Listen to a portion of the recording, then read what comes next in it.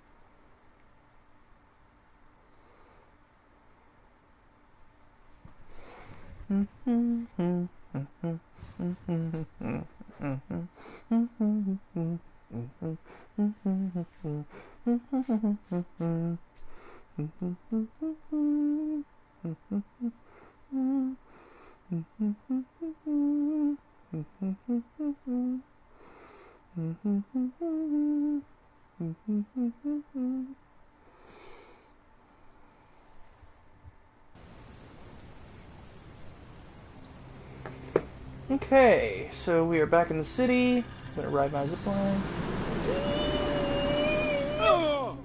Okay.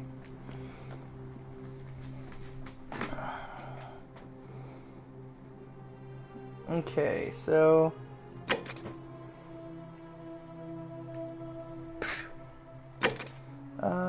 find out.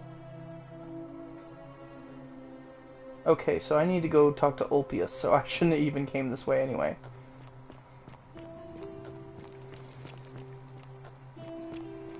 Ulpius, for those of us who don't remember.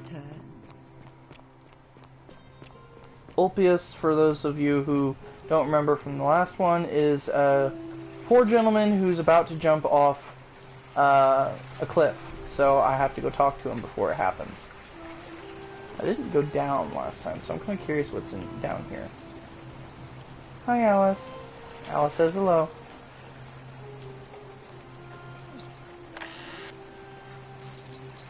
Found some gold.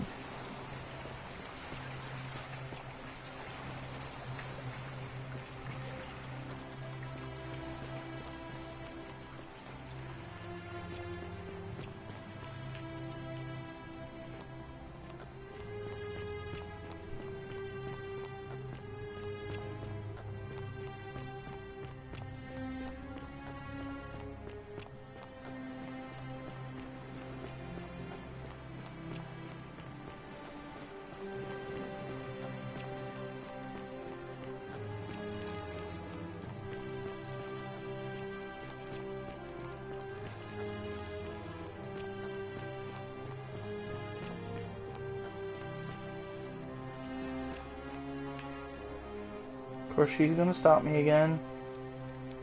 Welcome. All right, well, it was lovely to meet you. I look forward to getting to know you better over the coming months. And if you ever... I can't believe this is how it ends. Oh no. No. No, no, no, no, no. Ulpius, what are you doing? Get back from there. If you lose your balance, you'll fall. That's the idea. What? Why? Why would you want that? Why do you think I'm stuck for the rest of my life working for a man who treats me like an animal? I know things are hard for you right now. They're hard for all of us. We're all in this together, Ulpius. Please, please just think this through. If you do this, it could be the sin that seals all of our fates. Is that what you want? I'm sorry, but I just don't care anymore. Please, Ulpius. Help him. If he goes through with it, it could be the end for us all. I don't know what to do. I've never had to deal with this sort of thing. Please, you need to talk to him.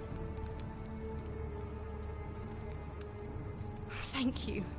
And please, choose your words carefully. You know about that? How is that possible? I mean, I've never mentioned it to anyone. Well, if you say so.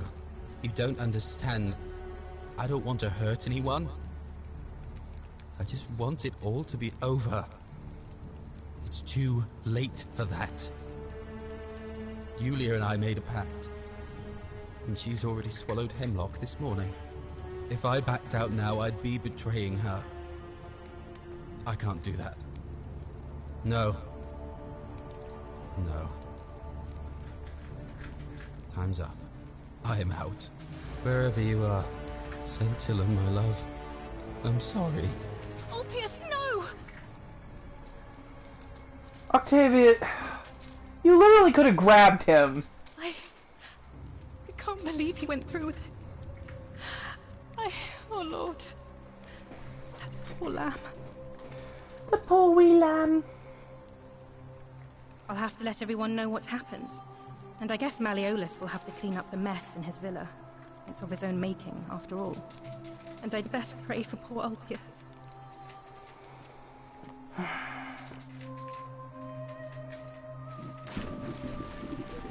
Thank you. Thank you. I am delighted and deeply honored to have been elected your magistrate. Magistrate. Yes. Yes. Thank you. There we go. I'm delighted and deeply honored. Did you just leap into my villa from the balcony 100 feet above? That was either extremely reckless or impressively clever. Well, why have you risked life and limb to see me?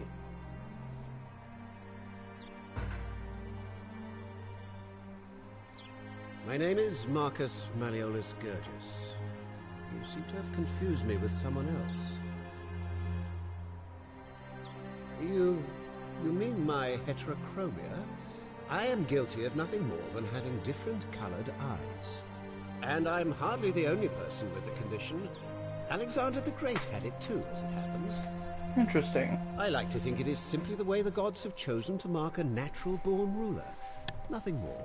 Welcome to the stream. Well, I am not suffering from any delusions, as today's election will firmly establish. Unlikely, because it simply isn't true. Now, was there something else you wanted? I trust you can see yourself out. Through the door this time? There's a key just beside it. Yeah.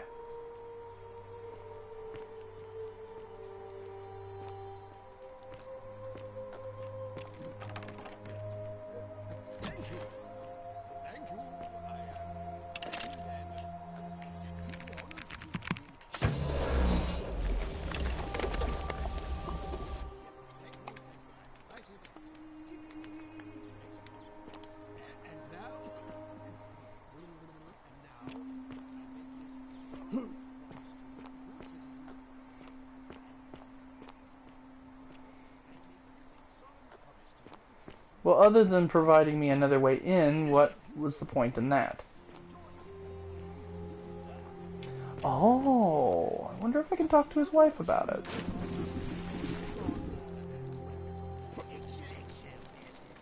No more should you walk on eggshells, fearing simply to live and breathe because the tyrant Sentius told you it was forbidden. Yes, this is revolver my first act. My first act as magistrate. I hereby announce a day of... a day of celebration. I hereby announce a day of celebration to mark the end of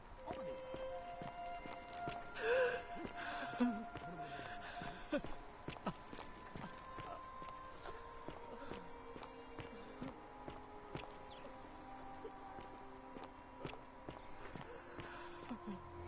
Okay, so she's crying. I wonder if it has anything to do with the fact that he's Quinticus, or whatever the hell his I'm name not is. supposed to be in here. Talk. What business could you possibly have with me?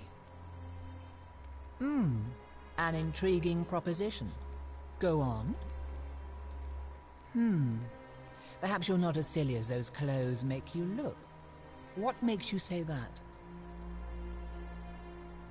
You know, I may have the very thing you're looking for. Some time ago, when he still cared for me, he wrote me a love letter. Only, he used the wrong name. Now, addressing one's wife by the wrong name is not unheard of among philandering Romans. But in this case, the name he got wrong was his own. I confronted him about it, and he stammered through some incoherent response. I let it go, eventually, and yet questions have lingered in the back of my mind ever since. But wait a minute. Why exactly are you helping me?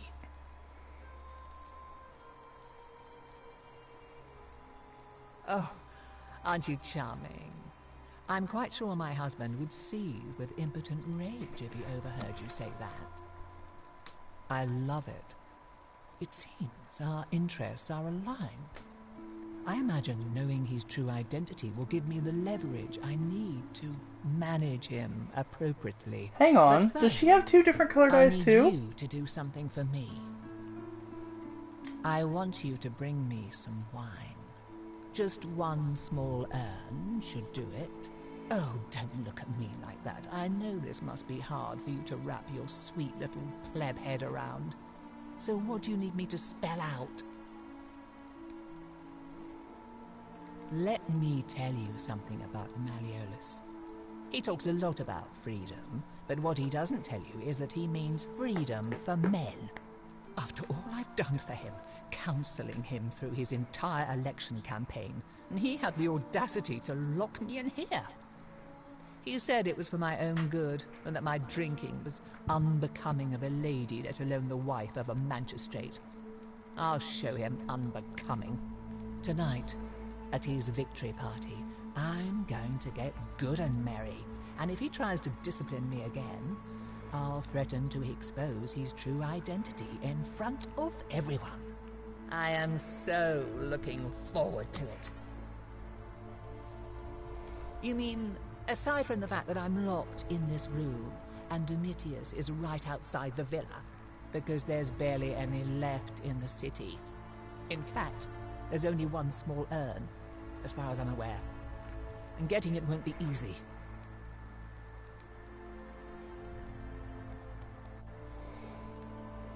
So, you'll help me?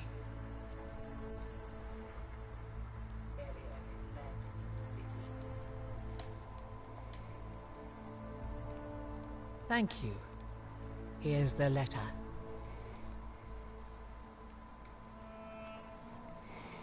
Quinticus to beloved Claudia, for time I have despaired at the thought of being trapped here for the rest of my life. Then I met you and discovered that as long as I am with you, I am exactly where I should be. Mere words cannot express my affection to you, and so I will perform a grand gesture in your honor. I will become the magistrate, so that I may govern with wisdom and strength with you by my side. Now, perhaps you can tell me who Quinctius really is. What? He's... Oh no, that's... quite a lot more serious than I imagined. I only wanted some leverage over him, not to destroy him. Give me that immediately. Nobody else must know.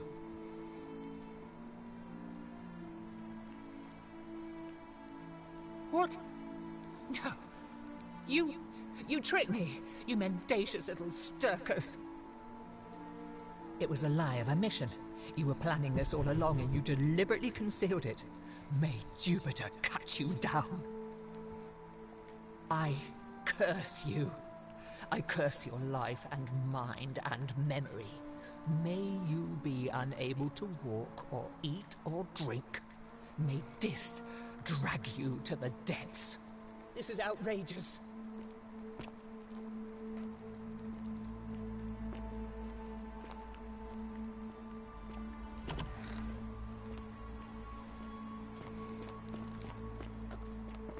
I mean, yeah, it was a lie of omission, but all I really needed was just to... I guess I could have given her the paper. You again. What is it now?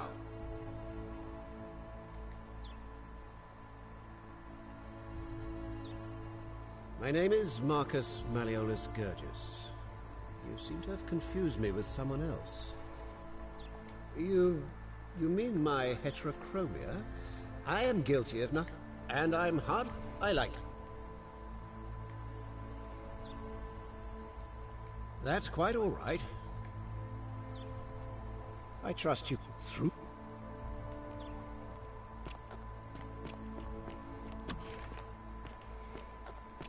Okay, so now I need to find, oh hell, what's his name? Isn't Galerius. the great temple majestic? A new face. Ave, and may Vesta watch over you. I'm Equitia. To what do I owe the pleasure of this visit? Interesting. Yes, I suppose that could be something. But then most of us do tend to carry coins on our person, don't we? What else? Yes, I understand many of our friends were carried here by a river current. What else? That's true. I know I wasn't entirely sure how I wound up here. It's as I feared. I think I understand what poor Livia has been going through. Let me ask you this. Did you happen to encounter a stranger in the forest before you arrived here? I did indeed. And did you happen to catch her name? Karen. I see. And was this Karen by any chance wearing a hood? Surprisingly, yes. Because I've seen her before. There's something I think you should see. I think you'd better follow me to the baths. But don't follow too closely. We can't have people thinking we're bathing together. Okay. Citizen. Name's Wolfius. Better watch yourself. Sentius, military man, knows what he's doing.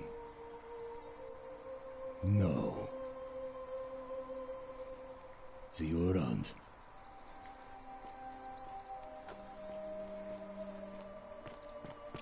Well, he's not grumbling, so I guess that's a plus. Well, I can't talk to him.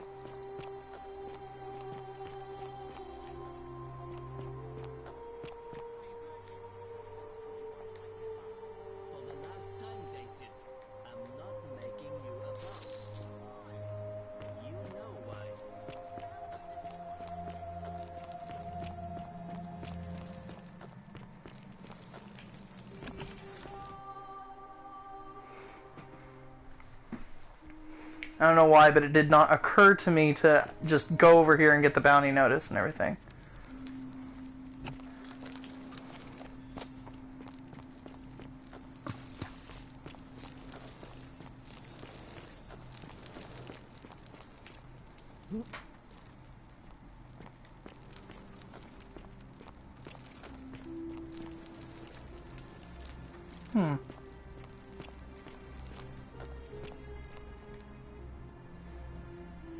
All right, you're here.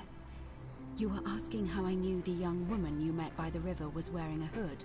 Here, look down at the bottom of the baths. It's a little hard to make out in this light. If only we could see. Oh, what a marvelous lamp. But do you see it? Somebody waking up by a river in a forest to find a hooded figure with a coin.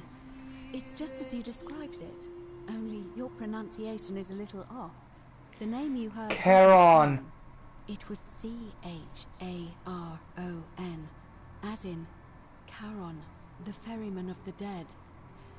Charon, who, in exchange for the right coin, helps the souls of the newly deceased cross the Styx. The river that separates the land of the living from the land of the dead. Oh When I my dropped you at god. the river, I thought you were never gonna wake up. I checked your pockets for ID, but all I found was some loose change. Feels like I've spent my whole life in a dead-end Dead end job with and an endless commute. Sorry Sorry if I sounded cagey. It's just that I don't always get the best reactions when I introduce myself. My name's Karen. I'm so sorry, my friend. I'm so sorry. I take it you know what this means. This is the underworld? It's all starting to make sense. All these people whose last memory was running from the fires toward the river. It seems none of them escaped with their lives after all. Perhaps we should be grateful they don't remember their final moments. It also tells us that the Golden Rule is the work of Pluto, the god of the underworld, and why his epithet has always been Father of Riches. I know it's a lot to take in, and you look as if you have questions, so... Holy shit, man, that's deep. But it makes so much sense. Wow. Good question. Let's see. In the stories, Charon would always require a coin as payment for passage across the river. But that never made any sense to me. What does an ancient immortal being need with coins? In our case, it seems Charon didn't take the coins we had. He or she merely checked we had one in our possession. So, maybe there's something special about the coins each of us had on us. That might explain why we wound up here, but so many others did not. No. I mean, I had my suspicions, especially after Livia's ramblings, but I would never have figured it out without your help, I promise you. Oh, I'm sorry. I keep forgetting you're not from here. If you were Roman, or even Greek, you would know these stories. Each of them is slightly different, whether the storyteller was Plato, Homer, Virgil, or Ovid. But they always involved the souls of the dead, meeting a grim ferryman named Charon on the bank of a river. It was said that he'd help the new arrival cross, only if they could pay him with a coin, an obol. That's why it was once our custom to bury our loved ones with a coin in their mouths. Charon's obol, we called it. Of course, an obol was a kind of Greek coin, because we inherited this knowledge from the Greeks. To be fair, the ferryman isn't exactly as the poets described, and he, she, they seem to appear to different people in different guises. You say you saw a young woman named Karen with a hood, and I once heard Kabash mention a stranger in a ram headdress named Kerti. And Rufius described meeting a stranger named Kumut Tabal wearing an eagle headdress. But whatever form this stranger took, they were always wearing a hood of some sort, and their name always began with a K sound. I suspect the only way you'll solve this riddle is if your paths cross again. Wow. That was my first thought too. In the old stories, the underworld was where the souls of the deceased were taken. But it was also possible for the living to reach it without dying, if they were particularly fearless. So I'm afraid I don't know. Now that we know where we are, we have to figure out what to do about it, if we don't want to be cast into gold for eternity. We don't have much to go on, except the old stories. I remember 4 in particular about heroes in the underworld. Hercules, the demigod and son of Jupiter. Orpheus, a Thracian poet. Sisyphus, a king of Ephyria. And Aeneas, a Trojan hero. Hercules was able to leave the underworld because he cowed its god with his strength. Sisyphus and Orpheus both relied on their wits instead. They persuaded the goddess of the underworld, Proserpina, to help them escape. And finally, Aeneas was able to escape with the help of a spirit guide, who led him through a secret gate. So it seems you have 2 options: to confront the god of the underworld head-on, or find a way to escape with the help of Proserpina or some other guide.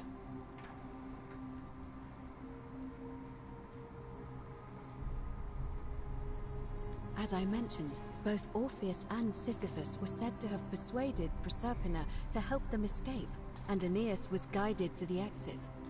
The problem is, those are the stories of a poet, a self-aggrandizing king, and a brawler about their own heroic deeds, so they should be taken with a grain of salt. First, Proserpina. What we do know about her is, well, it's a grim tale. It's said the god of the underworld abducted and dragged her here against her will, forcing her into marriage. If the stories are true, then I suppose so. The problem is, how do we communicate with her without being noticed by her captor? Leaving that aside for a moment, there is also the possibility of a spirit guide. I don't suppose you've come across one of those in your travels? Truly? And you're only bringing this up now? Then again, I suppose you were worried I'd think you were as mad as Navia. Can you tell me more? Is it the same voice? What kinds of thing does it say? So it's the same voice, and she's helpful, if a little cryptic. Perhaps she's a benevolent spirit. Or perhaps... Perhaps you're hearing the voice of Proserpina herself. If she has indeed been abducted, it would make sense for her to speak in cryptic whispers to avoid detection. Tell me, has she told you anything that might lead you to the way out? Wade against the current, whatever that means. That is strange. There are no rivers here. Let me think on that. Well, as far as I can tell, water flows into the city from an aqueduct into one of two cisterns, the upper cistern. If that's the current she's talking about, then perhaps you need to get into the upper cistern somehow. I vaguely recall wondering what was in there, but the door at the back of the great temple is locked up tight. You might be able to get a key from the magistrate. But if that doesn't work, perhaps you can find another way in. Let me know if you find anything in there. Okay.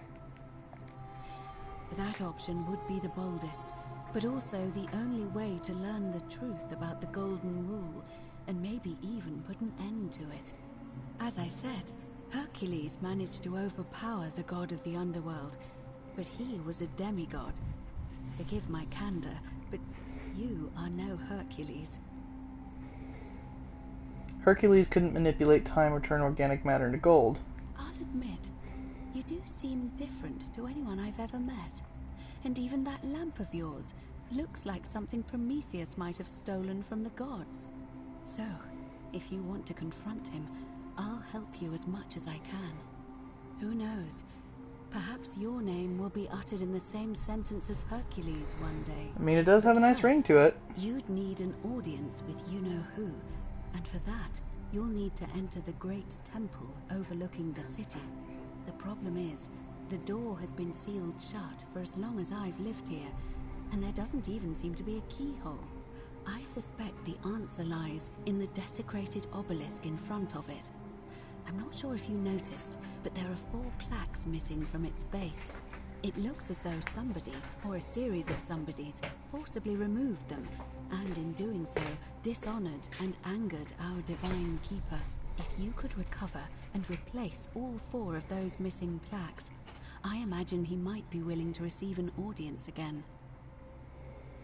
It's the towering stone monument with 4 sides and a pyramid-shaped head that stands before the great temple, a dedication to the god of this place.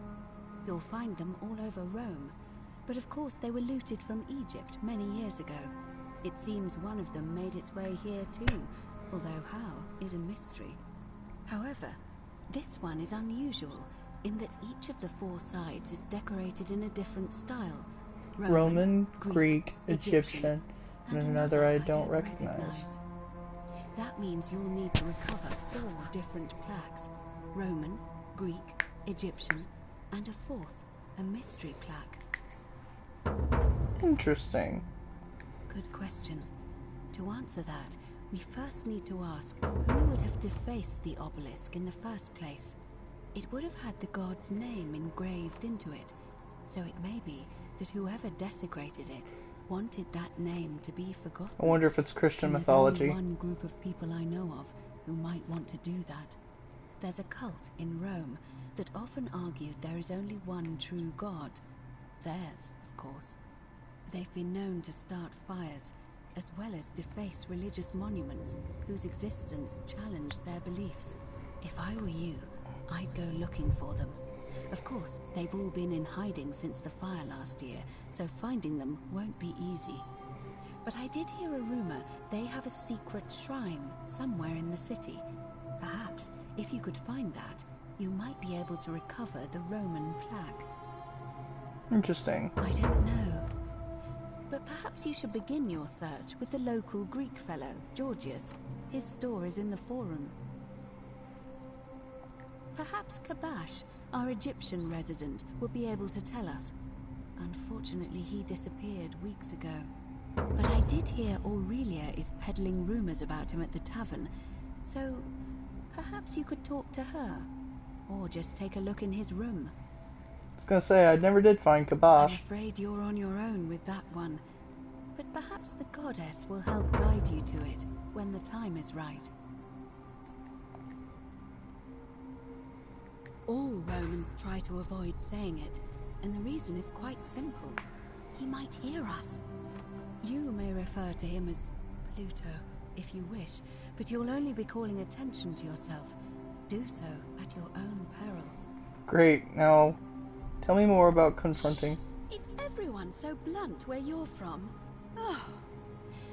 That option would be the boldest, but also the only way to learn the truth about the Golden Rule, and maybe even put an end to it. As I said, Hercules managed to overpower the god of the underworld, but he was a demigod. Forgive my candor, but... Oh, this is just a repeat. I don't really need to listen to her again. It's a reasonable question, but the problem is, this place is fairly well designed to keep us here.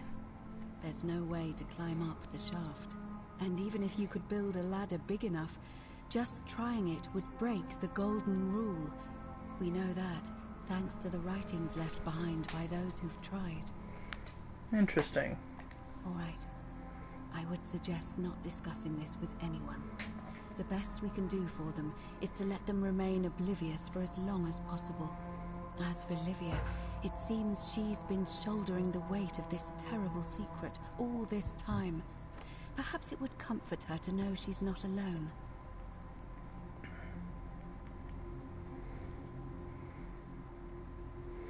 I can't prioritize anything. In any case, time is of the essence, so you'd best begin. May Fortuna guide you. Although you may not need her with Proserpina on your side.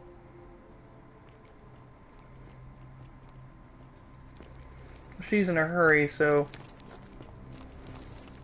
it must be close to nightfall now.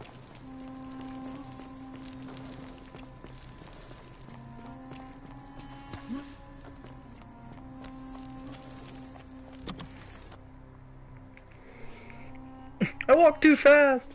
I caused the loading screen to activate. Let me out, come on.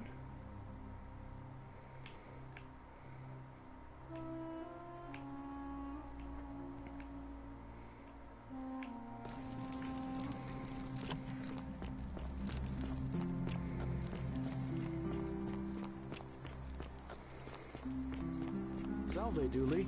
How are you doing today? I'm sad. Am I going to die? I don't think so, my friend. It's election day today. Perhaps our new magistrate will be kinder than Sentius and let you out. I hope so. Hey, get those free PS games anyway just in case. I mean they're free. Found out Ark has mods on PlayStation as well. I went ahead and got Ark, and I went ahead and got Bolt Gun, I think is what it was called. But I didn't get the card game because it just didn't seem interesting to me. Hilarious. What happens when you die? You're not going to die anytime soon, Dooley. My mother told me, when you die, a ferryman helps you cross a river and your spirit lives on in the underworld. Is that Welcome true? to the stream, though. Well, yes, but Is it true that... Okay, these two yabos are just gonna keep talking.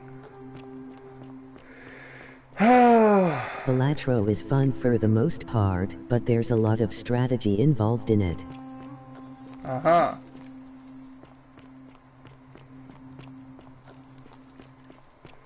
This game's pretty fun too. I mean, I just found out a huge revelation and I'm still surprised by it. Boltgun is literally just old school Doom and you get a chainsaw. You get a Just chainsaw in as Doom. the ocean accepts the rivers of all the world, so this place accepts all the souls. But it does not notice the crowds that come. Say it. Speak its name. I mean, it's one of your main weapons. Then it is true. I was right. It could be in Doom too.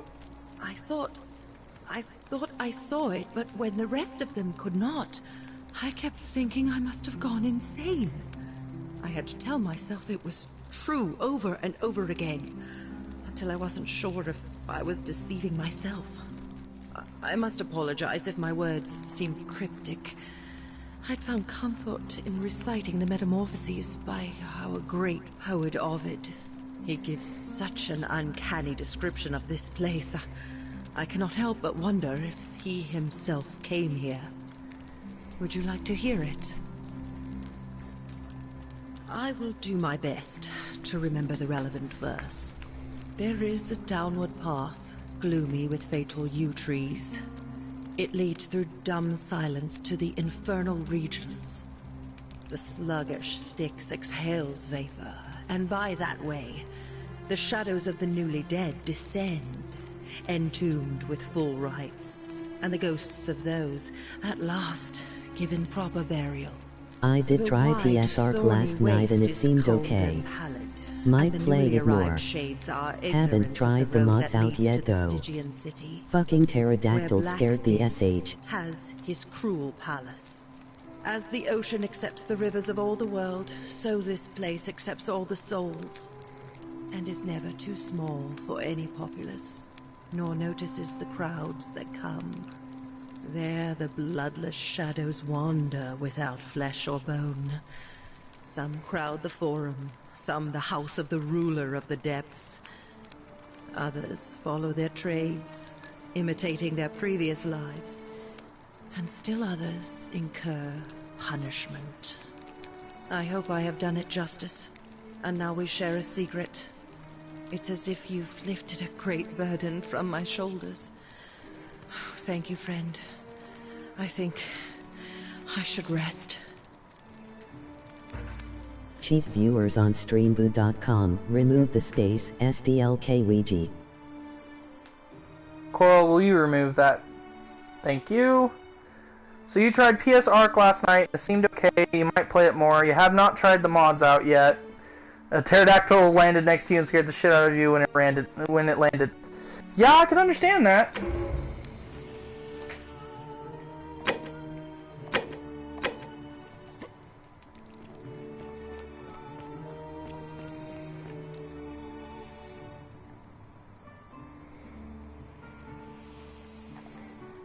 Well, I thought maybe that would be one of the things I need to find, but I'm gonna clear Also up. watched a dodo get fucked up by a smaller dino. Yeah, well, one of those fuckers killed me the last time I played Ark, so that's why I'm kind of like, I don't know if I want to play it again. Because I got the PS4 version, and now I just got the PS5 version, too. Figure out how to stop Ulpius from killing himself. Figure out what happened to Scintilla.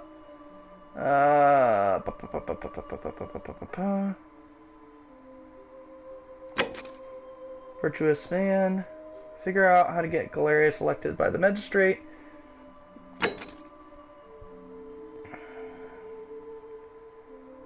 I don't know why it didn't work, but apparently I need to go tell Virgil that Rufius will leave him alone now.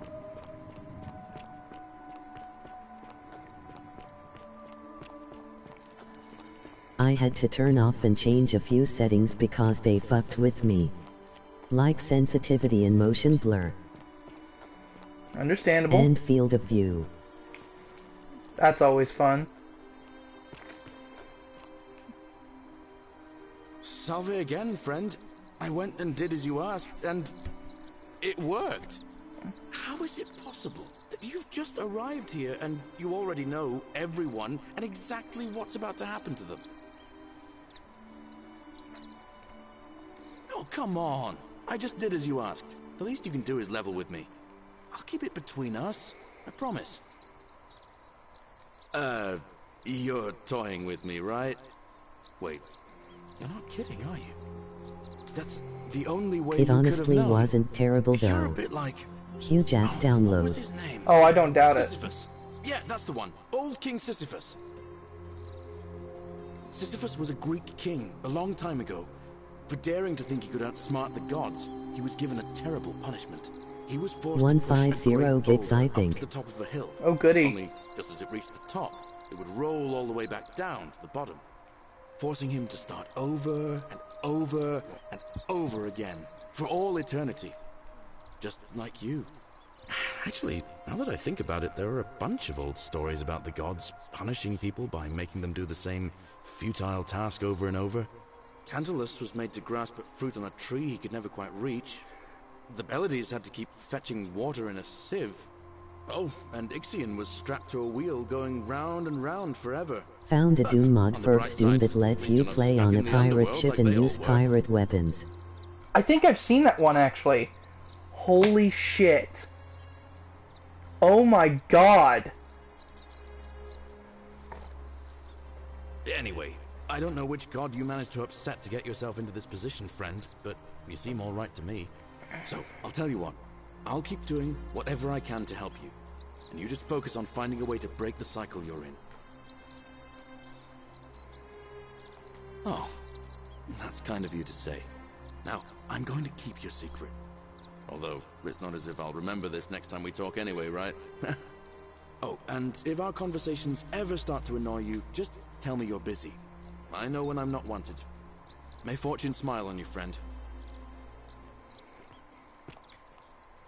I saw you slide down that rope before. And straight. Oh, anyway, I'm sorry to ask, but is there any chance... What? Venus, that is... I wish there was... All I can do is tell you where...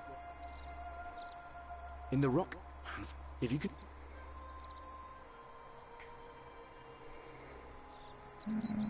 I've bounced the idea around once, but from... And how? Well, if you can... All right, friend. Salve.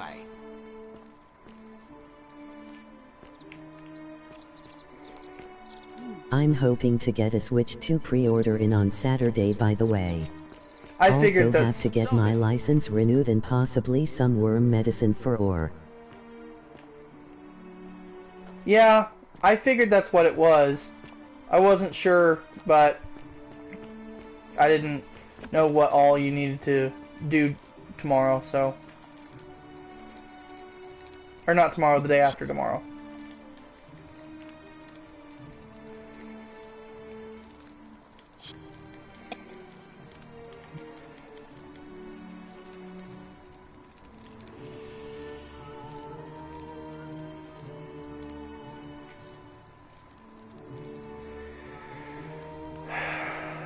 Do you know Sure. What? Gladly. I'm where?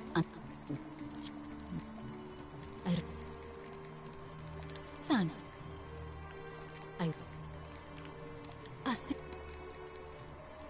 Oh.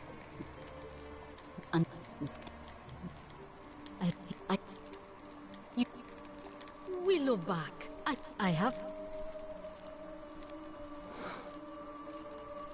Alright. Thank you. Okay, so now I've got Willow Bark. Which will take care of that one. Let's see here. Go in here. Also found a few interesting games on Steam. Suppless, which is a Doom-style game. Interesting. Oh shit, what was I doing? Dying Grasp.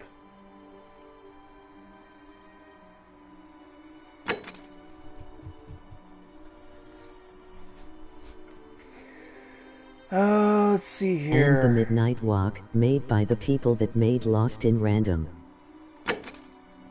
Interesting. Okay.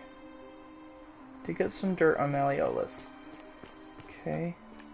So I need to start the next loop, because there's no way I can get past this. The Midnight Walk literally came out today. That might be why I didn't know anything about it. Plus, if it wasn't under the title of Boomer Shooter, if it wasn't under the title of Boomer Shooter, I probably wouldn't have found it. So wait. I found a lot of these. I found it a week ago, thankfully. Cool. Okay, so he's not who I'm looking for.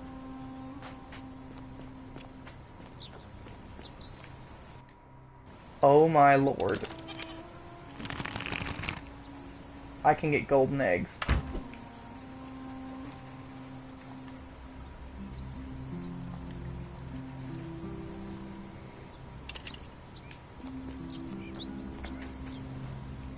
I found something earlier and now I can't find them again. Oh, Lanta.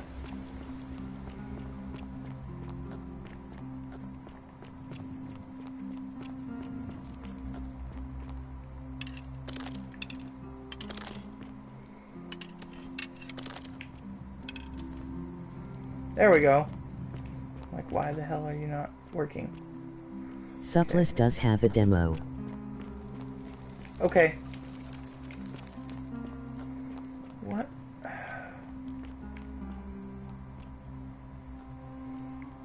This guy was running from something, but I couldn't tell you what.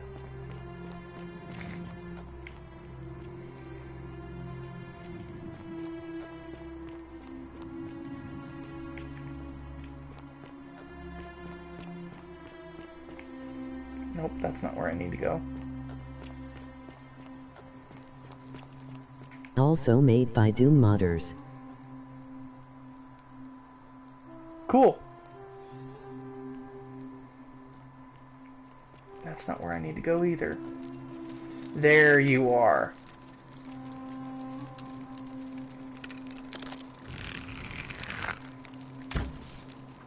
Okay, so that doesn't work. I thought maybe I could, like, shoot him with a gold arrow and he would turn unturn to gold. But apparently that's not how it works.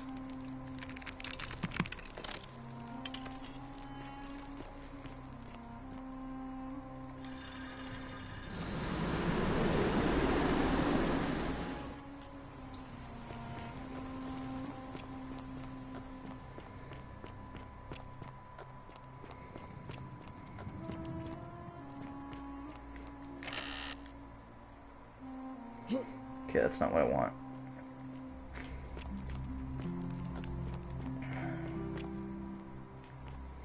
Wow, isn't that a big long bow? Oh, you're here. I'm so glad you decided to Also, visit. the Hands of Necromancy Aurelia. game caught me off guard due to the up and down I'm not movement being and the too jumping. forward, but Cool. the moment I laid eyes on you, I was... You're not like... Oh, I see. You prefer the company of men. Maybe you should go and make friends with Virgil instead. I take back what I said. Let's just forget that ever happened.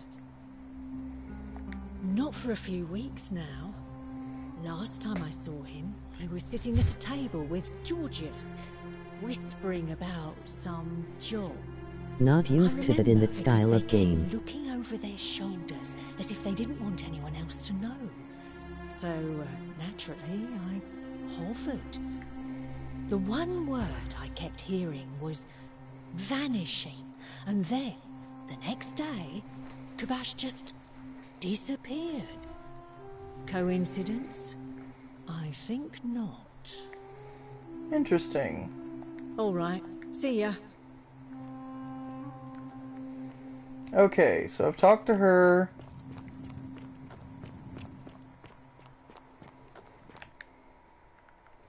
I'm trying... 1 week until the Dark Ages.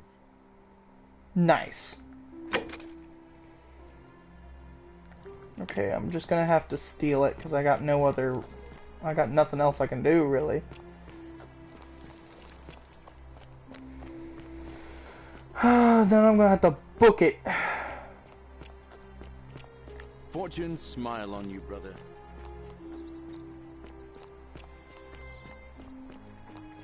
Oh, ran right past it.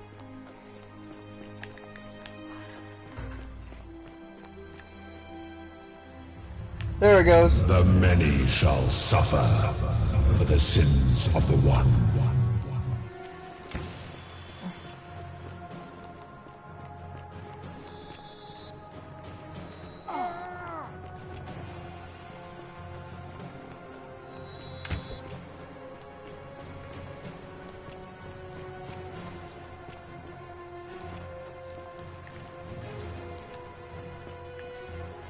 Come on, Cynthius.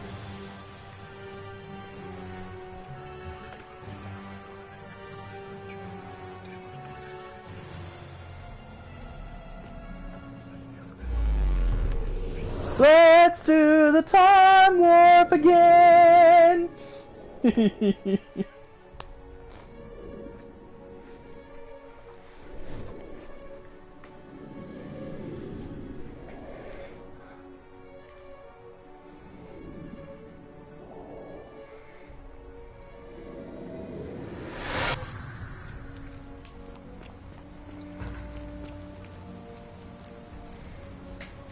Salve, friend.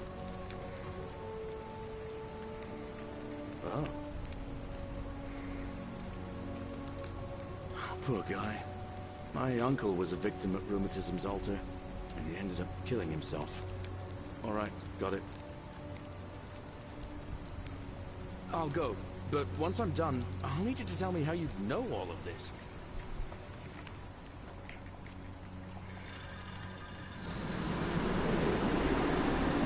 Oh!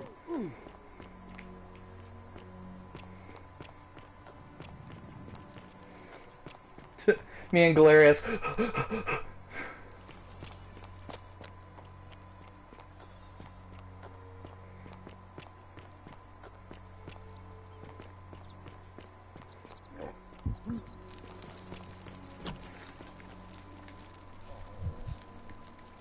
What? What? Yulia? Yulia. Hopefully in a moment she should be able to breathe normally. Look, if you don't want to tell me, I won't look a gift horse in the mouth. But no matter. That was like the gods hearing my prayers and intervening. You just saved a person's life, and you should be proud of yourself. Woohoo, She I got a might trophy. even be able to thank you herself in a few moments. And maybe she can tell us who poisoned her, and who she meant when she was muttering about that snake's cruel black eyes. In the meantime, I'm happy to help you with whatever it is you need. That's a shame. Thanks again for saving Yulia's life. Apollo smiles upon you.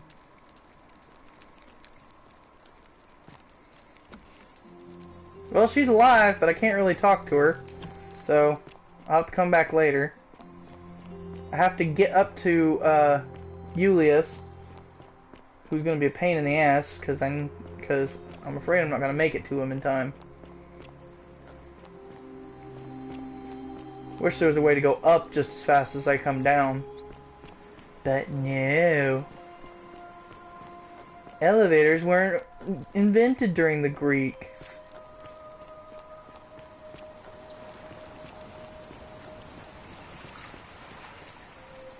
Or were they? I mean, I'm sure there were like dumbwaiter type deals, but I don't think that's what we're needing here.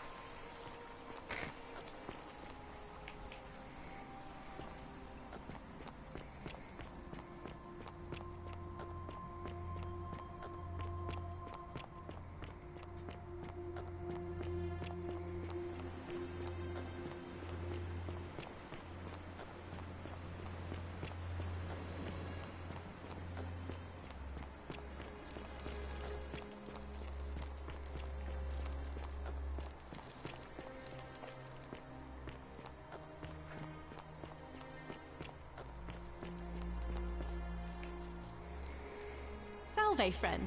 I'm welcome to... That's good. If you're not on edge, you've not been paying attention. Well, we've all been where you are now. I used to lay awake at night Oh my god. I still don't have...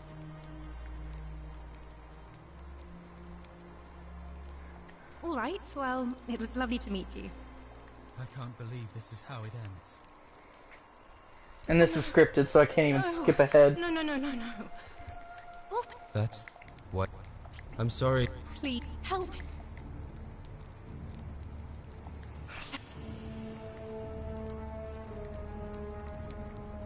You know?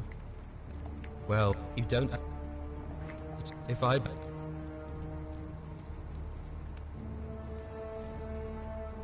Oh, really? That changes things a little. But we're still in debt bondage to that monster. Unless you happen to have 2,000 denarii to pay off both of our debts. Not at the moment. Yulia and I are in debt bondage to Malleolus. We might as well be slaves. And that's how much it will take to buy our freedom back. Oh, so it's my fault. Is that it? You know what? Forget it. I am out. Wherever you are, Scintilla, my love. I'm sorry. Ulpius, no! Grab him! Jiminy!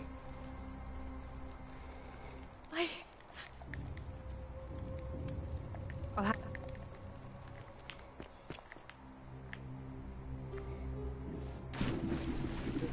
Thank you. Thank you. I am delighted and honored to be elected.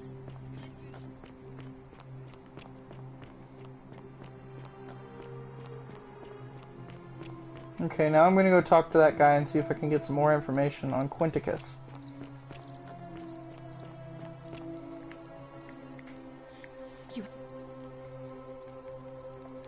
Thank you. What?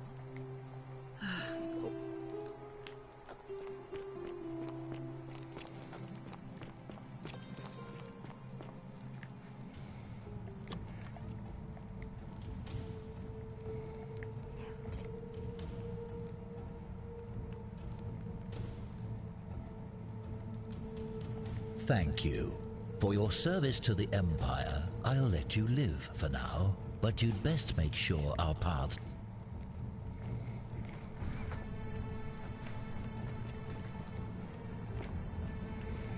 Oh, I should have talked to him a little bit longer, see if I could get some dirt on Malleolus.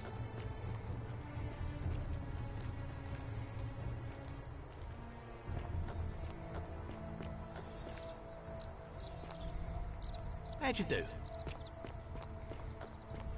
May Apollo keep you safe.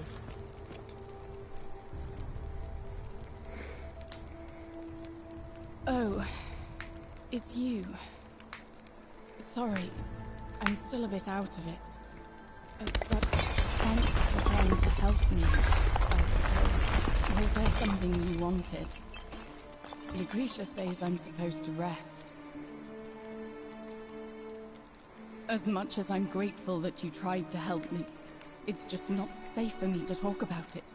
Please, no more questions.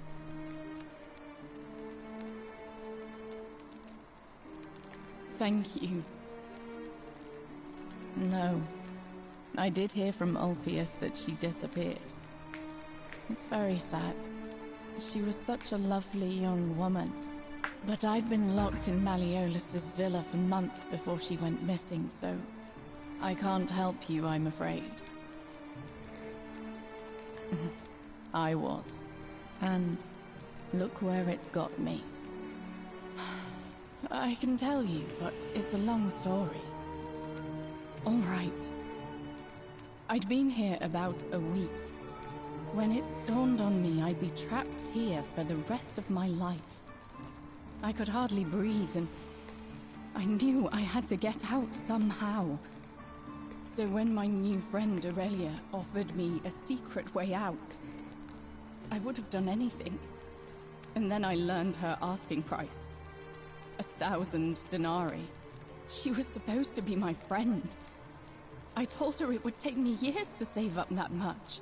So she suggested I take out a loan from Malleolus. And I did.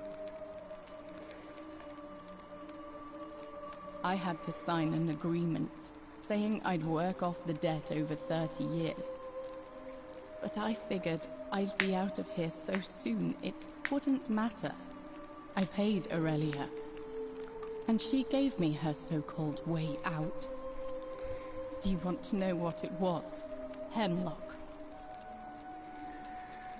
Drink this, she said, and you'll be out of here in no time. Of course, I demanded my money back, but she refused. She pointed to a sign on her tavern saying, "Let the buyer beware." Then she just looked at me with those cruel black eyes and she laughed. She immediately told Malleolus I'd tried to escape without paying him back. Only, he didn't seem upset or surprised at all. In fact, he just thanked her. And that's when I realized the two of them had planned the whole thing from the beginning. Now that's some dirt. That's what I said to the magistrate. I went to Sentius and begged for help, but he said the law was clear. I'd signed over my labor for 30 years and there was nothing he could do. I thought about resisting too. But Malleolus said if I didn't submit, I'd break the Golden Rule. And I couldn't be responsible for all those deaths, so he locked me in his villa. Confiscated everything I owned as collateral, and made me wear immodest, humiliating outfits while I worked day in, day out. His wife Claudia was just as bad. She sent me to work on an endless stream of futile, demeaning tasks. I'd be on my hands and knees, scrubbing the floor clean for hours, only for her to pour slop on it and hiss, "You missed a spot." Those two took everything from me. But they forgot to confiscate one thing. My hemlock. I just wanted it to be over. But it seems I messed that up too. Should have drunk all of it. I brought it on myself. I trusted one of the most callous human beings I've ever met, and tried to swindle the other.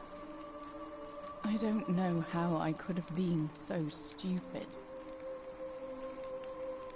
When I've recovered, I expect their thug Domitius will come for me. He'll escort me back to their villa, and I'll be right back where I started. Only this time, I won't be able to lull myself to sleep at night with the thought of a permanent solution. Honestly, it would have been better if the poison had been allowed to run its course. I doubt it. It seems this is the fate the gods have chosen for me, for trying to escape. At least until someone breaks the Golden Rule. Maybe it wouldn't be so bad. A lot. But it doesn't matter. I made a suicide pact with Ulpius last night. He's in exactly the same position as I am. Malleolus and Aurelius set the same trap for him a month after they did it to me. He and I are in this together. He's probably already thrown himself from the bluff into Malleolus's villa by now. If so, I'd never be able to live with myself, knowing I broke my promise to him. I doubt you could make it up to the bluff in time. I don't know who you are, or why you seem so determined to help me, but thank you. All right, but please don't take too long. You mean my life story? Oh, Well, I grew up as part of a big family in Rome. Me and 3 older sisters. Our father found good husbands for my sisters, but I wasn't, cut out for that kind of life. So he found me a job as a scribe for a prominent merchant. It was a good life for a while. Until 7 months ago when the fires came. My colleagues and I worked desperately to try to protect our warehouse. We must have had 100 workers passing buckets of water, chanting prayers to Vulcan, but they fell on deaf ears. The fire was relentless, and it claimed everything. And everyone. Well, almost everyone. My employer told me to grab what valuables I could and flee for the Tiber, with the crowds.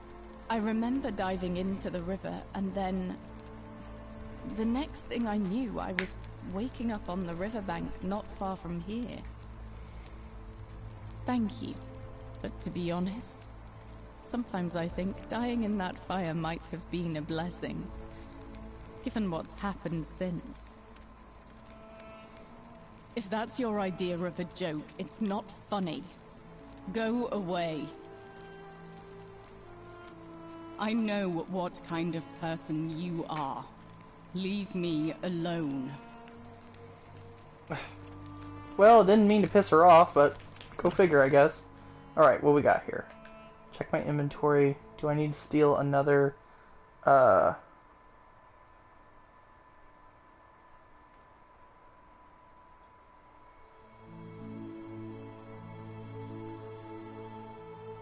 Nope, I don't. I have silphium resin. A golden bow, just like Apollo and Diana's.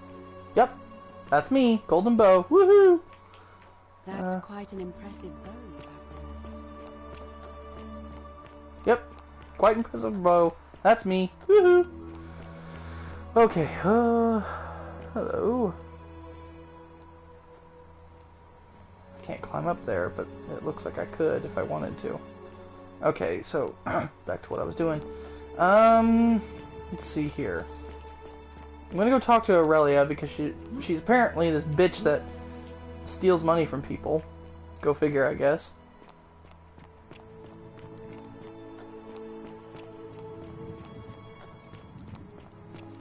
Cerberus lifts his triple head and lets out his threefold braying. Livia, would you stop muttering like the deer over a cauldron? You'll scare away my customers. They follow their trades, imitating their previous lives, but they are ignorant. This again. You're in a world of your own, aren't you?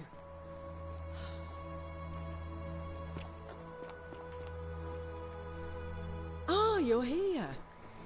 And, you're not like... How dare you? Get away from me, you pig. Oh, do us all a favour and drink hemlock, Caput Murder. You, Sisyphus, just as the ocean, but...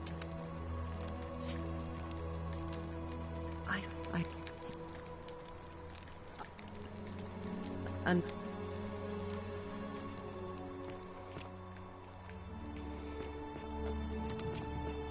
Okay, so that wasn't the route I needed to go. Oh, now I know why. What, sweetie?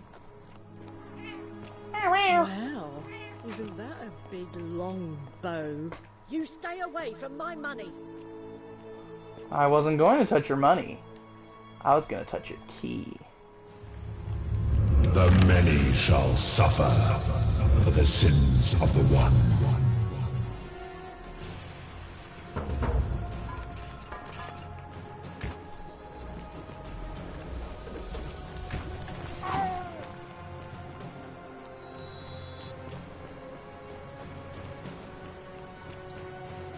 Come on, Sentius. So the 2,000 denarii is in that chest because she took it. Because she took 1,000 from each of them. Of course. Yeet!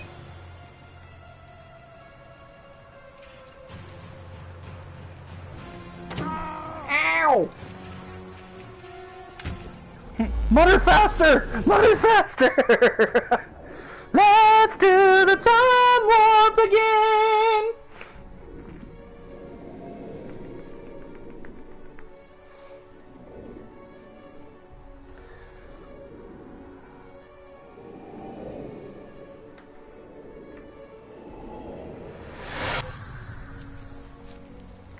Okay, here we go again. Salve, friend. Mind telling me who you are and why you... Oh. Julia's dying, but Lucretia can't help her without the Sylphium. Take some of it and go, quickly. Julia? Oh no. Alright, I can do that. Poor guy. My uncle was a victim of... Alright, let me see. Stop Fabia going in, but... I'll go, but once I'm done... Go, big guy. Go, go, go.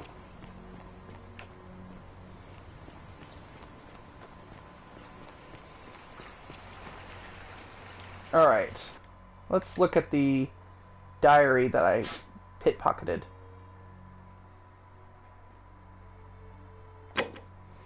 Dear Diary, today I'm celebrating. I made the easiest 1,000 denarii I've ever made by selling a way out to a desperate fool. Of course, it may not have been the way out she was hoping for, but hemlock still counts. That'll teach her for insulting my hair, and since it didn't break the golden rule, I may have to try this again. Oop, shit. It worked again. I'm now another 1,000 denarii richer, thanks to Ulpius and his desperation to escape. Of course, there's very little to spend money on here, but just having it gives me a little thrill for a brief moment at least. Finally, I have something to spend my money on. Malleolus is running for magistrate in the election, and he promised that for a sufficient tribute, I'll be able to move into old Sentius's villa once it's vacated. How he plans to achieve that, he wouldn't say, but still I'd better make sure he wins.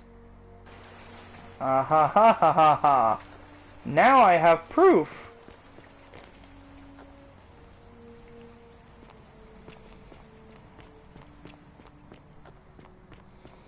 Well, I'm gonna go see if I can save Ulpius first.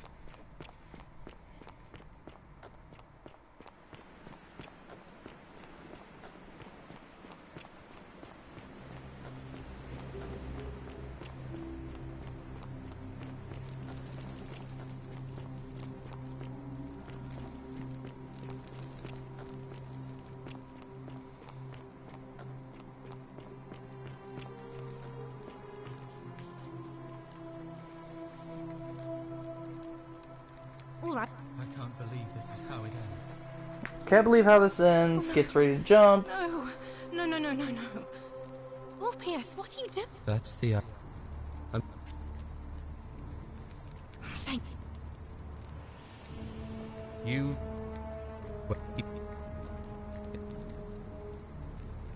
Oh, but we're still... Really? Wait. So, I guess you'd want me to work for you, then? You'd do that for us? A couple of complete strangers? Yeah. It seems today we're both blessed. This did not turn out how I thought. Thank you, friend. I never thought people like you existed. Surprise! Thank you. I'll go and pay off our debts immediately. I just wish there was some way I could Welcome to the repay stream. you. But I have nothing but the tunic on my back. Ah. And there it is.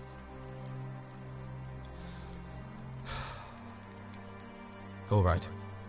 Scintilla and I were in love. And then, 22 days ago, she went missing. All right. One night a few months ago, when I was cleaning Malleolus's villa, I heard a young woman singing.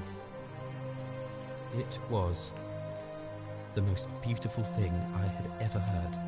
I wasn't allowed out, so once everyone else was asleep, I climbed up the inside of the villa and onto the roof, just to see where that sound was coming from. And that's when I saw her. Standing in the garden of the magistrate's villa, I just sat there on the roof, listening to her with my chin on my knees. And for the first time in a long time, I felt hopeful. And then she looked up and saw me, and she smiled. I knew at that moment the fates had brought me to her. And from the moment she asked my name with this warmth and curiosity, I knew I'd have done anything for her. And so for weeks on end, each night I'd climb out of the villa and into her father's garden. We'd hold hands and talk about all the things we'd do once we got out of here. Like having our own vineyard. And then one morning I woke up and everyone was out searching for her. They said she'd vanished in the night.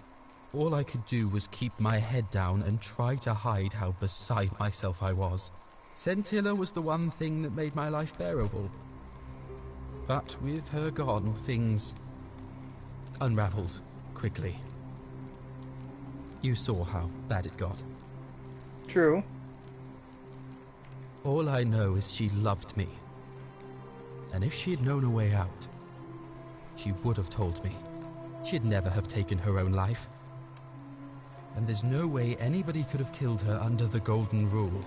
I can't prove it, but I just know she's still alive somehow. Even now, it's as if I can hear her voice in my head, crying out to me. That can only mean one thing. Somebody abducted her.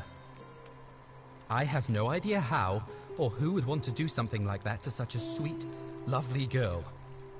But what else could have happened? Don't tell me she was Proserpina. My guess? Malleolus had something to do with it. He is without doubt the most evil man I have ever known. I have no idea where he'd be keeping her, but there is one room in his villa, upstairs, which is always locked. I've never seen the inside of it, and I haven't been able to steal a key without breaking the Golden Rule. But I have a feeling that if you could get in there somehow, it would shed light on a great many things. The only one where we tried that, there's no sign of Scintilla in there. That was the only idea I had. I'll give it some more thought. Come and find me a little later. I'll go and take care of things with Malleolus and tell Yulia the good news. Thanks again, friend. I'll never forget what you did for us.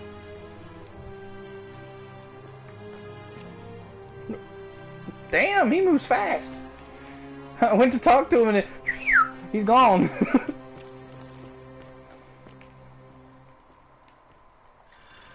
Whee!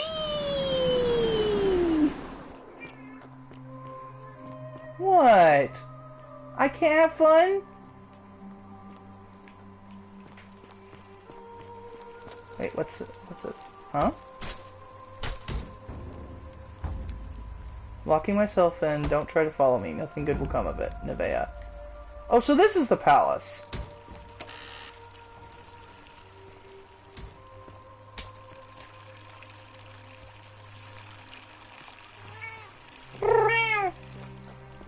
Hi, baby girl.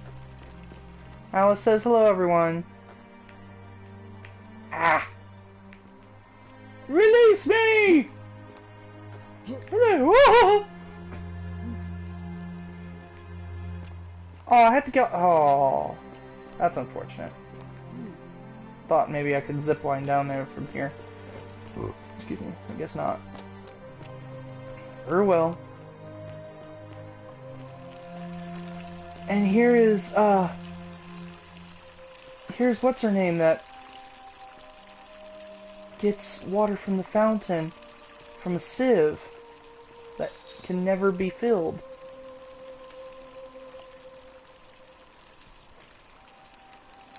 That's sad. So I found the one who tries to get water that can never be filled. I found the person who is on a wheel that forever turns. Be careful who you trust.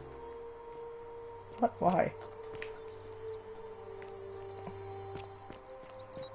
citizen.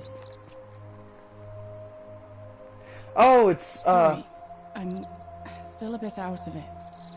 Galerius just saved my life. Was there something you wanted? Lucretia says I'm supposed to rest. Oh, you're not the one I was talking about. Our priestess at Quatia once told me it's the god's way of creating a city without sin. But if that's the case, then whichever god is responsible for it didn't think it through. I mean, all it really does is make bad people better at hiding their sins, and good people too frightened to stand up for themselves. I've seen Malleolus, Claudia, and Domitius make grown men they've never physically hurt. They've got people running scared because everyone knows Malleolus. I doubt it. I mean, I suppose. All right. Okay, so she's taken care of. Do do do do do do do do do.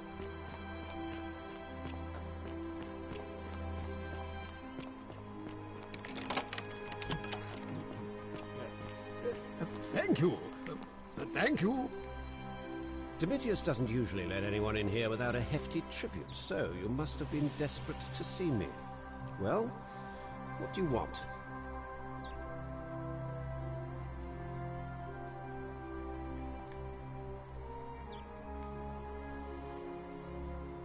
My name is Marcus Malleolus.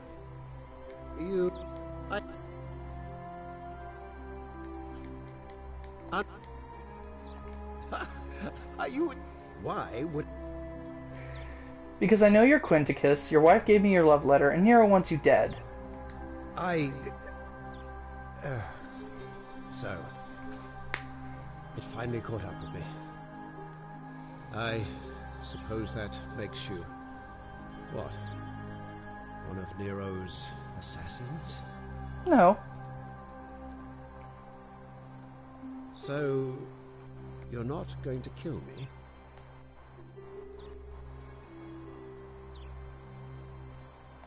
Oh, so much work and money. Oh, well, if I do it, you'd let me live? I like how he just doesn't look Fine. amused. Ruling this cesspit of a city would have been beneath me anyway. I'll have Domitius notify the priestess of my withdrawal and release those two from debt bondage. There, you got what you wanted. Now, please, leave my villa and never speak to me again.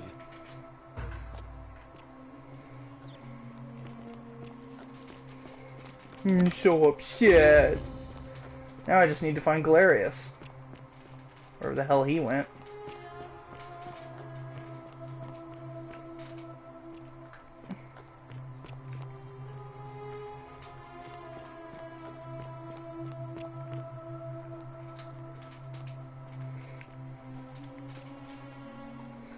Oh, she's gonna be talking to that guy in a few minutes, so I need to go find Galerius, wherever the hell he's at.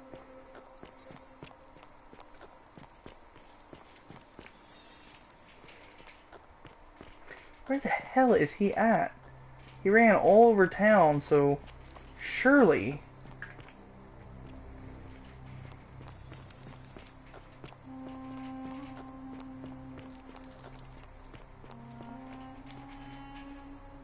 Shalom. I feel like I've looked everywhere. At least everywhere I could get to. There are still two places I've never been able to reach. First, the palace. If Navia managed to get in, then I suppose Centilla could have too. The only other place she could be is somewhere in the cistern network. I remember hearing that Dooley had been poking around in the upper cistern before he was locked up. So you could ask him about it, I suppose. You mean where am I from and all that? Judea, originally. But when I was a child, I moved to Rome with my family, Romanized my name and spent most of my life in the Jewish district of Trans-Tiberim, across the Tiber from the main city. That's where I was when the fires broke out. Everyone was running toward the river and I, listening to my inner contrarian, ran the other way. Every road leading out of Rome was in chaos. full of people with all their belongings in carts and brigands preying on them. Several hours down the Appian Way, I saw another Jewish family being attacked by 3 opportunists. So I picked up a branch from the side of the road and went to defend them.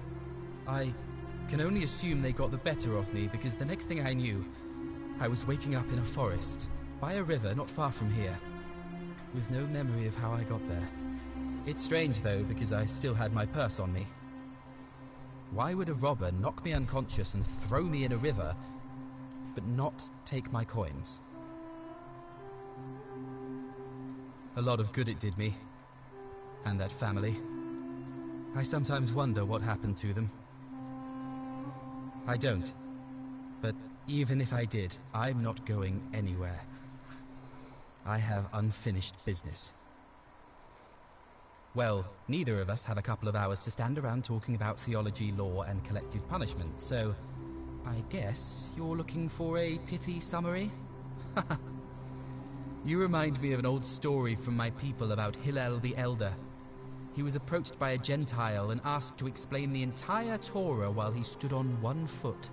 Obliging, he replied, "What is hateful to you, do not do to another. That is the whole Torah. The rest is commentary. Go and learn." That is fair. Of course. What I want to know is, what kind of a god sees a young woman abducted and does nothing about it? Not my god. That's for sure. Thanks. I just wish there was a way to find out. Sentius, I suppose. I'd have to be insane to vote for Malleolus after what he did to me. All right, friend. Thanks for the chat.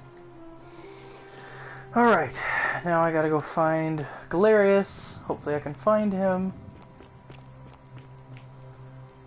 This is one of those times where I wish I had markers for everybody. Oh, wait. Nope, wrong one. A virtuous man. Track. Damn, I was hoping it would highlight him on the map.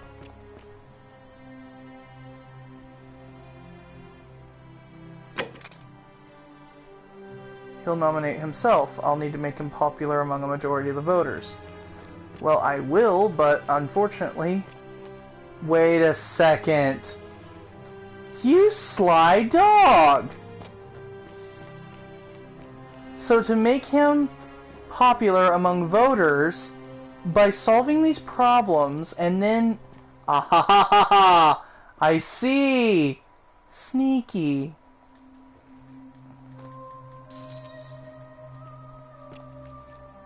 Clever. So basically what I do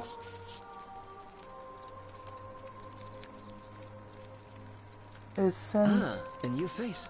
Salve, and welcome to our little community. I hear we... what demon or spirit told you about that?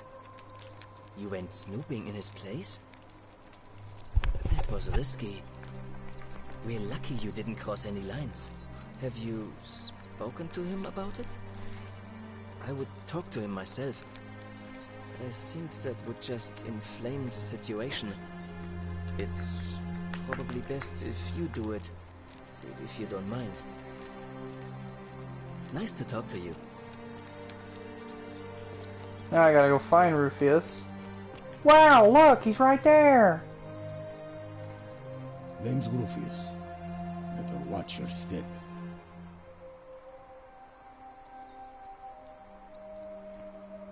No idea what you're talking about? Ah, it's the rheumatism. I know, that's... I'll leave him alone from now on. I'm going to go and...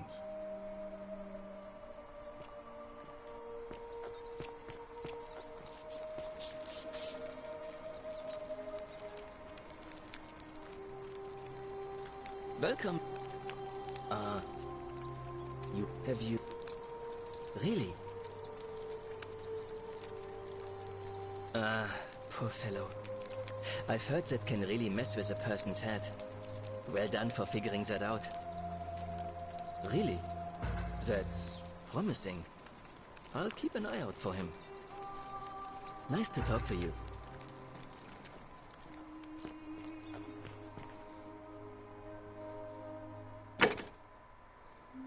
Okay.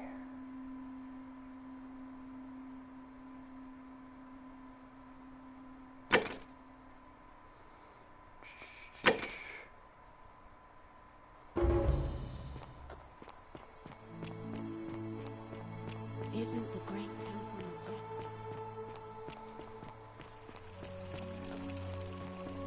Keep an eye out for something. Oh, I am.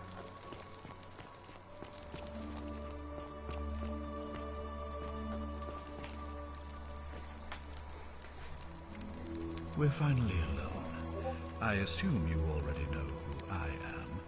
May I know your name? We have? Wait, if I understand correctly, someone is about to break the golden rule, forcing me to create a portal in time to bring you here? Oh, excuse me. Out who the culprit is. Only, I assume we failed. And you had to start over. Is that about right? If so, what happened? Ah, I see. Look, it's unfortunate, but all that matters now is that you make use of what you've learned and gathered and do better next time. Now, I assume you sought me out again for a reason. Can we talk about who's going to break it? May I have a key to the upper cistern? I was hoping to ask you some questions. What's your story? Do you know a way out of here? You mean Duilius? Releasing him is out of the question, I'm afraid. That man is a liability we simply cannot afford. Perhaps you're not aware he was caught multiple times, sneaking around in places he should not have been. Look, I can see where you're going with this. You think me cruel. I assure you that is not the case.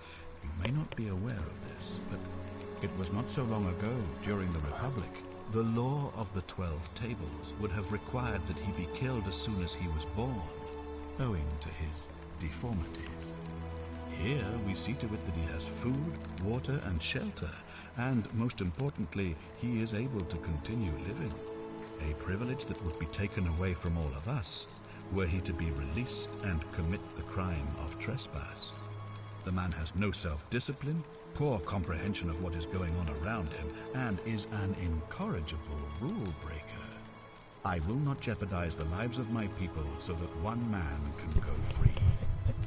Now, was there something else?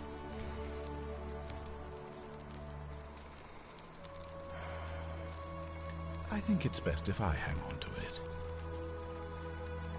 You mean to ask, why am I unwilling to trust a newly arrived non-citizen with access to our water supply, the lifeblood of this city? I'm sorry, but that is simply out of the question. Yes, our water supply. From you. I wasn't born yesterday. Poisoning a city's water supply is the oldest trick in the Codex. Quite literally. Aeneas the Tactician wrote a siegecraft manual for military commanders some 300 years ago, recommending the poisoning or pollution of cisterns. And I'm beginning to wonder if the culprit we're looking for might, after all this, be you. Perhaps it was a mistake on my part to place so much trust in you.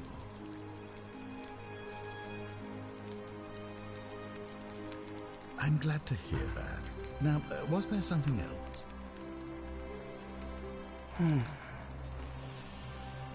Find a creative way into the upper cistern. Thank you. I'll be waiting here for news. He's so calm, but at the same time it's kind of like, dude, I just want to get out of here. I want to save everybody if I can. Like, oh, I can't just jump down. Damn. So wait, he heard his... Don't mind me. I just live here. Well, that's an archer, so... 'Cause she was back here.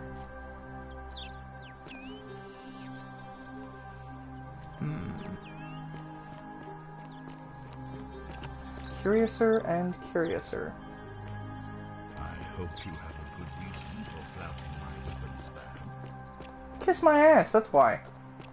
I've got 4 bows, leave me alone, man. Okay, so I need to find a way to get to the cistern. I don't know where the cistern is.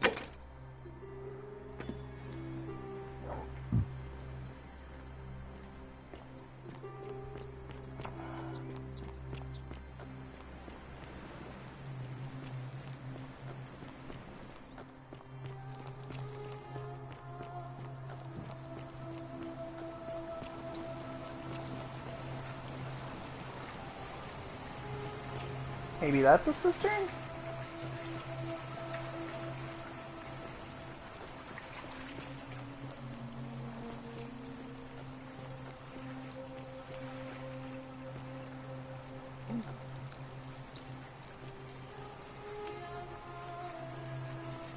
Oh, shit.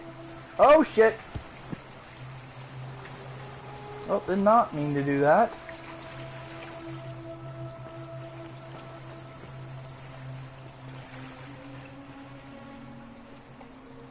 It's almost dark, so it's about to... The golden rule's about to be broken. Either that or I'm going to have to break it.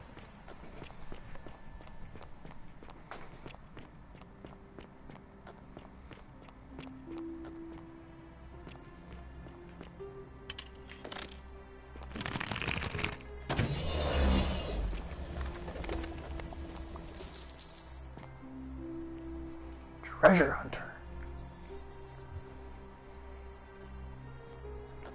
I got a trophy.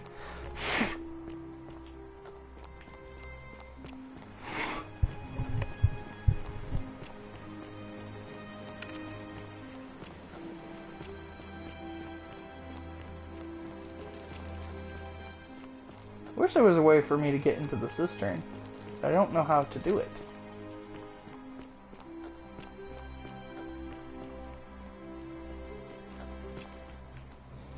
Okay, so this is the plaque.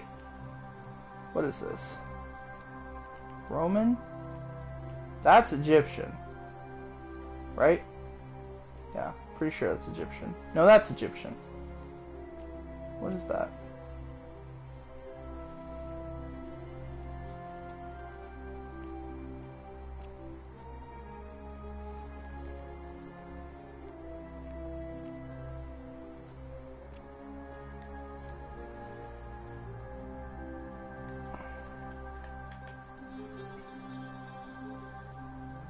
Christianity, maybe?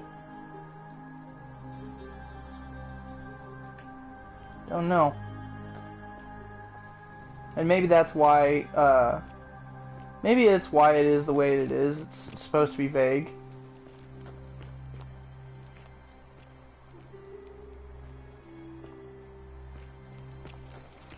I hope you're taking care of yourself. There's Sisyphus.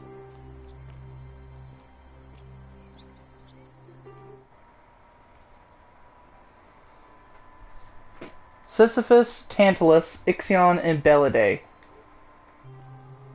was gonna say, I knew Sisyphus was around here somewhere. I found him before.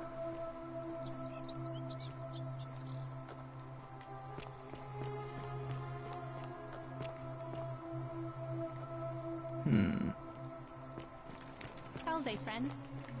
Yes, Octavia, nice to see you. So, how to get to the cisterns?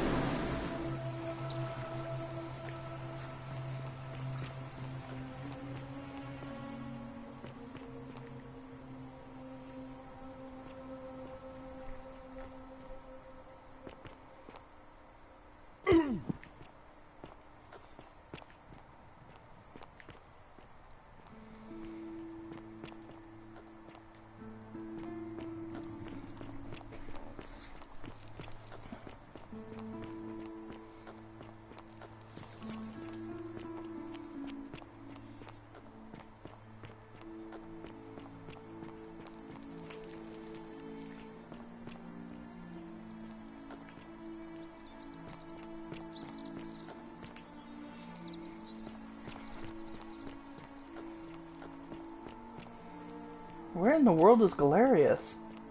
Like, he ran all over town, so I figured I'd be able to find him, but I guess not.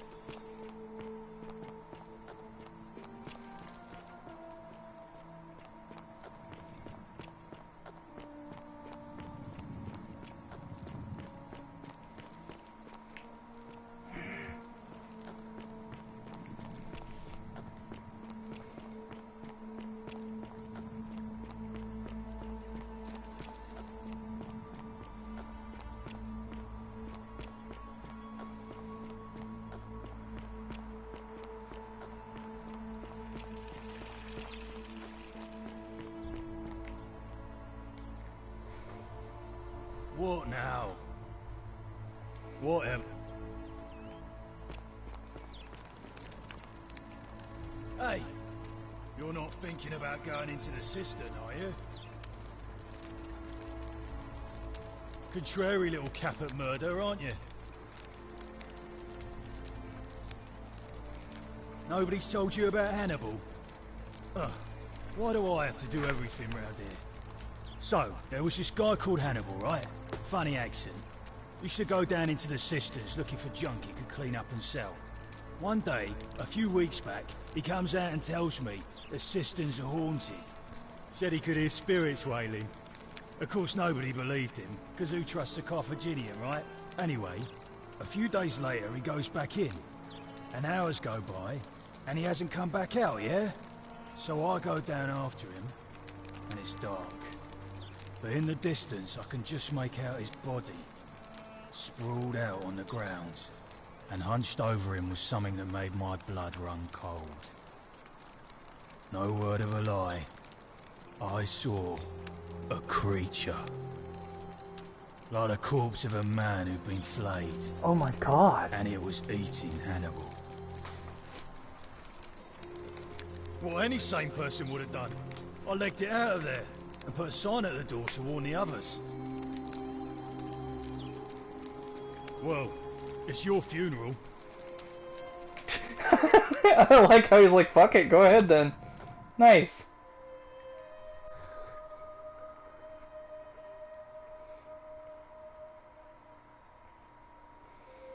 So if this is the lower cistern, what is in the upper cistern?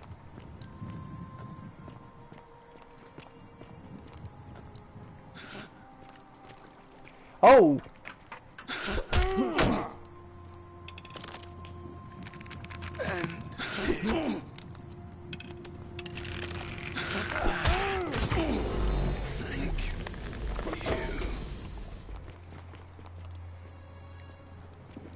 Ooh, left or right. Tough choice.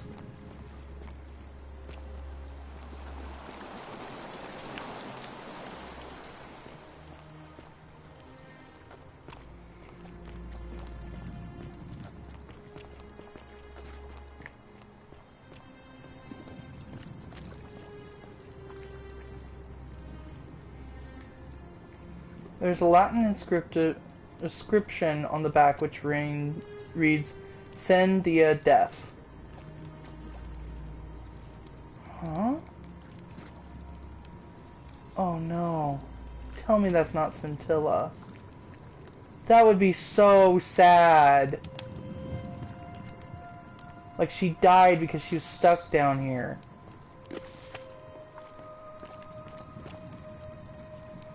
That would be so friggin' sad.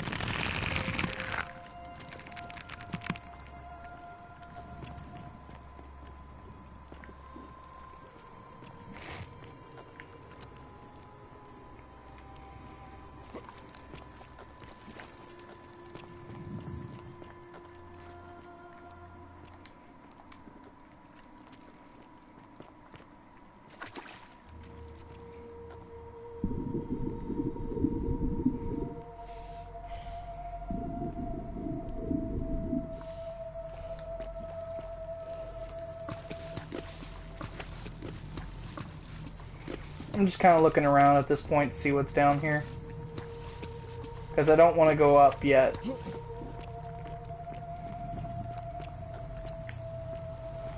Alright.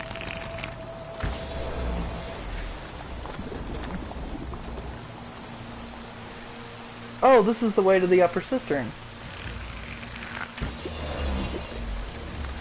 Okay, so I'm gonna skip that for now, because I don't want to go into the upper cistern just yet. Look at all these statues.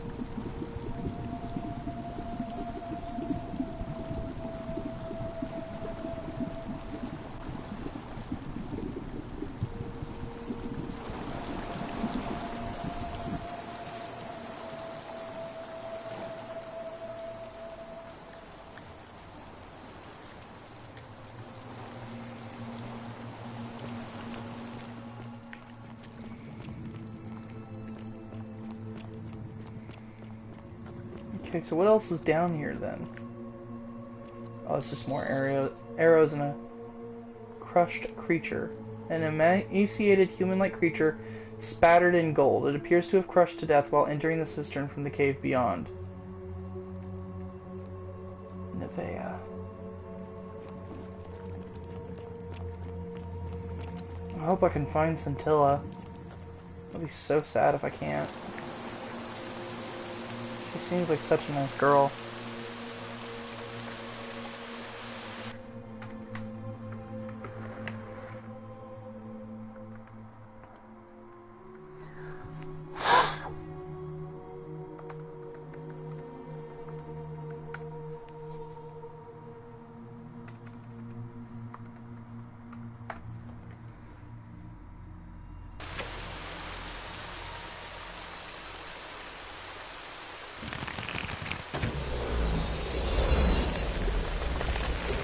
Ooh, nice. Oh, nice. Oh!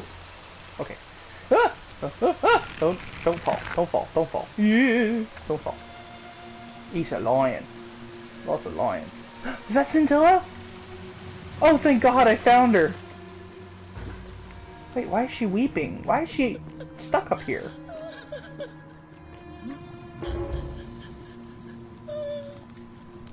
You? Who are you? Did he send you? Do you know you're here? You have to help me escape before that monster comes back. I'm Scintilla. I found a way out through the Gate of Horn, but it's locked. So I told him about it, and instead of helping me escape, he locked me up. He wants to keep us all here forever, or until we're turned to gold. He's a monster. You have to let me go so we can kill him and take his key. Who? Sentius, my adoptive father. Furies help me. I'll castrate and crucify him. I don't know. He said the gods are on his side because they don't want us to escape either. Behind me, there's an aqueduct tunnel bringing water from outside the city, so it should lead us outside. The only problem is it's barred by a heavy locked gate, and he has the only key. I'm going to take that key from around his neck, even if it means cutting his throat to get it. I'm done caring about the golden rule. I just want out. Help me, and we can escape together. There won't be enough time. Just you and me. What do you say?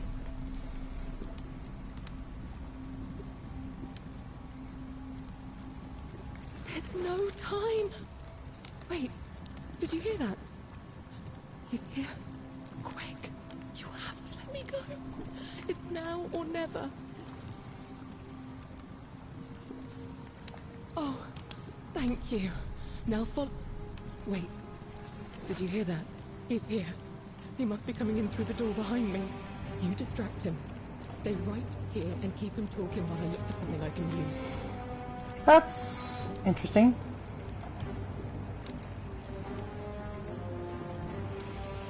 What did you do with Scintilla? Where is she? So that is how it's going to be. Oh well, this doesn't change anything for me. It's a shame, really. If you'd just done what you were supposed to, you'd have been looping through time forever until you gave up and killed yourself. Just like that soft-hearted pleb, Al. Come now. Surely you didn't think you were the only one here who remembered everything. You see, my connection to the portal somehow preserves my memories from one loop to the next. Whether that was Proserpina's intention or a happy accident, I'll never know. But I'm surprised you hadn't noticed. Here I was thinking you're a little bit sharper than Al was. Or perhaps you're just more willing to break the rules. He was a moralistic fellow, never once compromised on his principles. And because of that fatal flaw, he relived this day many thousands of times before we finally had this conversation. I watched him come through the portal each time, always a little older, a little more disheveled, a little more haunting. And when he finally saw the futility of it all, as you're about to, it broke him. He drank a jug of wine, tied a noose around his neck, and took his own life, just before he was shot with a golden arrow. The next time I awoke, you showed up, but you've caught up to where he was so quickly. I'd have preferred if you'd given me more time to enjoy the trappings of my success. How many extra days did you give me? Just the 7? Not a lot compared. Only 7? That's pretty good. Day, nonetheless. In any case, there's no escape for you except the path that Al took, the path he wrote about on his tablet. What was it? Ah, yes. Better to end it all now than find out what awaits you beyond that portal. So, you discovered my secret. So what? What are you going to do about it? So you asked me to figure out who was going to break the golden rule, knowing I would fail every time. You knew there was a way out, even locked up your own daughter to keep it a secret. Why? Isn't it obvious?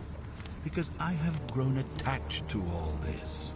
My title, my beautiful villa, the sun on my face, the music of birds chirping.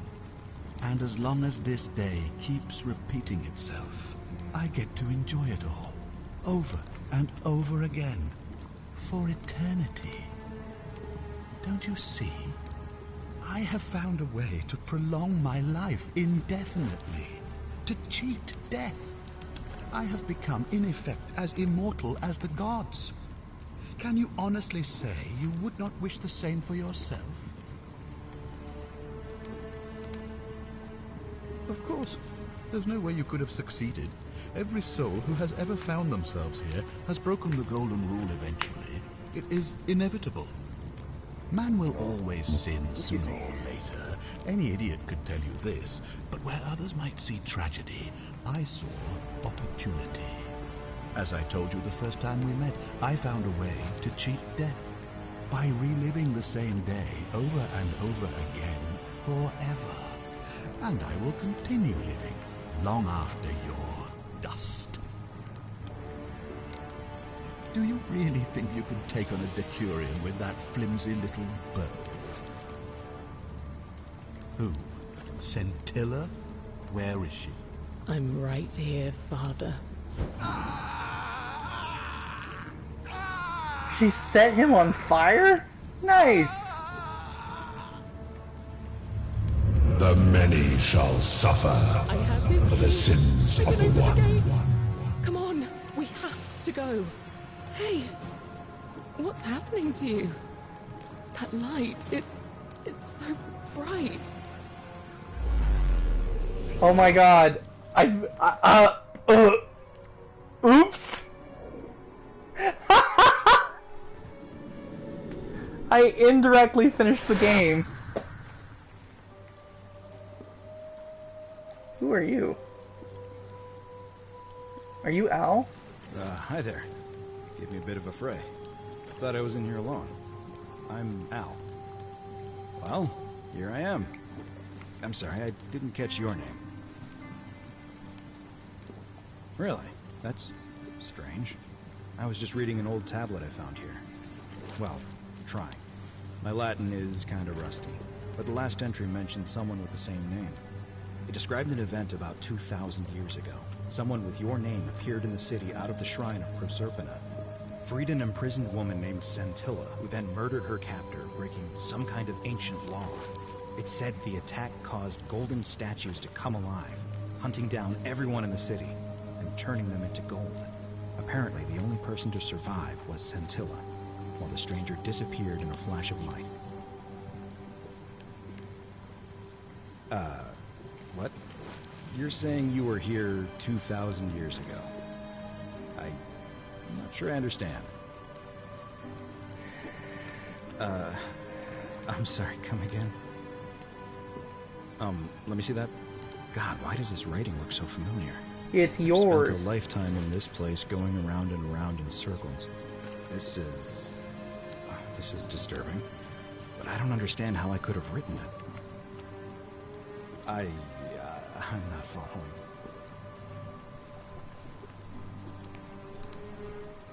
So you're saying, because a man from 2,000 years ago is dead, he never created a time portal, so I never went through it, and that's why I don't remember any of this.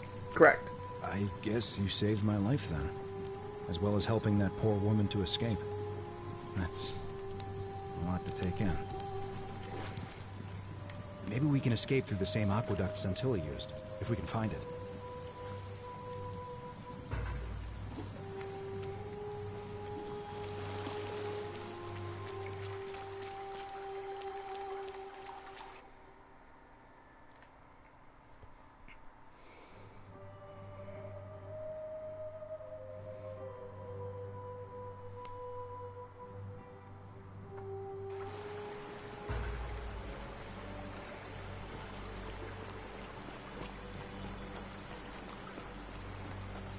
Wow. I'm gonna pause here for a moment and make sure nobody else has ever lured into this temple. You go on ahead, and I'll be there soon.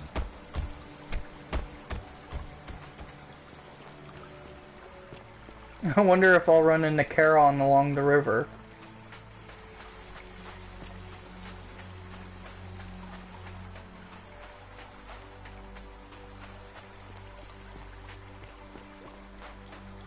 Oh, there they are. You're back. But you're alone. Does that mean you didn't find Al? Oh, what a relief. Thank you so much. I was beginning to think you'd both become trapped in there. Why don't you tell me what you discovered while we wait? Ah, I see. I thought you might. Well, now you know. I suppose you have questions. Yeah. You can just call me Charon, if you like. I am sorry I was not completely honest with you when we first met. I do not enjoy deceiving people. Believe me, I do not. But I have learned, from 5,000 years of experience, that most people find comfort in familiarity, in gradual change, and coming to see the truth in their own time. That you died, of course. You were dead when I brought you here.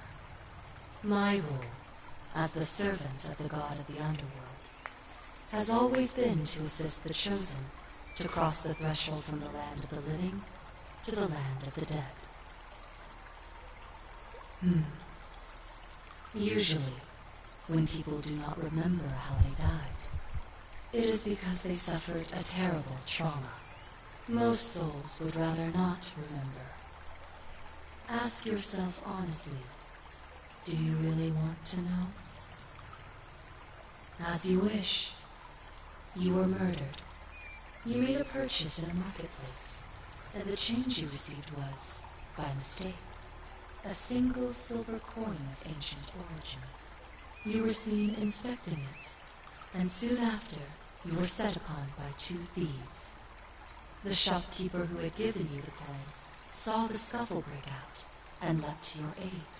You both fought bravely, but your assailants were armed, and you were not. There was nothing you or your ally could have done. He died instantly at the scene, and you followed a few hours later. That man's name was Al Worth. You were each in possession of a sacred coin, called Charon's Opal by some. And so it was my duty to bring you here. Perhaps you have heard the tales of the Greeks and Romans burying their dead with a coin in their mouths to pay the ferryman for passage across the river. Well, those stories contained a seed of truth, but not any coin would do. A long time ago, my master created 1,000 silver coins and had me distribute them across the world. My orders were simple. Whenever a person died in possession of a coin, I was to locate them and ferry them here.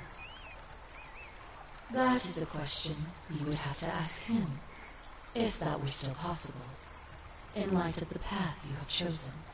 I am just his servant, doing his bidding. Only now, I find myself bereft of purpose. You see, the coins on you and Al were the last of the 1,000 in existence.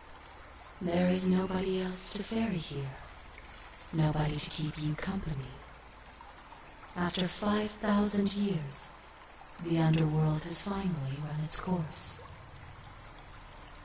I see no point in keeping you here, but I have to ask one thing. That you keep this to yourself. Look! Here comes Al now. Al! It's so good to see you. You were gone so long I thought I'd never see you again. Kinda lost track of time in there. You wouldn't believe what we found. The ruins of a long-forgotten city. And there was a tablet describing an event 2,000 years ago. Supposedly, the city was destroyed when a woman murdered a tyrant with the help of, well, my new friend here. I know how crazy that sounds. Maybe not that crazy. That woman. I don't suppose her name was... Scintilla? How could you... What? She left a tablet of her own. I stumbled across it while I was waiting here. I think she meant for you to read it. Here, take a look. Oh boy. I don't know what became of you, or if you'll ever read this, but I want you to know that I will never forget you, or what you did for me. It pains me that so many dear friends were not so fortunate. Ulpius, Cynthia, Lucretia, Horatius, Galerius, poor Dooley, and the others. But please understand, their blood is on my hands. Sounds like you meant a lot to her. I'd love to hear your story, but first, you two look exhausted. Why don't you hop in my boat and rest while I ferry you back to civilization? Sounds good to me. And you? Are you ready to go home? The one that got away. Ending 2 of 4. How might have you survived if you confronted the god of the underworld? The real question, isn't it? So there's apparently 4 endings to this game, and I got 2 out of the 4. Now the real question is, should I play it again and see how fast I can get the next ending? Because holy shit, like, this game is amazing, and just the fact that that one ending hit so hard, like, wow. I'm impressed. I like this game. I love it. In fact, I'm going to play it again. I wonder if I hit continue, will I be back in the cistern? Or will I be somewhere else? First of all, let's hit continue and see where we go. Because, obviously, I didn't get everything done. But now I know where Scintilla is. And I can't kill anyone because that'd break the golden rule, and she'll get away, and yada yada yada. But I don't know where the rest of the trophies will take me. Actually, I'll be right back.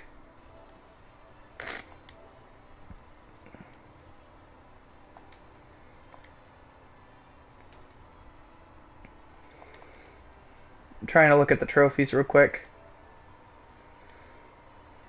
If it'll let me. There we go.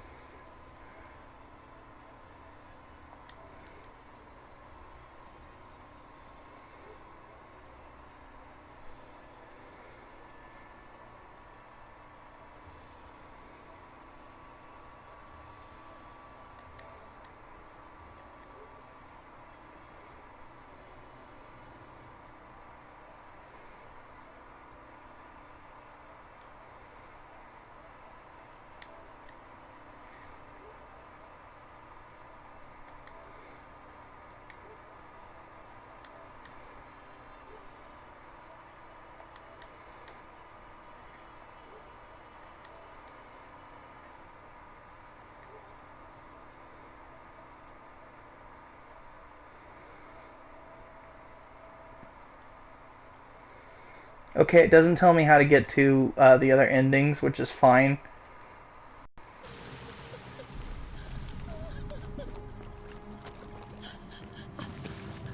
Oh, it puts me back where I saved her. Who are you?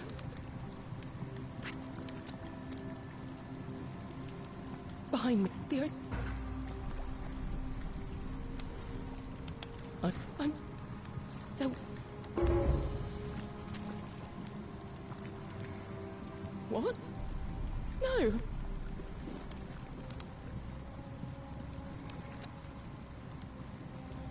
Oh, thank you. Now follow. You distract him. Stay right here and keep him talking while I look for something I can use. I'm gonna see if I can... Because I think there was another trophy I could get if I just shot him. What did you do with Scintilla? Where is she? So that is how it's going to be. It's a shame, really. You'd have been... Come now. You see, but he was a... And because I was... And when... The next I'd have just not in any... Better to... So, you discovered my secret. So what? What are you going to do about it? Do you really think you could take on a dick? Who?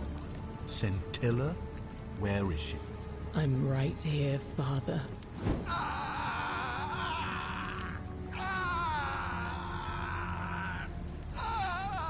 Oh, this just gives me the same ending. The many shall suffer for the sins of the one.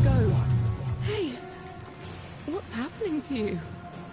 That light, it's so bright. Well, didn't mean to do that. So I basically just redid the same ending.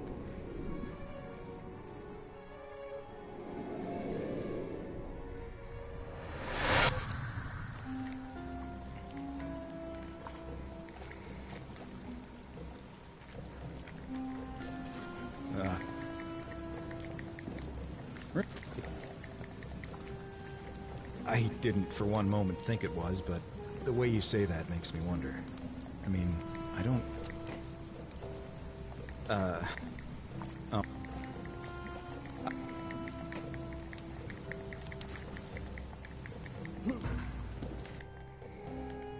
Alright, so we're gonna go back.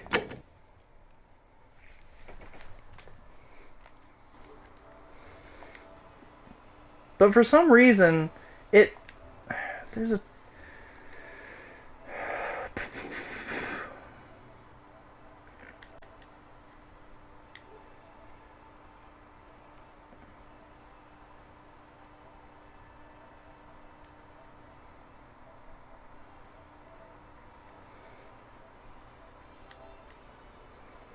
Nope, that's not it.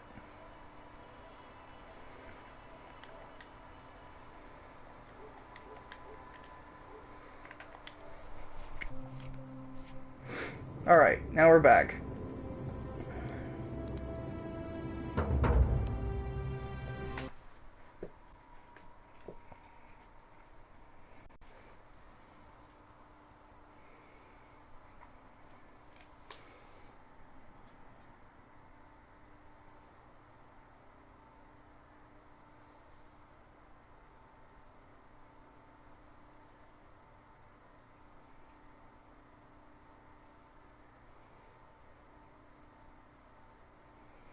The fact that I only got out of here with 7 loops is pretty damn impressive in my opinion.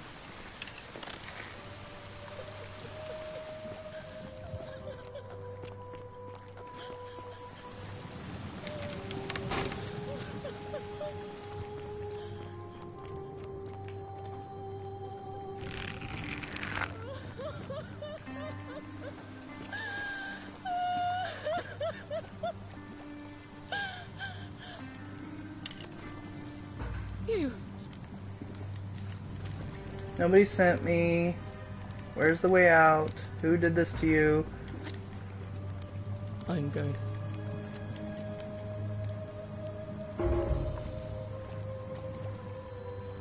There's no...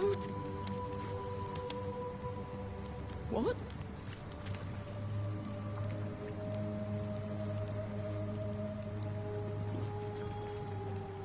It's no use. You'll never persuade him of... You're making a mistake.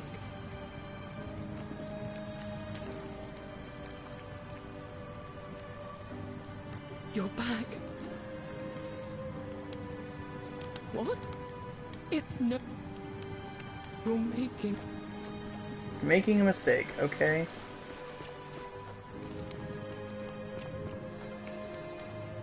Okay, so I can't open that.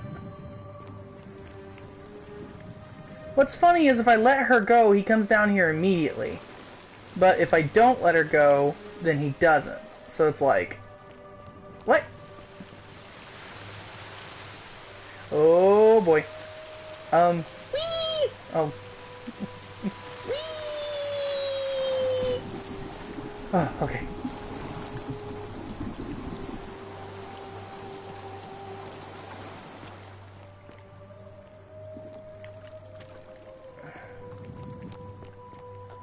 Hiya!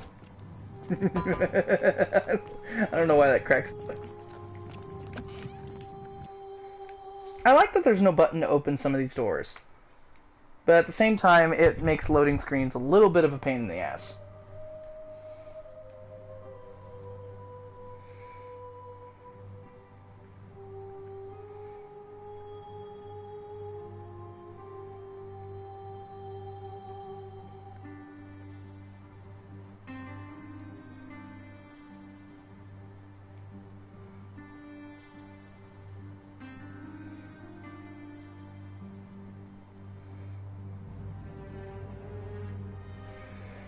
Stuck on a loading screen, can't really do anything. Oh, can I get out? No? Still loading? Okay.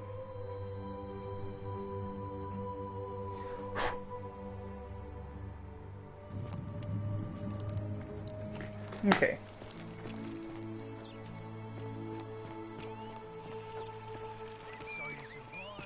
I hope you have a good reason for flouting my weapons ban. Ah, you've returned. Me? What are you talking about?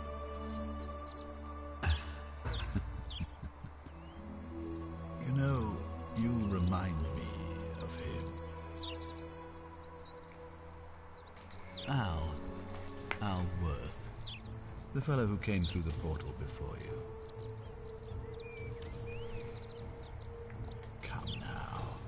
Surely you didn't think you were the only one here who remembered everything.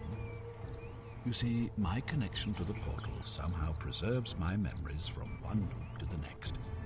Whether that was Proserpina's intention or a happy accident, I'll never know. But I'm surprised you hadn't noticed. Here I was thinking you were a little bit sharper than Al was. Or perhaps you're just more willing to break the rules. He was a moralistic fellow, never once compromised on his principles. Okay, you said this before. Older, more haunted. The next time I awoke, you showed up, you caught up so quickly, lived through the day. 8 times. And yet everything you've done has been in because vain. There's no escape. Except the path that Al. So, you discovered... Why? Isn't it obvious? And... Okay, so he's just gonna say this thing. And why would I... It's the right thing to do.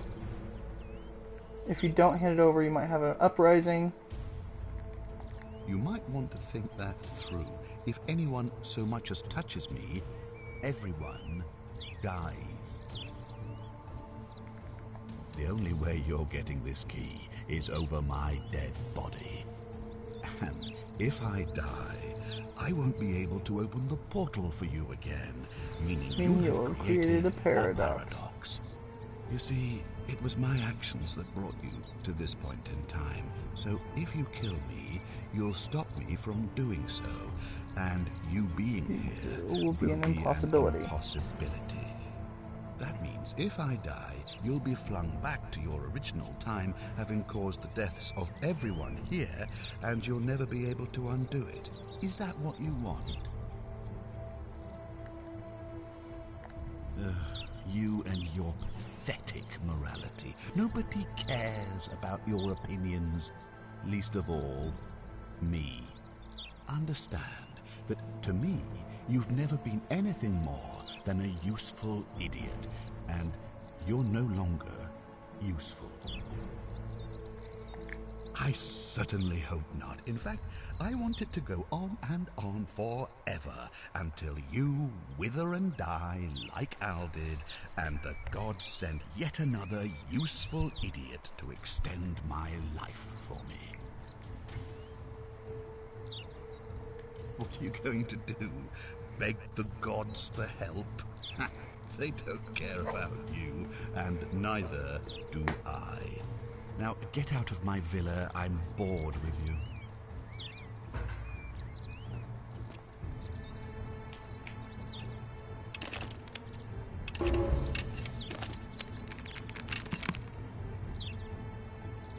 Don't be so foolish. If you kill me, we all die.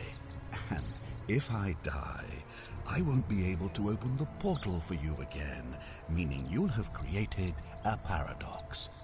You see, it was my actions that me. Now, get...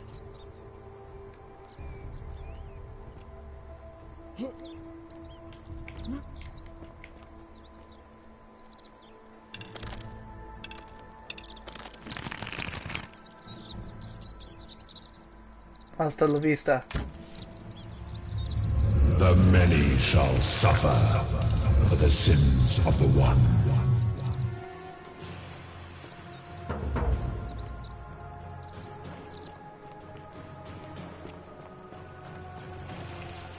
I thought maybe killing him would get me one of the endings, but it won't let me do it either.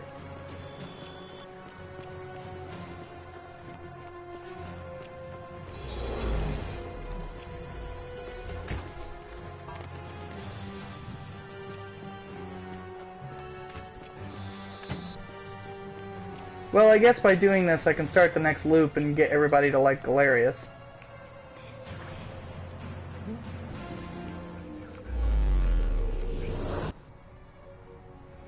Alright, let's do the time warp again.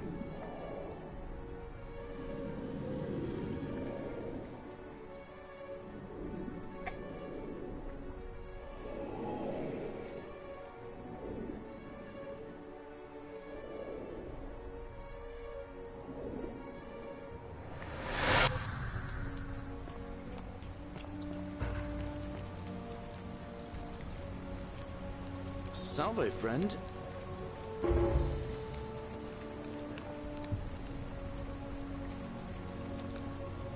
What? That's a big ask. But something tells me you're not kidding. All right, I'm gonna stick my neck out and believe you. But I doubt I'll be able to gather more than a handful of people. Can I talk to him? Nope.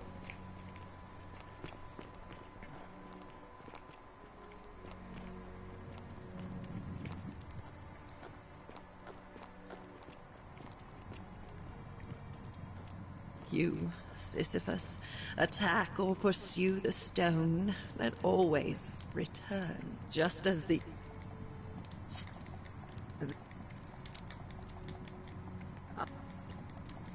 And...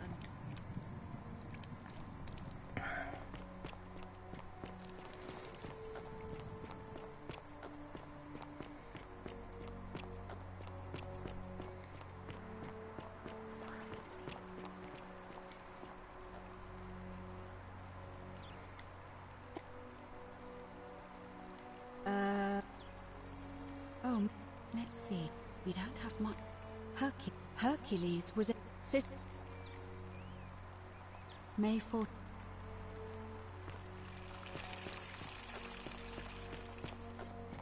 How come you're allowed a weapon and I'm not? How come you're allowed a weapon and I'm not? Thinking about going into the cistern, are you? I am indeed. Well, it's your...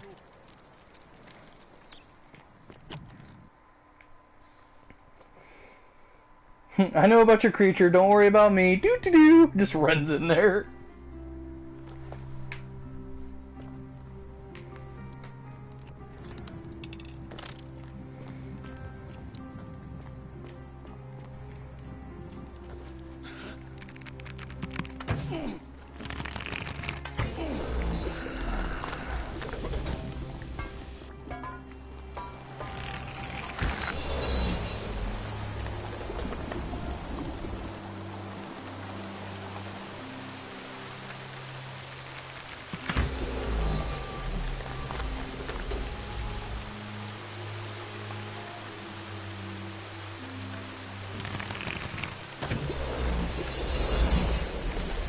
Alright, slowly climbing my way up the upper cistern. Alright. Oh, shoot. Maybe I should go tell, what's her name where Scintilla is. Whoa.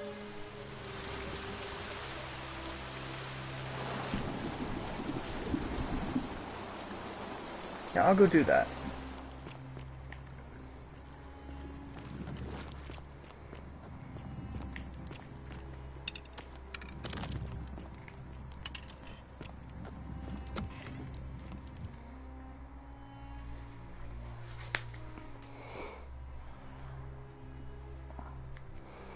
I can go tell Cynthia what's going on.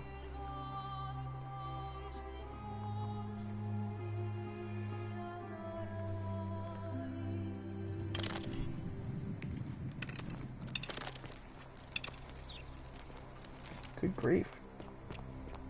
So you survived the system.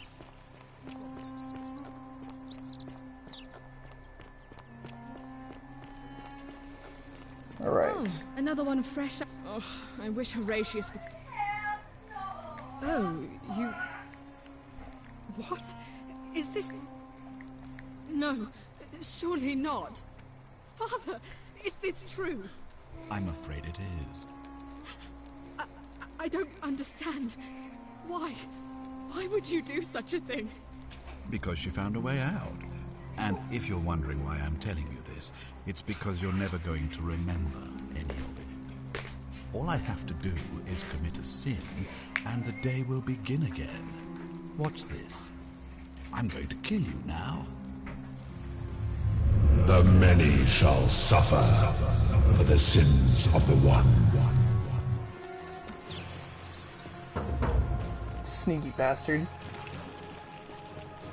So even if I tell his daughter, hey, this is what's going on, he's like, oh, all I have to do is just commit a sin.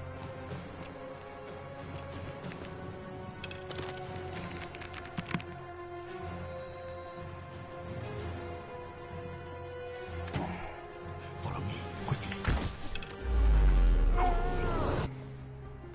Aha! It is a way to get an ending.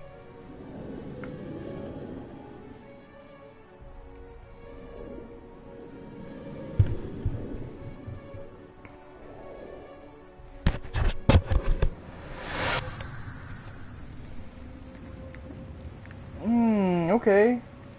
Oh. Hi there. Gave me a bit of a fright. Thought I was in here alone. I'm Al. Well, here I am. I'm sorry, I didn't catch your name. Really? That's strange. I was just reading an old tablet I found here. Well, trying. My Latin is kinda rusty, but the last entry mentioned someone with the same name. It described an event about 2,000 years ago. Someone with your name appeared in the city out of the shrine of Proserpina and murdered a local magistrate, breaking some kind of ancient law. It said that the voice of a furious god rang out, and the ground trembled and statues sprang to life, firing arrows at the city's inhabitants. Apparently, as the citizens screamed and died in pain, the stranger just vanished in a flash of light. What? You're saying you were here 2,000 years ago? I'm not sure I understand. God, why does it... I've spent a life... This is... So you're saying... To let me... I can't... Seems like we're both gonna die here. Oh shit, I skipped all that. A mistake? You murdered a man in cold blood, and now there's a city full of dead people. And it's only a matter of time before we join them. I guess all those old Latin inscriptions were right. Pro peccata unius multis dolabunt. The many shall suffer for the sins of the one. How many have survived if you hadn't killed Cynthius in cold blood? Okay, so I got ending 1 of 4. Very, very dark way to get the first ending, but I wonder how I would save everyone. But I skipped the rest of the dialogue, which makes me feel bad. because I'm kind of curious as to what he was saying, because I thought it was just going to be a repeat, but I guess my guess is like, what's your plan now? We're stuck down here. And it's like, well, I killed him because he was a fucking asshole. I'm going to kill you now. The many shall suffer for the sins of the one.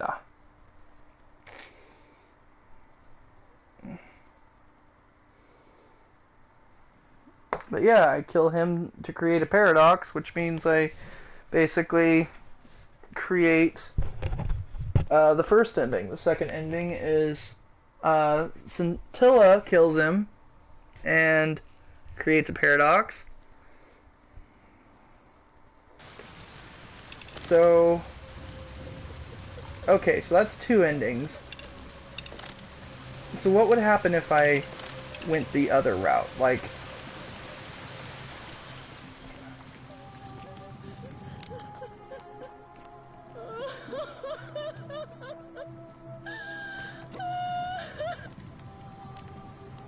You.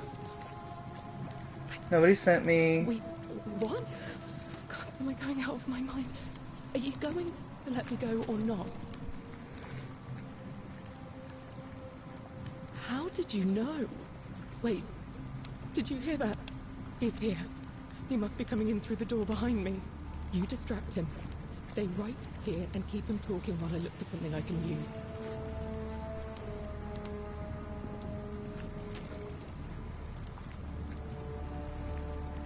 What did you do with Scintilla?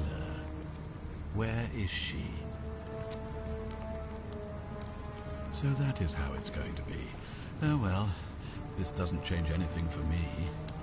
So, you discovered my secret. So what? What are you going to do about it?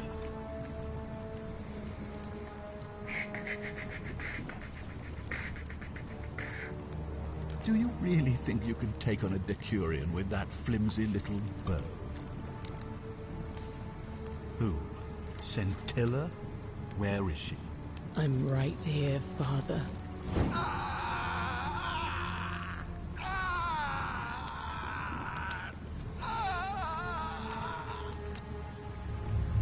The many shall suffer for the sins of the one. Come on, we have to go. The others should be right behind us. Hey, what's happening to you? That light, it's so bright.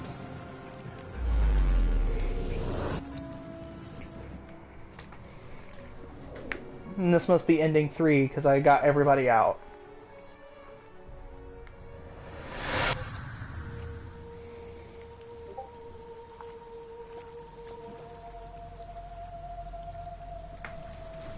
Hi there.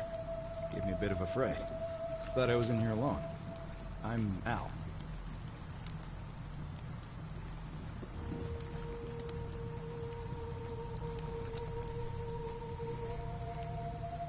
Well, here I am. I'm sorry, I didn't catch your name. Really? That's strange. I was just reading an old tablet I found here. Well, trying. My Latin is kinda rusty, but the last entry mentioned someone with the same name. It described an event about 2,000 years ago. Someone with your name appeared in the city out of the shrine of Proserpina. Freed an imprisoned woman named Scintilla, who then murdered her captor, breaking some kind of ancient law. It said the attack caused golden statues to come alive, hunting down everyone in the city and turning them into gold. Apparently, Scintilla and a handful of other citizens managed to escape, while the stranger disappeared in a flash of light.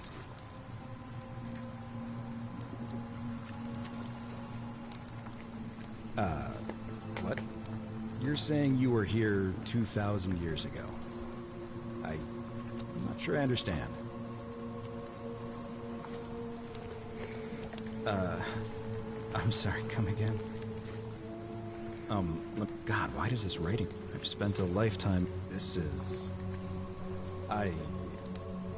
So you're saying, because a man from 2,000 years ago is dead, he never created a time portal, so I never went through it, and that's why I don't remember any of this. Now you're getting it.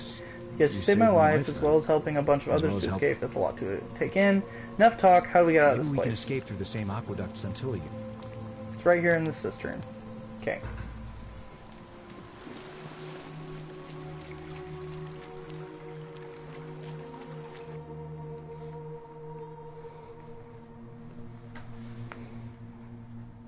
So I think in a way I got the third one, which that's great, you know.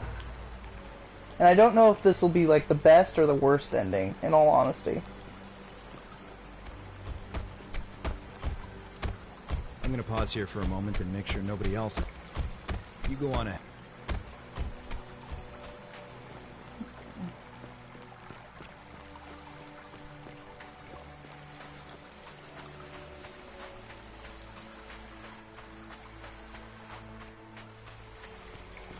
Alright, so we come out here, we find Charon. You're back! But... why don't you tell me... Ah, I see. Well, I now thought I you might. suppose you have questions. Well, now you know. I suppose you have questions. You could... That...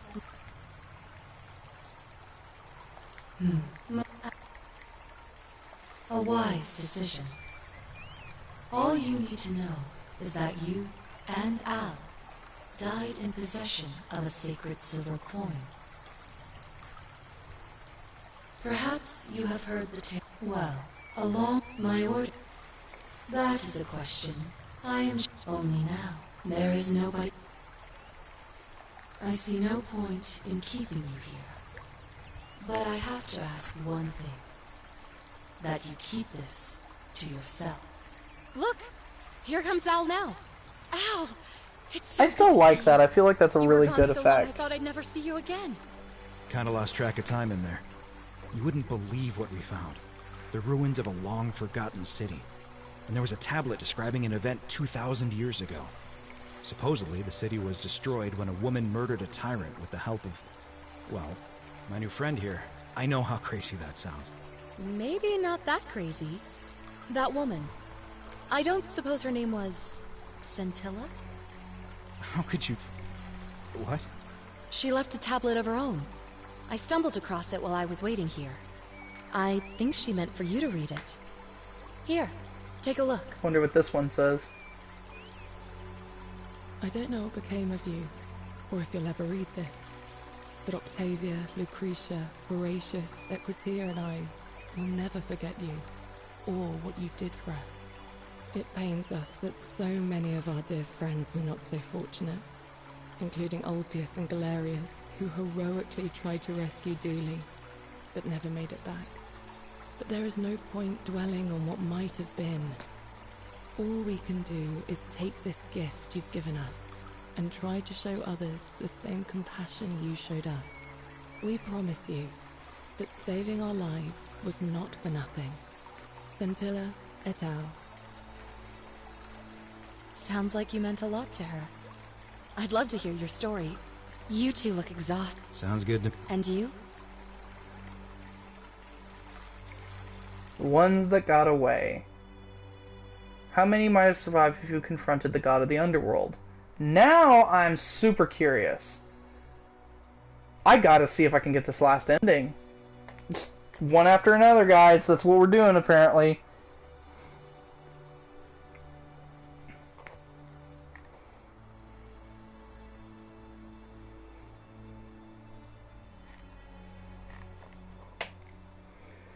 But this game is just amazing. I'm loving every minute of it, and honestly, I can't complain. Like, this game so far has just been amazing in all aspects, and now I'm going to try and get the last ending, which will probably be the hardest ending, because if I'm correct, it means I have to find all the tablets, make friends with literally everyone, which is going to be interesting in itself. So, first ending is you kill Cynthius and basically be a dickhead. Excuse me. Second ending is you free Scintilla, she kills Cynthius, and she's the only one to escape. third ending is you kill Scintilla, or you free Scintilla after warning Galerius what's going on, and almost everybody escapes. Okay, so now that I have all this information, I'm going to go ahead and see if I can... We're going to save, so that's probably not a bad idea at this point, since I'm so far now. Hiya! Get out of my way.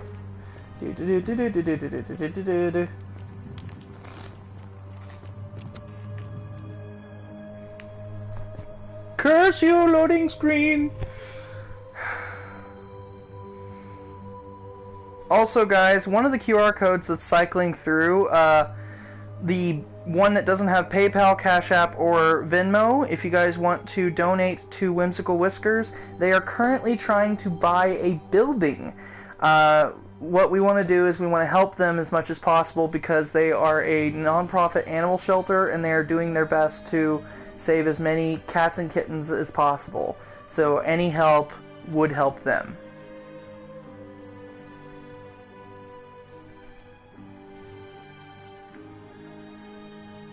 Come on now, let me move.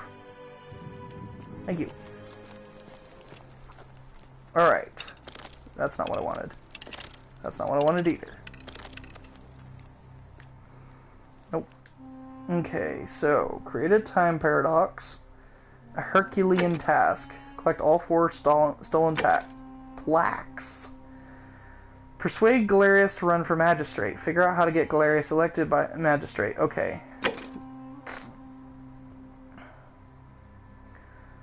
Malleolus, Rufius, and they're the only Romans, I guess. Find the Egyptian plaque. Suggest I should begin by talking to Gabosh. Disappeared some time ago. I need to talk to Gregorius, I guess. So, oops.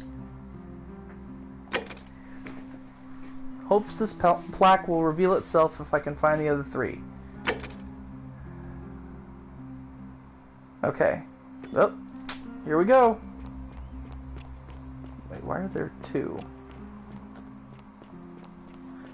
Oh, Dooley and Gregorius. Ah, a fellow traveler from a faraway land. Greetings. I'm Georgius. It gladdens me to... I know, you want to know where I'm from, but I really want to ask you some questions. Friend, your words intrigue me more and more. But yes, very well. Ask me what you will. Ah, I knew this day would come. I do not wish to lie to you, my friend, but even discussing this matter is dangerous. Please, let us leave the live coals safely beneath the ash. Very well, but the magistrate would not look kindly upon this, so please keep it to yourself. For several months now, I have been sneaking out at night to worship the gods of my ancestors in the temple of Demeter. Each day, I leave offerings of food, in the hope that we may have a bountiful harvest, and yet the next day when I return, the food is missing. So I ask, who or what is devouring the food in this temple? Stranger still. Once I sat in front of my shop like the 100-eyed Argus until dawn, to see if I could spot a thief going in, but do you know what I saw? Nothing. Nothing! Nobody entered, and yet when I went to take a look, my offering was gone. It is bizarre, is it not? When I told my friend Kabash of this at the tavern, he offered to help investigate.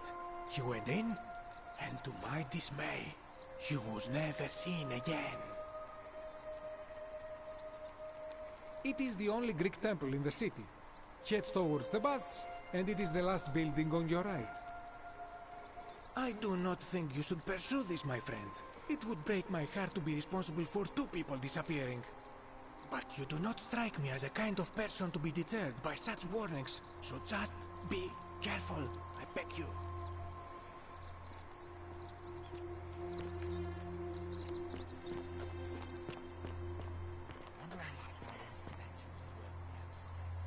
Help! You have to do... A man arrived and... You have to do... Thank... I have to...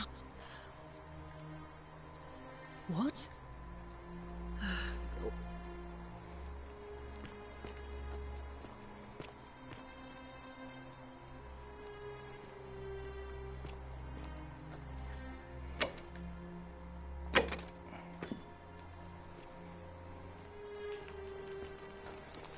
Temple of Demeter.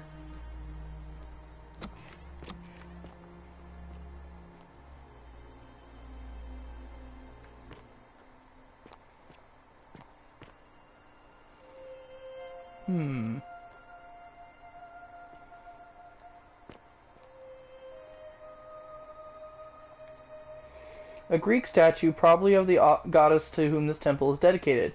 Local Greek resident knows more about her. Yeah, it's Demeter. Okay, so...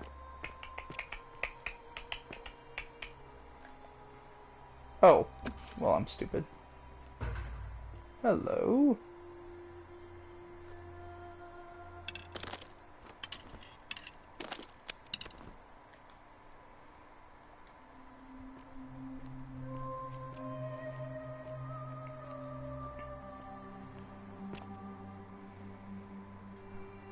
Crawling down a hole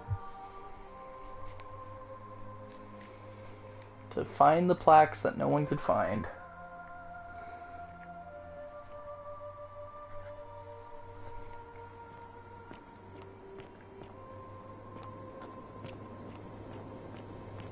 Sounds like rushing water.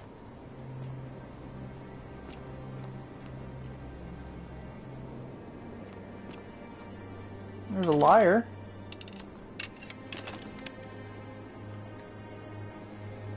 Played by being strummed with a plectrum. I've always wanted to learn how to play an instrument. Unfortunately, I've never been good at it.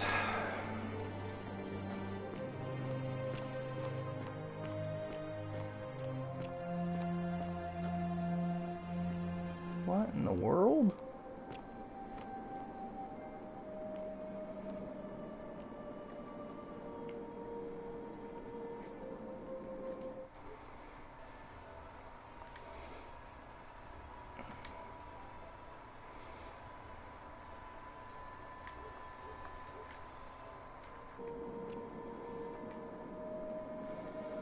I swear to God, if that's the Greek plaque I've been looking for, I'm going to be mad as hell. Come and join me by the fire. You must be Kabosh. Welcome. May I ask your name? It's a sincere pleasure to meet you. Tell me, what brings you all the way down here?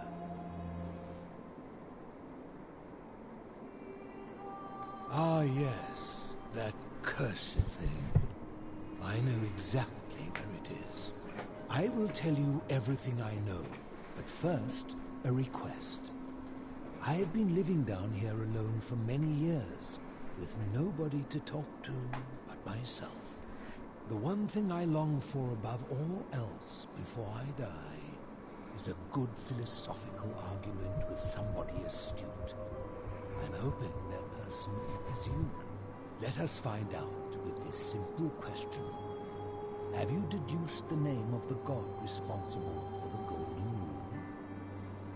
Excellent. I see you are indeed quite astute. Very few come to that realization before their time in the sun is over. Now, will you join me in a friendly Socratic dialogue? I mean, I suppose. Wonderful. Then let me begin with a question. Would you say you know the difference between right and wrong? And to what extent? In every situation?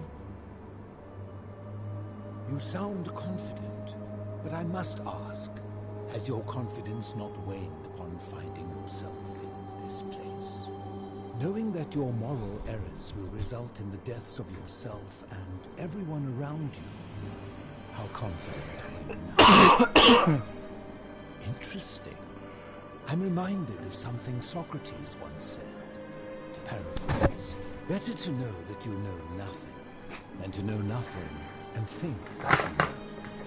It is because knowledgeable people have learned enough to know they know very little, in the broader scheme of things. You see, early on in the world, being uncertain about right and wrong was acceptable, because our mistakes rarely had consequences.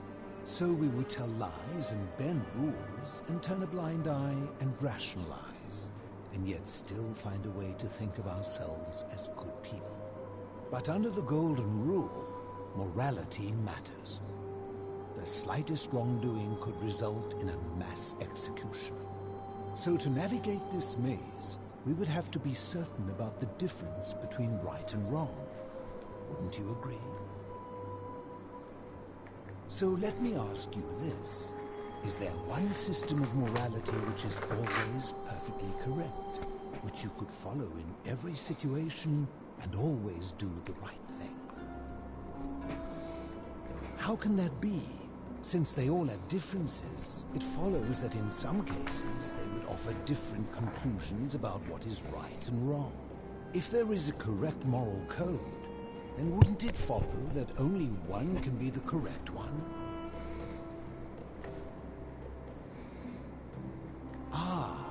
You know, I think you'd find an ally in Herodotus, a scribe from among my people who lived some 400 years ago. He told the story of a man named Darius, whose curiosity was piqued when he learned that a certain tribe had the practice of eating their dead. He asked some Greeks who burnt their dead, "What would it take for you to eat your dead?" Aghast, they replied, "Nothing." Then he asked the tribe who ate their dead, "What would it take for you to burn your dead?" "Nothing," they replied, equally aghast. From this, Herodotus concluded that custom is king, that right and wrong are merely local ideas which do not survive the journey from one tribe to another. I take it you're in agreement? Then let me ask you this. If you visited a tribe where they ate each other, copulated with the dead and drank wine from cups made out of human skulls, would you still maintain that within such a tribe there is nothing wrong with such conduct? And that's a credit to you. It is the mark of a civilized person to change their position when presented with a superior argument. My point is this. I don't think anyone alive truly knows any hard and fast rules about right and wrong. If there is one thing I have observed about rules, it is that virtuous people do not need them, and evil people will always find a way around them. And so we must accept our limitations, and the sad truth that no human society will ever achieve the utopia for which it strives. In mathematics, we would call it an asymptote, a line that can be approached but never reached. Because the only way to create a utopia is with the ever-present threat of force, such as the Golden Rule. This and no other is the root from which a tyrant springs when he first appears as a protector. And life under tyranny is no utopia at all. I'm glad to hear that. In any case, thank you for humoring an old man. I would be happy to answer your questions. Okay. You mean, how did I end up living alone in this cave with nothing but these relics of the past for company? It's a long story. I was a quarrelsome young man. At 19, I left Corinth for Rome to study rhetoric at one of her finest academies, so I could argue more forcefully. Back then, I used to enjoy verbally sparring with everyone I could, and I was good. One night, I found myself in a tavern in an argument with a drunken mercenary. It became heated. He drew a gladius, and I won the argument, but lost my life. I woke up on the banks of the Styx at a campfire opposite Karen. Of course, I tried to persuade her to let me return, but even with all my skill, I failed.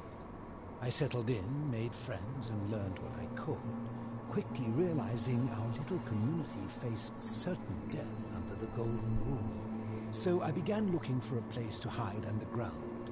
Fortunately, I found this place waiting for me. You see, I was not the first to take refuge here. I returned to my friends above, persuaded them to join me, and 12 of us descended for the last time to live out our days hidden from Hades' tyranny. They are one and the same. The Romans call him Pluto, but long before that, my people called him Hades. I like the name Hades better than Pluto anyway. My generation was wiped out, turned to gold, many years ago. My friends and I were able to avoid the same fate by hiding down here. I think it's safest to assume that if I was to return, Hades would realize that his furies hadn't finished the job, and he'd send them after me again. I fear that if you were to utter my name in the city, even by mistake, that Hades would hear you and know I am still alive. I'm afraid I am the only one left. There were 12 of us in the beginning, but one by one, my friends passed away. Some from malnutrition, others from madness and despair.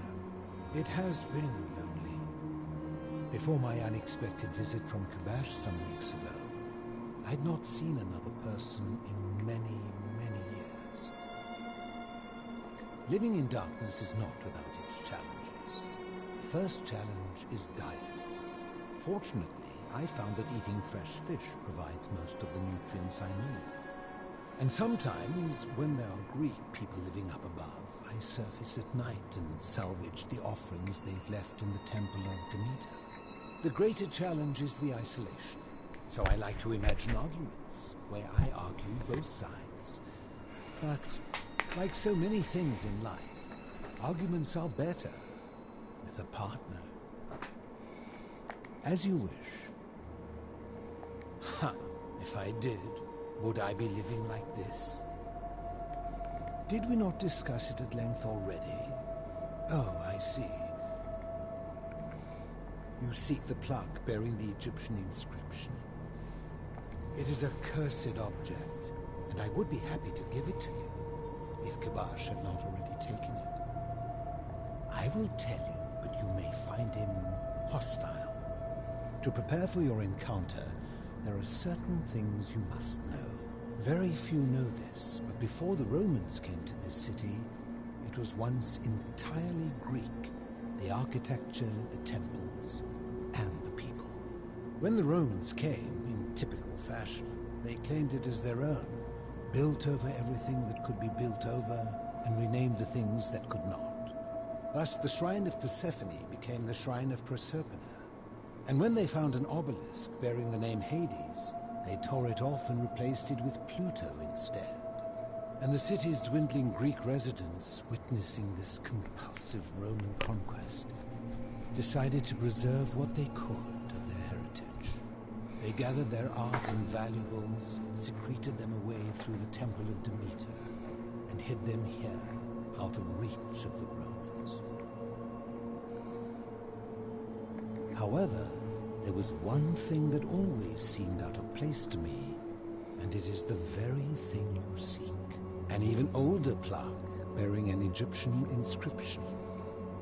Wait. We had no idea until years later, when the first of my friends began to die. As a result of their deaths, we began to dig catacombs branching off from this cavern to lay them to rest.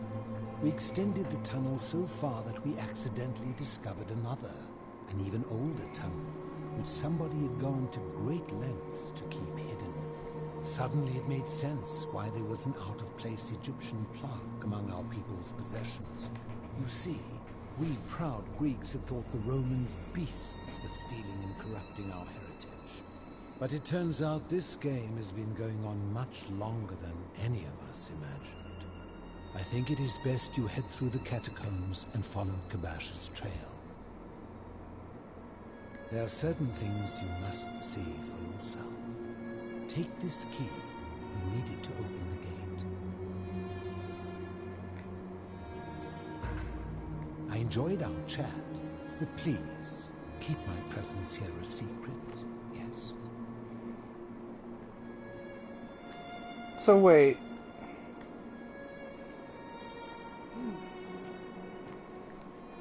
So if I understand correctly, first it was Egypt, then it was Greek, then it was Roman. That last one must be Christian. At least that's what I'm theorizing.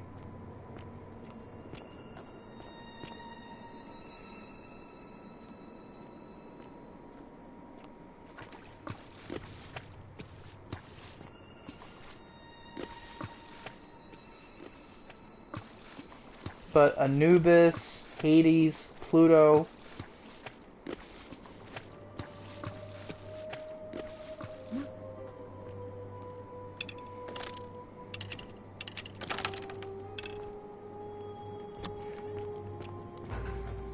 Okay, so now we're going to find the Egyptian plaque.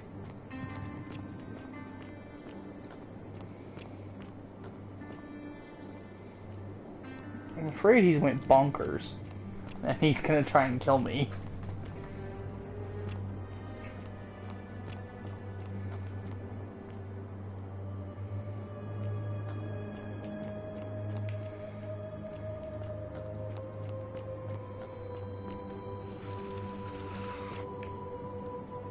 Oh.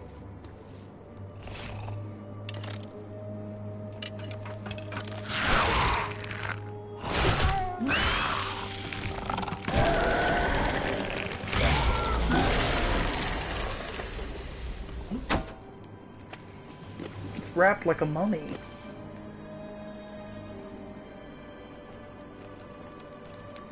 That must be Kibosh, so I'll hang on here for a minute.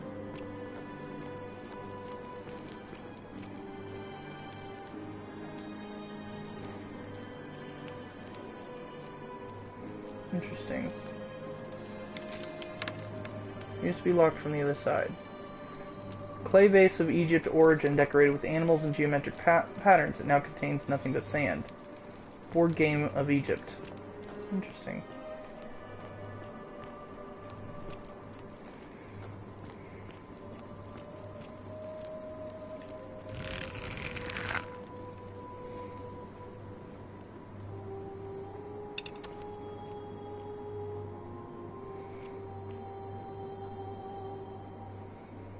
Egyptian slave.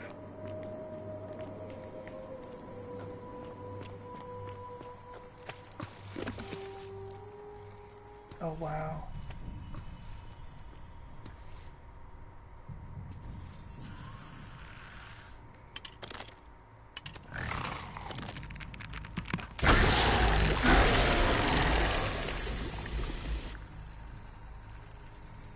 I can hear another one, I just can't see it.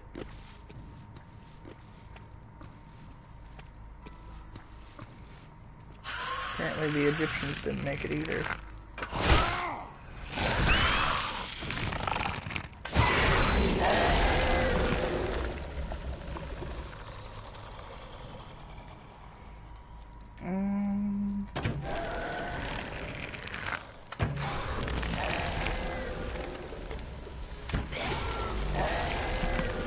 Getting better.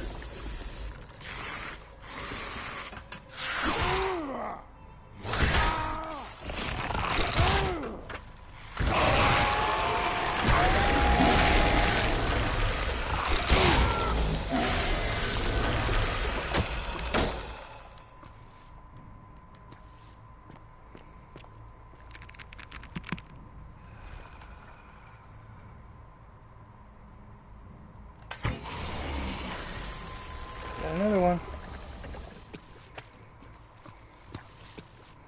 Yeah, this is all Egyptian ruins.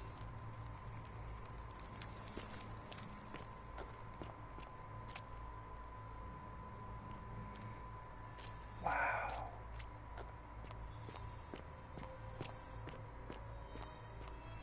And even they move their heads.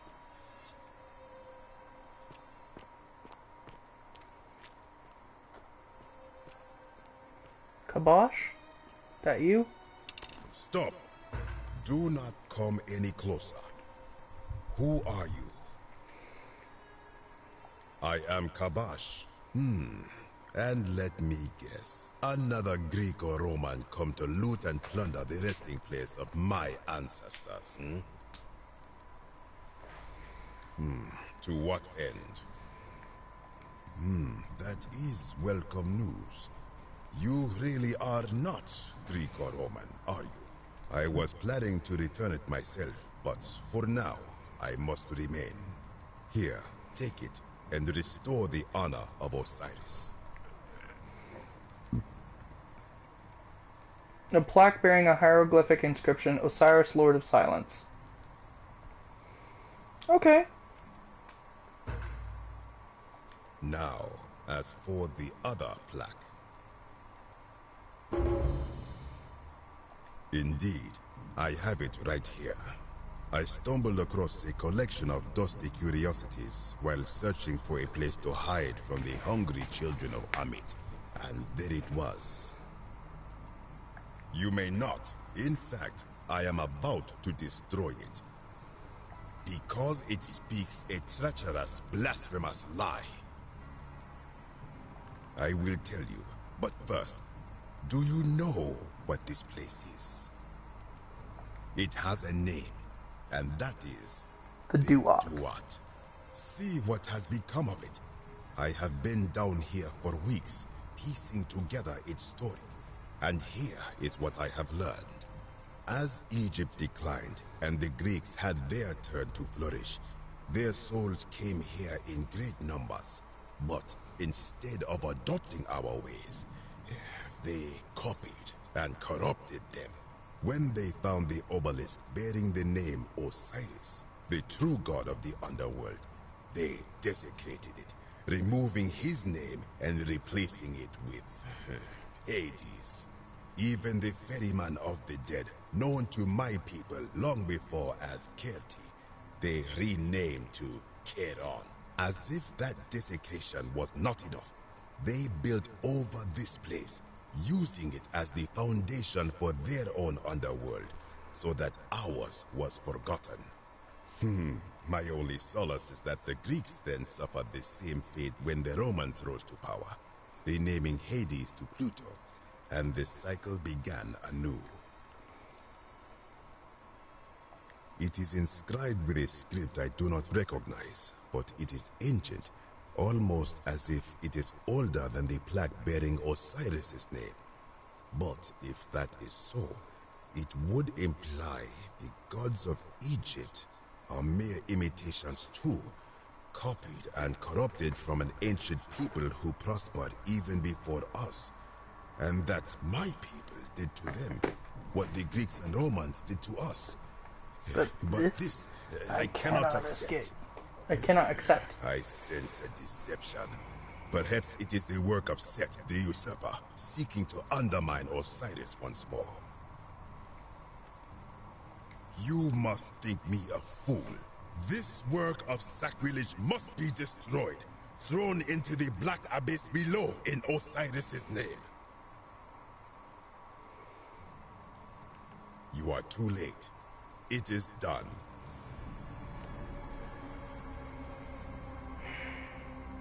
You would plunge into the depths of the Duat with no way back up.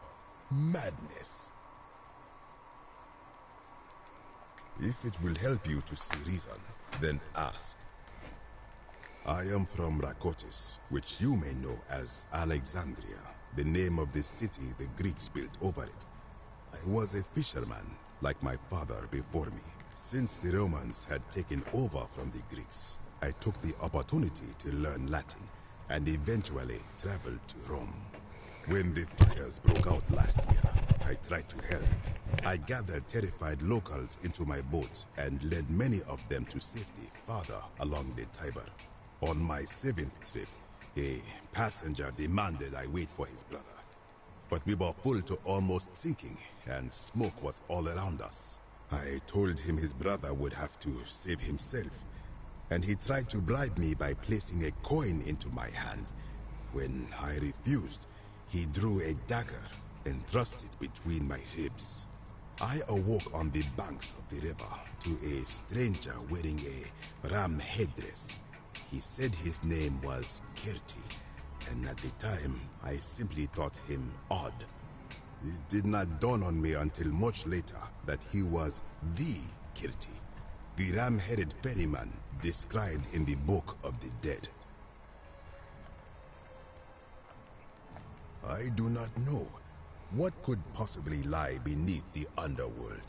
Perhaps it is infinite darkness.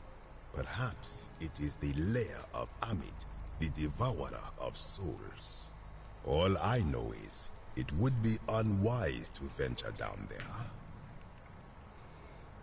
Most unwise. Good. Be gone from this place. Wait. You are planning to go down there. I see it in your eyes. You would plunge into the depths of the Dua.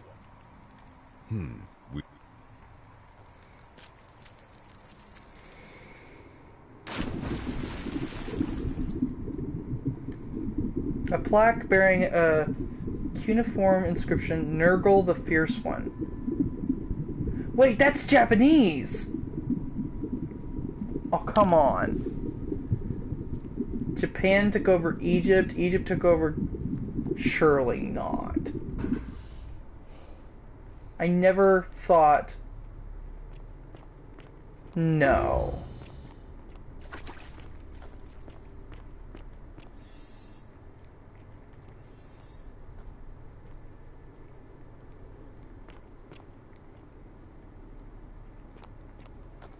Hang on, I'm gonna look this up because that's gonna drive me nuts.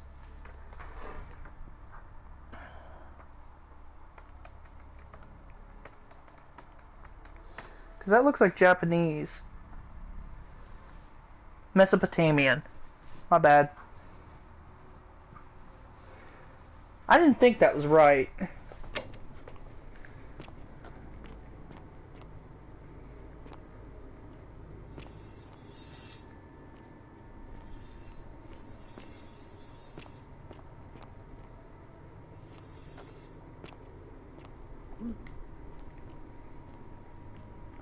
I can't go in this water? Okay. I was just gonna explore, but whatever, I guess. Eroded set of barricades. Looks like these Sumerians were trying to defend themselves from something.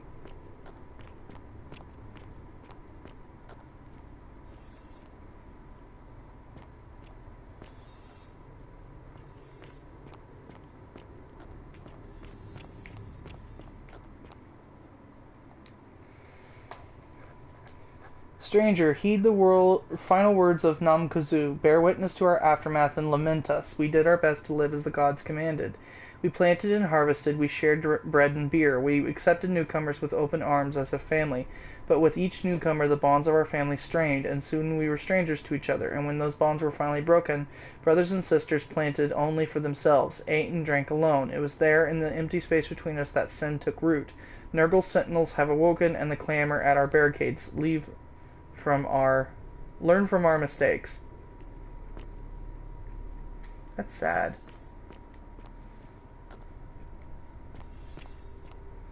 It won't let me go into any of the water. Leave from our mistakes. No, learn from our mistakes. Uh-oh. What have I done? What have I done?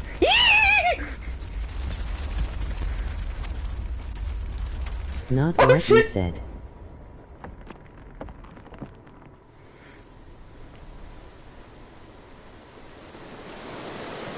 That was terrifying. What out for the bugs, Indiana Jones? It's not bugs, it's boulders.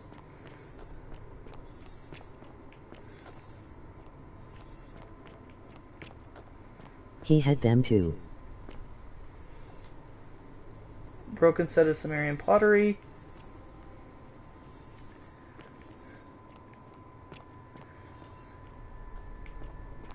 That was terrifying. Oh god, I'm gonna step on another one. Oh god. For a new plant. Oh god, hello.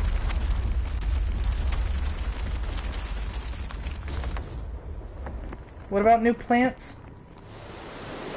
Well, hi. We're high!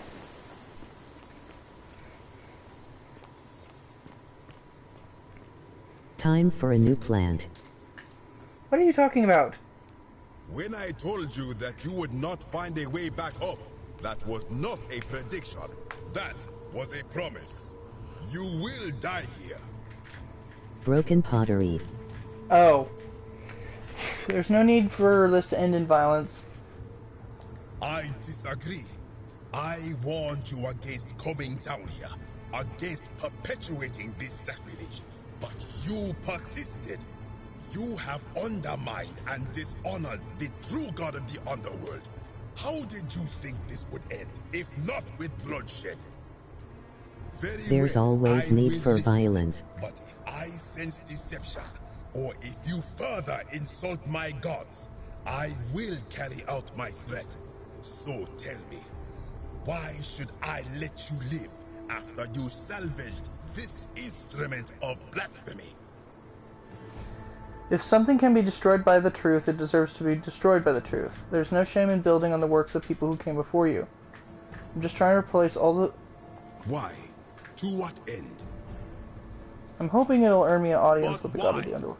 What business could you have with Osiris? I'm going to confront him about the Golden Rule. I'm going to demand that he let everyone go. I'm going to kill him. Have you seen Marvel's Punisher? You have sealed your own No. fate. Ha, good. I welcome it. You see, the philosopher told me that each time it breaks, Osiris bellows with rage, and his voice shakes the very foundations of the earth. I can only hope one more tremor will lay waste to this fragile place once and for all, and you along with it. The many shall suffer for the sins of the one. Oh shit! Am I bothering you? No. Well, I just died.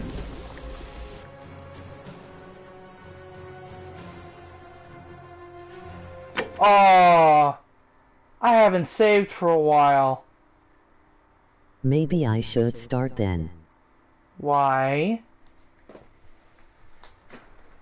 Awesome. No, not awesome. I'm literally trying to get the last ending in the game because I just got the other 3. So I'm excited because I'm like, man, I'm going to get this last ending. And I screwed up. Why not autosave? It usually does autosave, but I don't know when was the last time it autosaved is what I'm saying.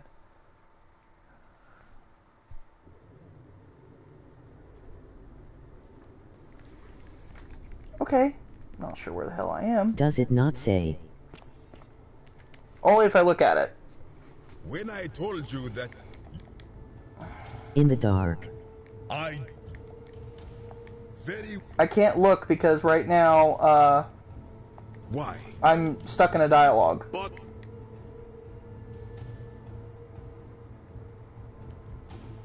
Blasphemous fool! You have... Ha, good. I welcome it. You see, The many shall suffer for the sins of the one. Haha, he called you a fool. Way to go, Timmy Turner. Well, I escaped. Now to figure out where to go. They're all glowing and looking at me.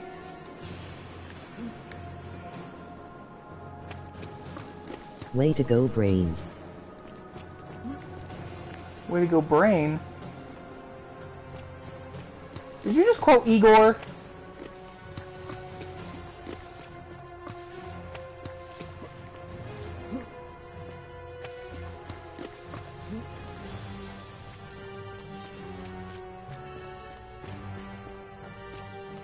Welcome to the stream. Oop, wrong way. I don't know Now where all I'm you going. need is to take over the world. Gee, Brain, what are we gonna do tonight?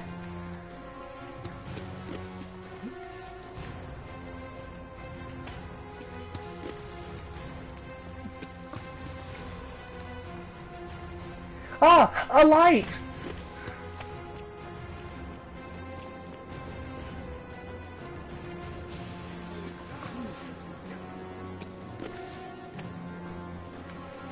We will die here together. Ooh, a light. Hi, Alice.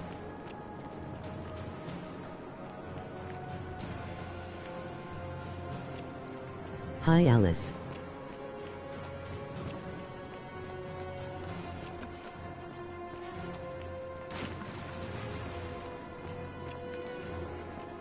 Hi, mouse.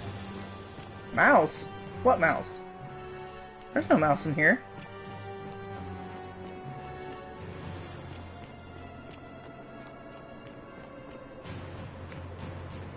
Can't see nothing. You just ran past it. I did? Interesting. And now we're stuck on a loading screen. Yeehaw.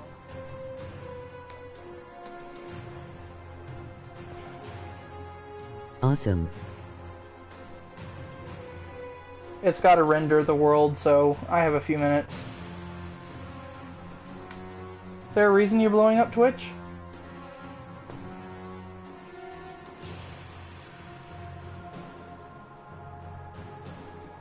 I can't stop.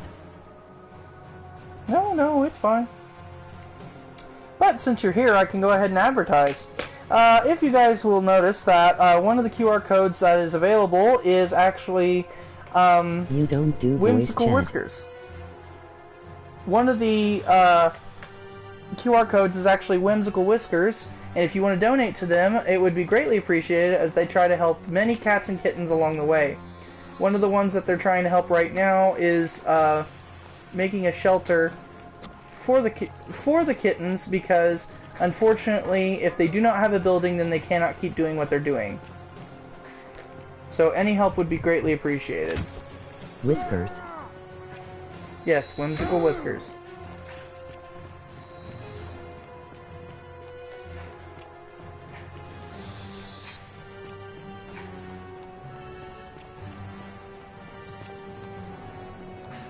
Odd name for a cat house. It's technically a organization.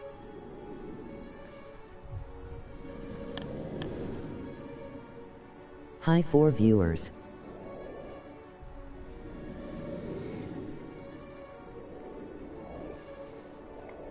Yes, welcome to the stream. We appreciate you guys coming in. I see white. That sounds racist.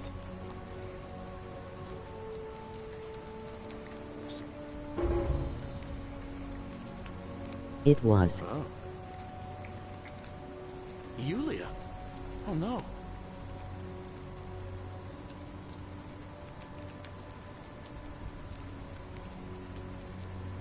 Poor Virgil. Poor Rufius too, I guess. Alright. Alright, let me see. Stop that. What? Are you... You're serious, aren't you? I doubt Domitius will let me. I'll go, but once I'm done, I'll need you to tell me how you know all of this. Okay, so that's taken care of.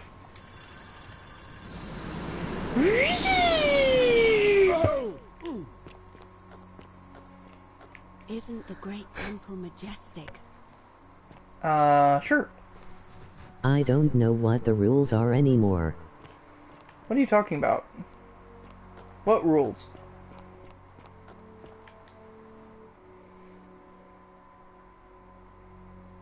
Life.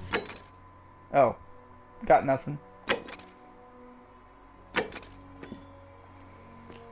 Okay.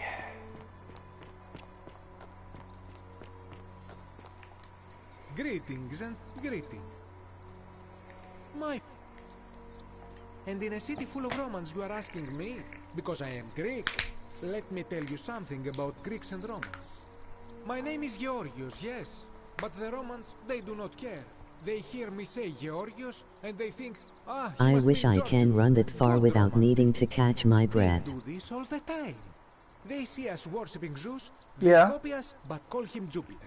They take Hades and call him Pluto, Persephone, Proserpina. I am flattered that they copy our ideas, but why must they change the names? Do they want credit for making it all up? Do they want to forget where it came from? At first, I pull my hair out. After a while, I give up, and I become Georgius the Roman. I accept the world is Roman. Plus, I have no hair left to pull. I was about to say, you ain't got no hair left. What is this? If you want to know who stole an old Greek name, look no further than the sticky-fingered Romans. The plague you seek was pilfered from a collection of old Greek relics by none other than Douli. He cannot help it. Like a typical Roman, he likes shiny things, especially those that once belonged to my people. And besides, it makes him happy. So I say, let him keep it. I believe he still has it with him, in his cell, just opposite the Temple of Demeter. Nice to know. I hope that...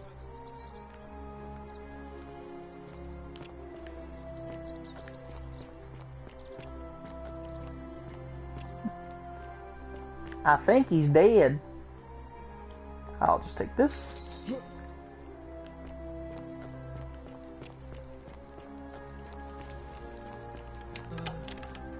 Hello. Have we met before? Do you like it? It's shiny, innit? It makes me happy just looking at it. But if I gave it to you, then I wouldn't have it anymore, and I'd be sad. But it's mine, and I really like it. I want to keep it. Well, if you get me out of here, then I wouldn't need it anymore because I'd already be happy. Then you could have it, and you'd be happy too.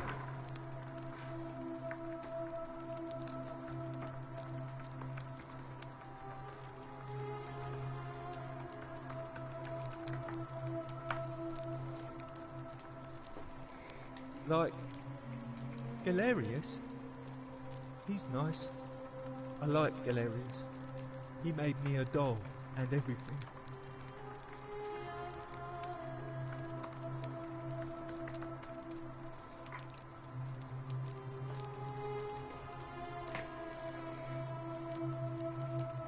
Yeah, Galerius will let me out.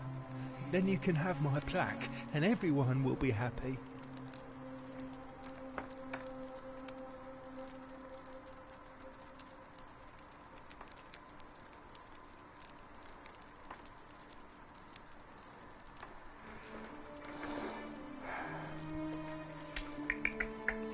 Bye-bye. Bye-bye. Alright, now to find Galerius. Wherever the hell he disappeared to. Well, I'm going to bed, nights. Okay, good night. Catch you another time.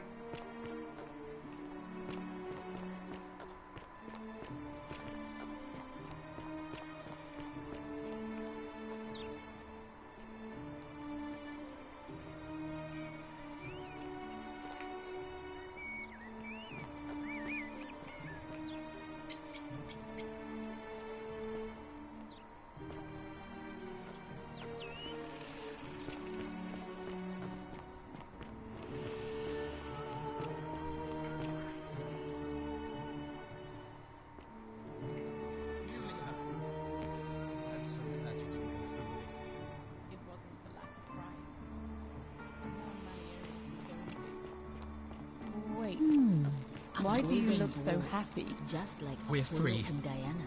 Malleolus just released us and we never have to set foot in that villa again. What? How? Galerius arranged it somehow. Really? That's incredible. Oh, what a relief. I don't know what to say. You don't need to say anything. Just rest up. A golden bow, just like Apollo and Diana. When you're ready. I will. Thank you, Ulpius. I will. Woohoo!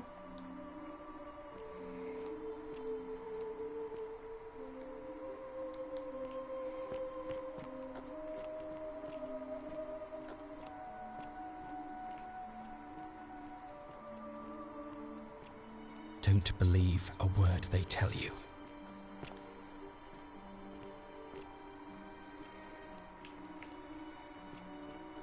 I've just had a change of heart. You on track to be magistrate, sir? All that work, all that money wasted. Those are my orders. Carry them out. As you wish, sir.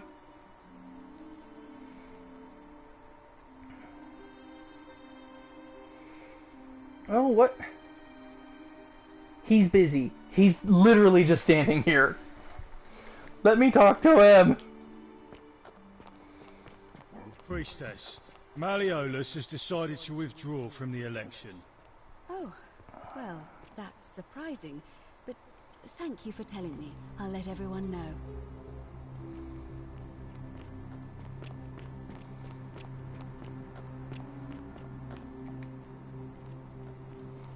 Citizens, I have an announcement. Malleolus has withdrawn his candidacy from today's election. Unless any new challengers are nominated by nightfall, Sentius will be re-elected magistrate by default. Actually, I'd like to nominate myself, if that's all right. Of course, Galerius, that's your right. Citizens, the election will proceed.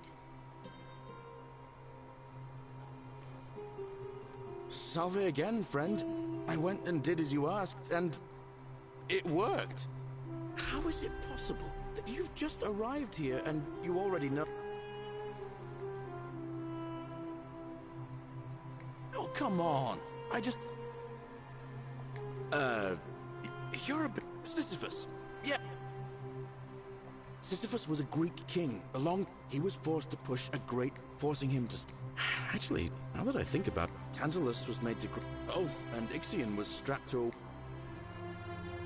a... Anyway, so I'll tell... Oh, and I'm in the running for magistrate. Feeling kind of nervous, but I'm hoping it'll all be worth it when I order Dooley's release. Just hope I'll have the votes I need. Oh, that's kind of you to say. Now, I'm going to keep your secret. Although, it's not as if I'll... Oh, and if our conversations ever start to annoy you, just... Alright, now to talk to everyone and convince them to vote for Galerius. Feeling alright? Okay. That's a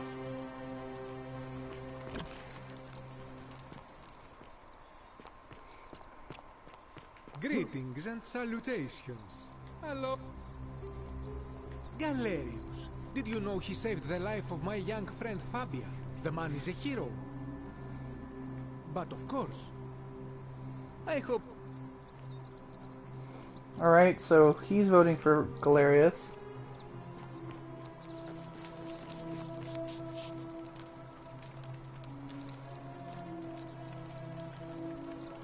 I hear we have you to thank for saving Julia's life.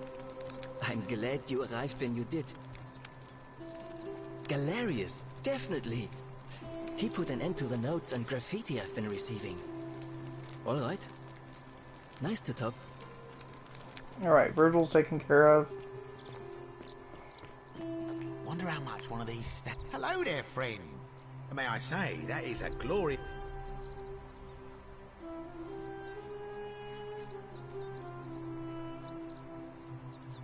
Well, I'll take your word for it.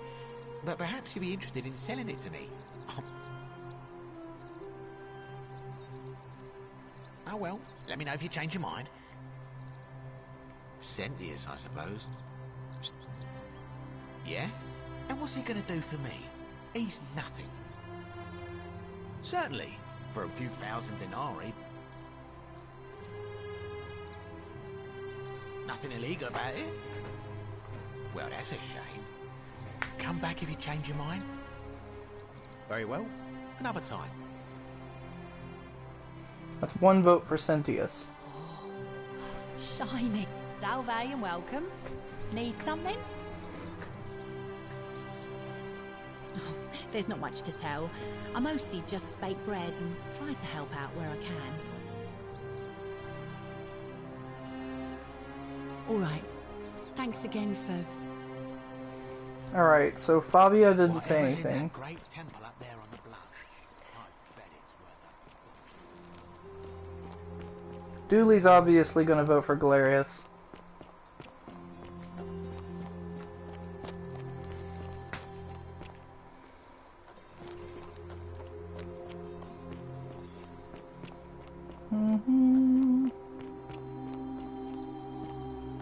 Salve.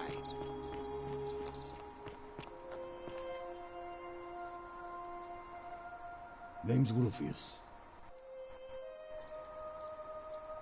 Galerius. Sorted out my rheumatism. For the first time in a long time, I'm not in constant pain. Good man. Fine. See you around.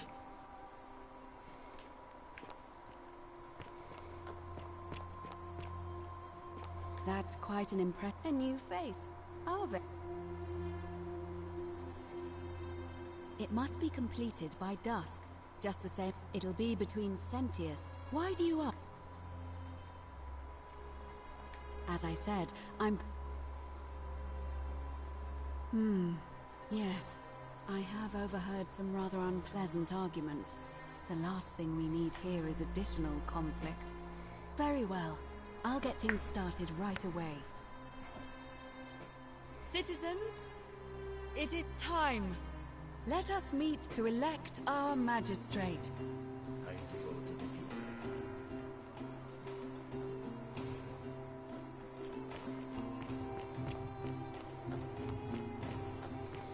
I was gonna say, something tells me there's gonna be a majority vote, so...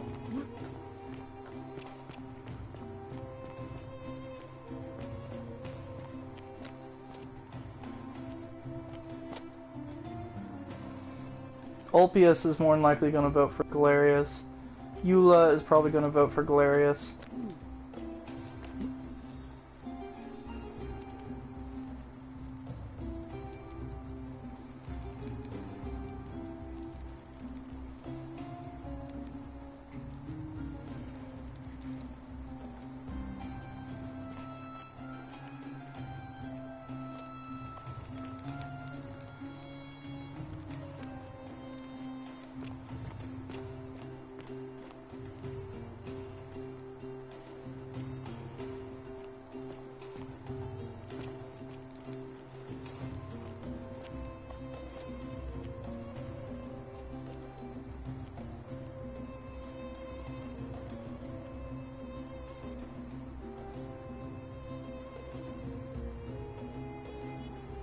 Citizens, we have a quorate body of voters gathered here to elect 4, 5, the 6. city's magistrate. We have 2 votes for Sentius in the... Candidates are Sextus Sentius Imperiosus and late nominee Gallus Galerius Helver. Marcus Malleolus Gurges withdrew his candidacy earlier today. As agreed, we shall dispense with ballots and candidates will abstain from voting. Let's make this quick. As I say your name, call your vote. I'll start with you, Horatius. Sentius, of course. Georgius. Galerius. He saved the life of my dear friend Fabia. Dacius. Sentius. Virgil. The man who put a stop to the threats I've been receiving. Galerius. Ulpius. Galerius, the man who saved my life. Rufius. The man who treated my rheumatism. Galerius. Citizens, you have made your decision. Your new magistrate is Gallus Galerius Helver. What? It has been decided. Magistrate Galerius, would you like to make a brief address? I just want to say, this isn't something I ever wanted. Now that you put your trust in me, I'm going to do everything I can not to let you down. I'll need some time to put together a list of the changes I want to make around here. But I promise you, there will be changes. My first order is that Dooley is to be freed. Horatius, release him from his cell immediately. Please. Wait, do I need to say please? I suppose not. That's it. You can all get on with your day. Nothing else to see here. Move along. Cool.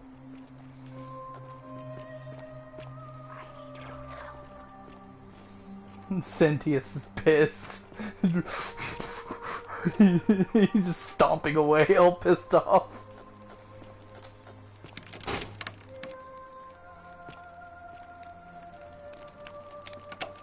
I can't talk to Dooley.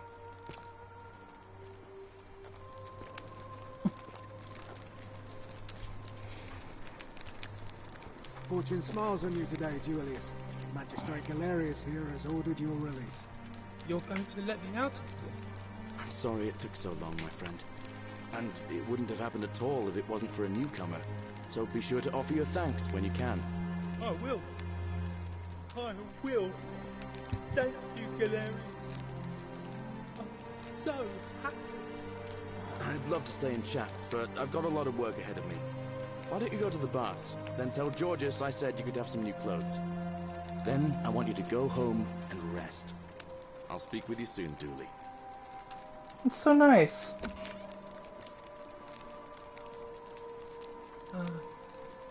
Hello? Oh. Thank you. You're a big helper.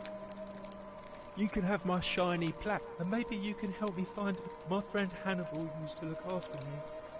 But before that, he told me... He gave me a key to the cisterns and told me to keep it safe.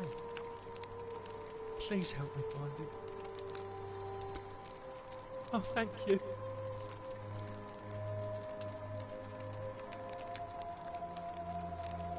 The entry must be around there somewhere. Okay?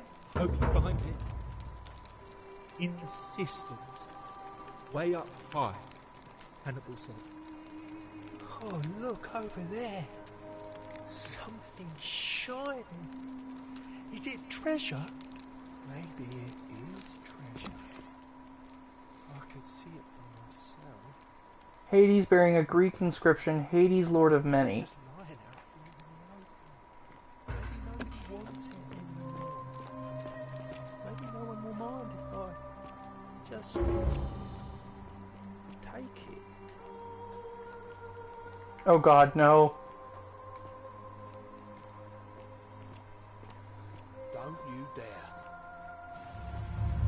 The many shall suffer for the sins of the one. Dadgummit, Dooley.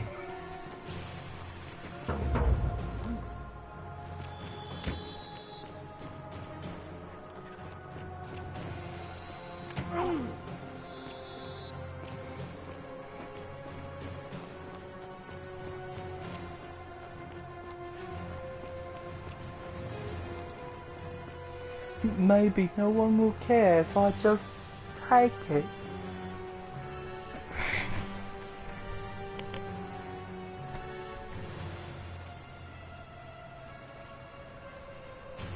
What's up, prick?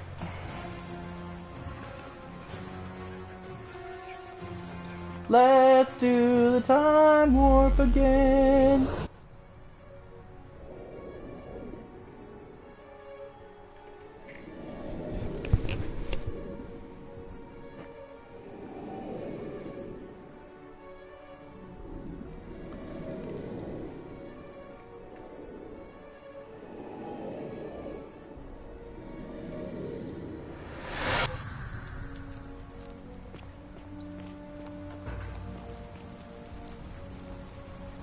Salve, friend. Mind telling me who you are and what you're doing with that bow on your back? Oh, sounds serious. You look... Poor... Alright, I'll go.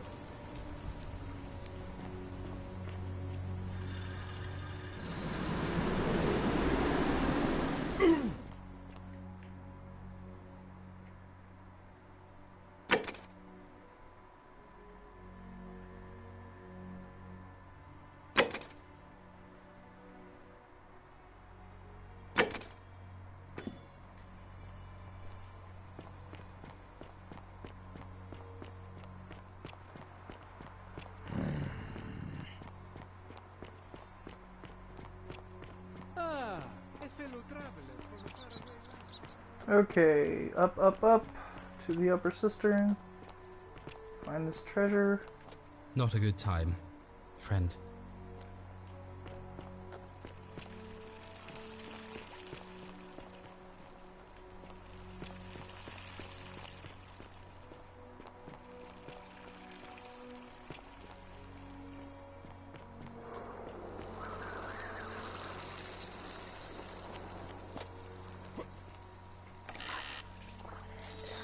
Cool.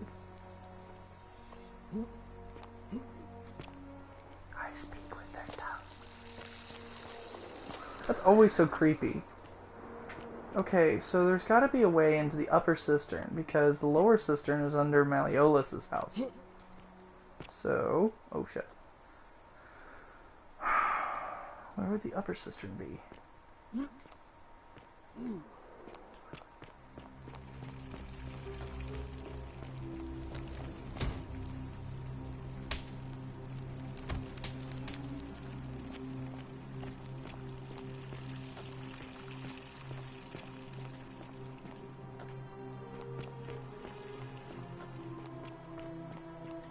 Don't believe a word they tell you.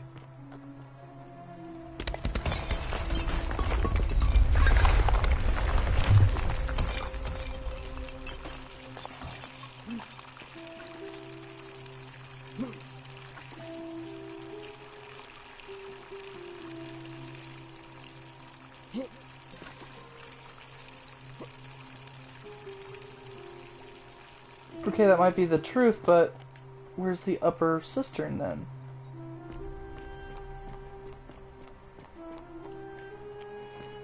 I really don't want to have to climb back. Like, climb all the way back through it and everything. But I might have to, just so I can find my way out. Don't believe a word they tell you. Okay, I won't.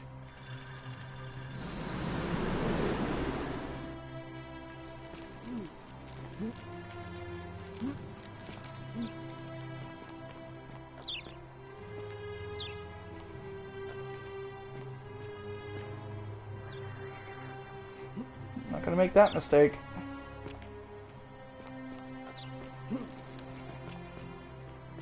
That's quite an impressive bow you have there. Just like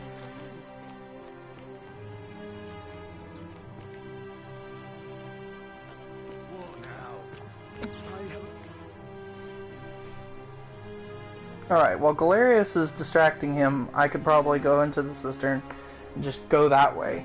Oh.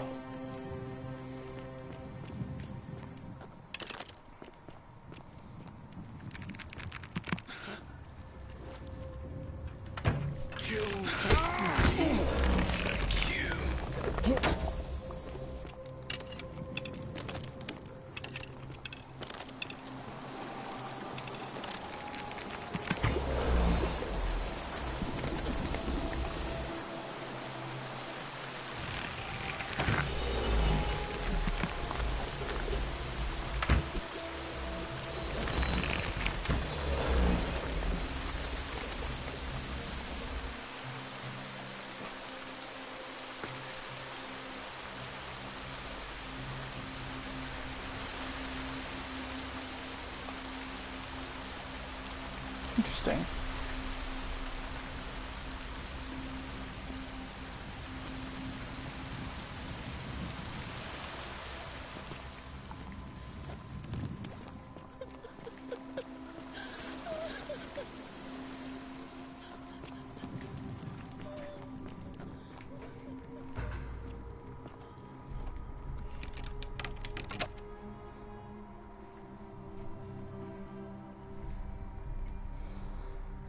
I'm gonna go out this way so I know where the upper cistern is.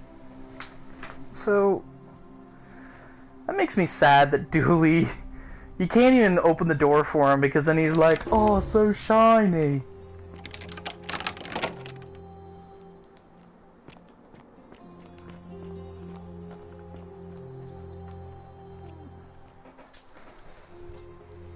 It's really hidden away, isn't it?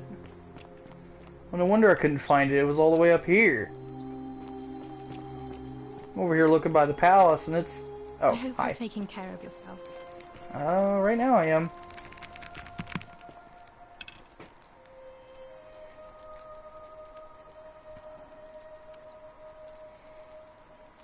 Salve, friend. Welcome to life and...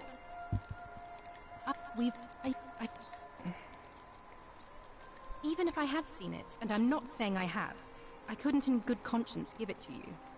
That's all I'll say. What you're doing is disgusting, and it's not going to work. Shame on you. Even if I had seen it, and I'm not... Ah, that... Okay, so she knows where it's at.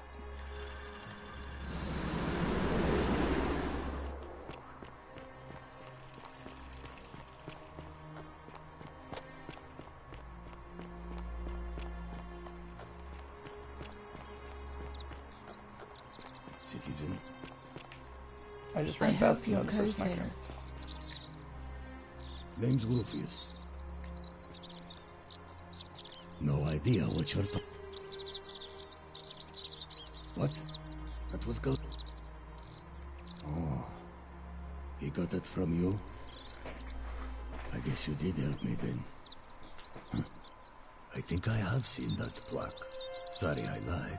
Can't be too careful these days. Head into the caves behind the theater. Turn right, then right again. Oh, and here.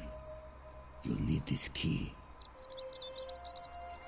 Sweet. You didn't get that from me. See you around. He's so nice. He's just a big old pussycat. Salve.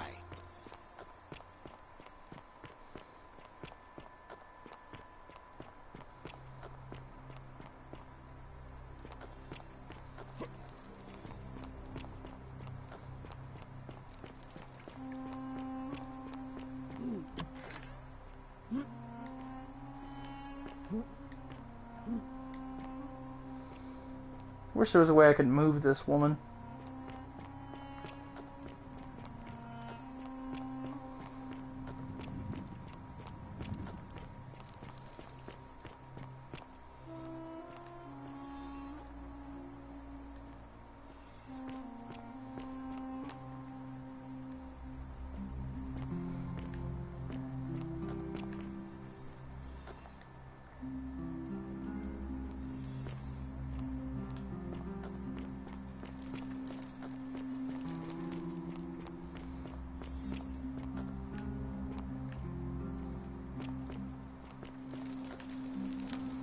No, that's where Lydia lives.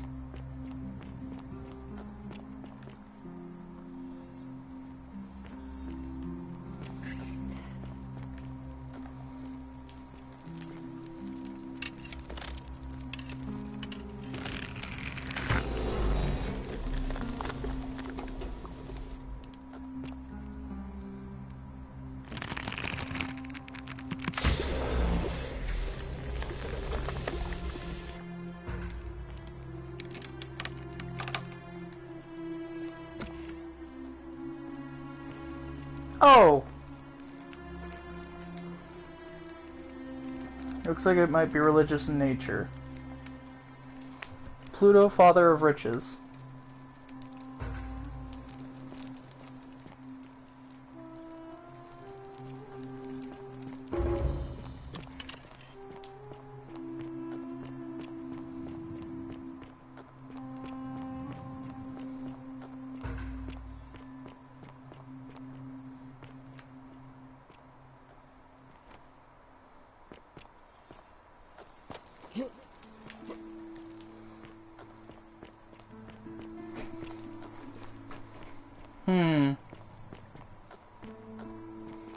Pluto, Hades, Osiris, and the last one I keep forgetting. I thought it was Japanese mythology, but apparently it is Mesopotamian. Sumerian. Excuse me.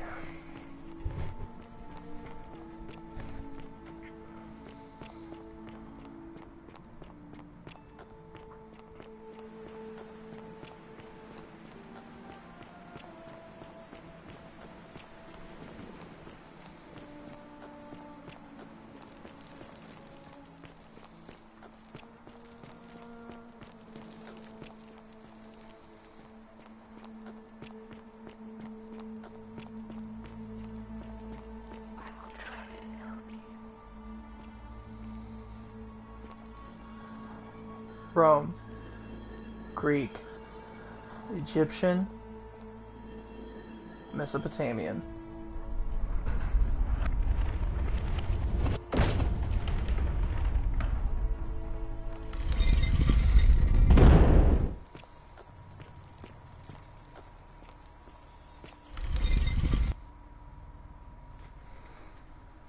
Oh boy, this is getting interesting now.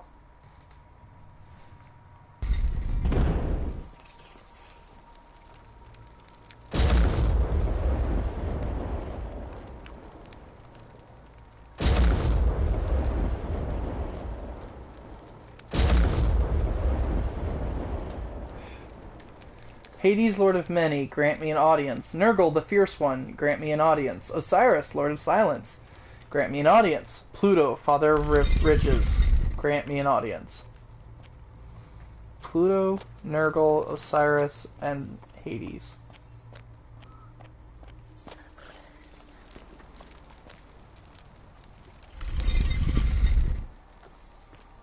Oh, I see.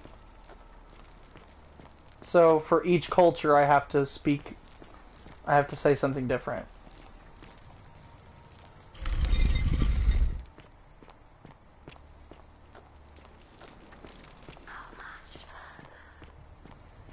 Not much further.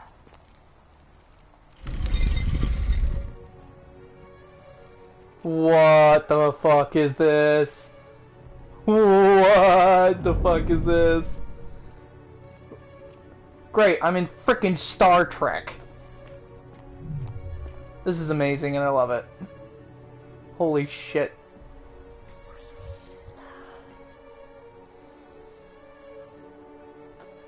She's in the cube. And that must be Charon. And here you are. Allow me to introduce myself. As you have already gathered, I've been known by many names. Nergal to the Sumerians, Osiris to the Egyptians, Hades to the Greeks, and Pluto to the Romans. But the one constant through it all has been my title, God of the Underworld. And I've been watching you with curiosity, mortal, ever since your arrival.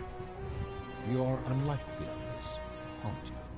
And what is more, you carry a weapon that was never intended for mortals to wield, and you do it so brazenly.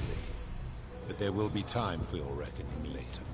First, as a reward for undoing the desecration of my obelisk, I will allow you to satisfy your curiosity. Ask what you will. My story is many thousands of years long. You will need to be more specific. What do you wish to know? It is a matter of perspective. God is a label I was given by you mortals, not one I gave myself.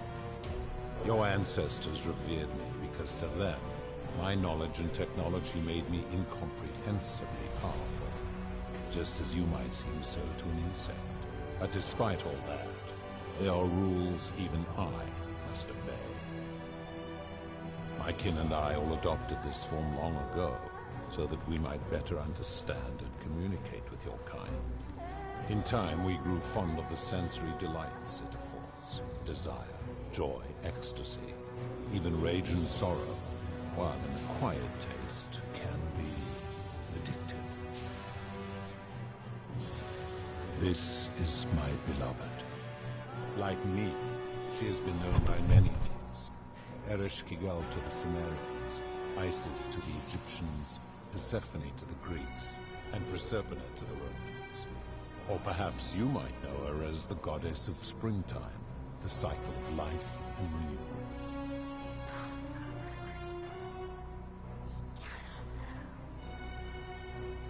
Your gaze lingers too long. That is my servant. You would have met by the river, though she wears many faces and goes by many names. Kumutabal to the Sumerians, Kirti to the Egyptians, Charon to the Greeks, and Charon to the Romans. Her role is to ferry souls between the mortal world and this one, and to make their transition as seamless as possible. For that, she earned herself the infamous, if erroneous, moniker, the Ferryman. We will talk more later. For now, ask your questions. No. Long ago I swore to Persephone that I would remain in this form for as long as we remained among your kind. I must honor that. Fair. As you wish. It has come to be known simply as the Underworld, and it exists because of a wager I made long ago. That is a long story, one that began over 3,000 years ago and continues to this day. You see, long ago my kin and I set out from our home on Elysium to search for other forms of life among the stars. We discovered your planet and witnessed your kind evolving from primates into something lawless and barbaric. You all but destroyed yourselves, your 2 short lives being extinguished by violence and ignorance and disease. Yet Proserpina saw raw potential in you, and persuaded the rest of us it would be squandered without our intervention and stewardship. So we revealed ourselves to your people in a place called Sumer. We offered guidance in agriculture, toolcraft, and law, and you called us gods. For a time you flourished, but soon you were too many for us to oversee. And as you spread from that cradle of civilization, we saw something disturbing. We had sown the seeds of dependency and confusion, and soon you returned to your old ways of violence and ignorance, this time in our name. My kin had seen enough, and gave up on your kind, condemning you as barbaric and chaotic, scarcely more than animals. We began preparations to return to Elysium, our home world, a utopia unspoilt by conflict and unimaginable in its beauty. But my Proserpina could not bear to abandon your kind without guidance, and knowing it would force the rest of us to leave her behind, she made an extraordinary sacrifice. She gave up her immortality to descend permanently to the ranks of humankind. And so she began her inescapable trajectory toward death. Horrified, I acted swiftly. I placed her in suspended animation in a deep frozen sleep to prevent age and sickness from claiming her. And then I pleaded with Proserpina's father, who the Romans called Jupiter, to bring her with us to Elysium. It was and is my hope that once there, we might one day learn to undo what she has done to herself. But he refused. I did everything I could to persuade him, but he would not relent. He would rigidly uphold his final pronouncement. Humans were unworthy of ascension to Elysium, and no exceptions would be made. But seeing that I was aggrieved, he proposed a wager, the terms of which were as follows. If even one human city could prove itself capable of living without sin for a single year, then Proserpina and all of humanity would be permitted to join us in Elysium. My part would be to remain behind, the last of my kind, to watch over you, without interfering, and to sit in silent judgment. And so my reward has been to languish here, enduring a 3,000-year winter, waiting for the day your kind proves itself worthy of her faith in you, so that I might take her with me to Elysium and unthaw my goddess of springtime. And here I am, after all this time, still waiting. There were also gods who, like me, have been known by many names, but perhaps you knew them by their Roman names. Our leader, Jupiter, as well as Neptune, Saturn, Juno, Minerva, Mars, Venus, Apollo, Diana, Vulcan, Vesta, Ceres, and of course, my beloved Proserpina. As the first wave of your kind arrived from Sumer, I had them build a city in their own fashion, so that they might be comfortable and recreate their lives here. I had them build the entrance as a vertical shaft leading to baths, to cleanse them of the sins of their former lives, and to prevent escape. I watched wave after wave of Sumerians arrive, and as their civilization declined over the centuries, they were replaced by Egyptians. Of course, believing themselves to be the superior civilization, the Egyptians promptly built over what had been built before, and made all the same mistakes. After another 1,000 years, the Greeks began to arrive, and then the Romans. the same thing. They built upon the underworlds of their predecessors, renamed their gods, and ensured their foundations were forgotten. To ensure the wager was fair, it was important that my subjects were chosen at random. To this end, I had my servant distribute 1,000 tokens fashioned from silver, a rare element at the time, across all of Sumer.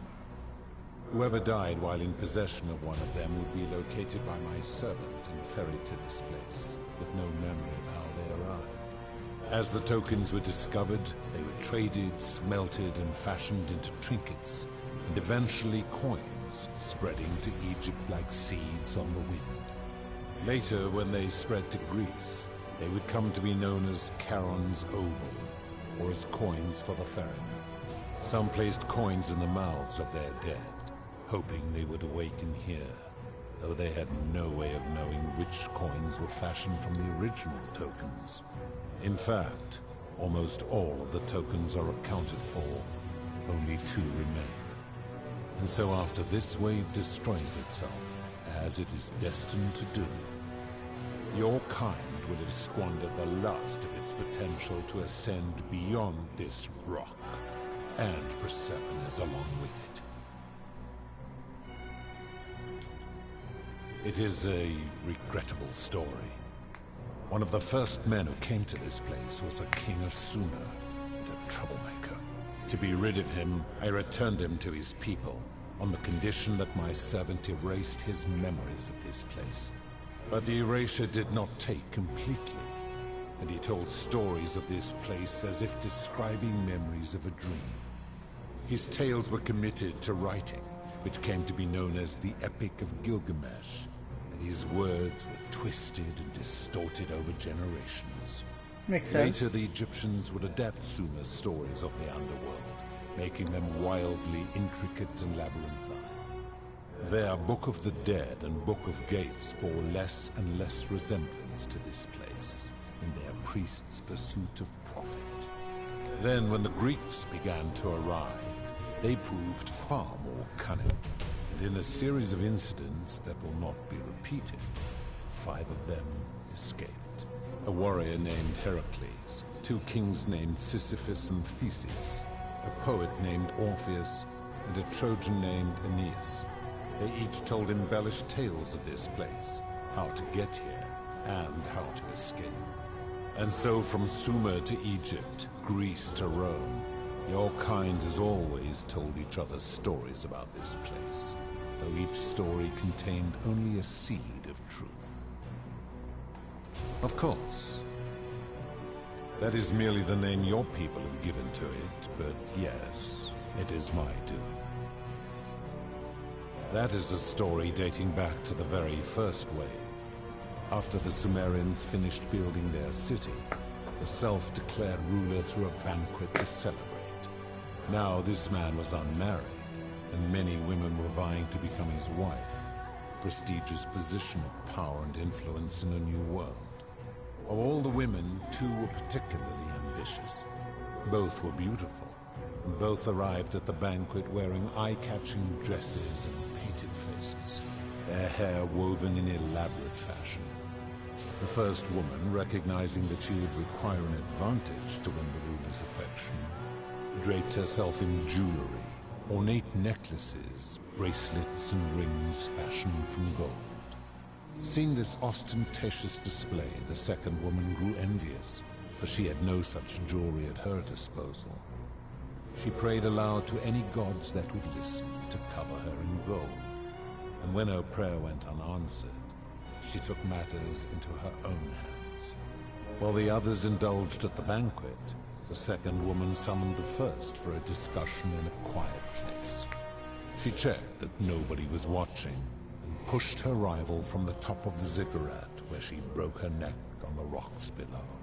But I was watching, and I decided to answer her prayer. I took the golden bow left behind by Diana, and I shot that woman in the heart, covering her from head to toe in a layer of molten gold. And I left her to stand there, that she might serve as a grim reminder of what befalls those who sin in my domain. But that was not enough, for the entire city was tainted by her sin, and the wager could no longer be won. So I had no choice but to wipe the slate clean. I gilded them all to make way for a new wave, and began the wager again. And to this day, each of them, and all who came after, line the halls of this city, inanimate but conscious, suspended in time with only their sight and hearing preserved, so they may bear witness to and lament the folly of your kind for eternity, as silent golden sentinels. I give your kind a second chance at life, as well as ample warning about my law. And when you disobey, and you always disobey, you force my hand, bringing terrible suffering upon yourselves. And so you ask if I am the one destroying your lives. And I say, no, you destroy yourselves. I am merely the means by which you do it. Still though, that's just kind of dark.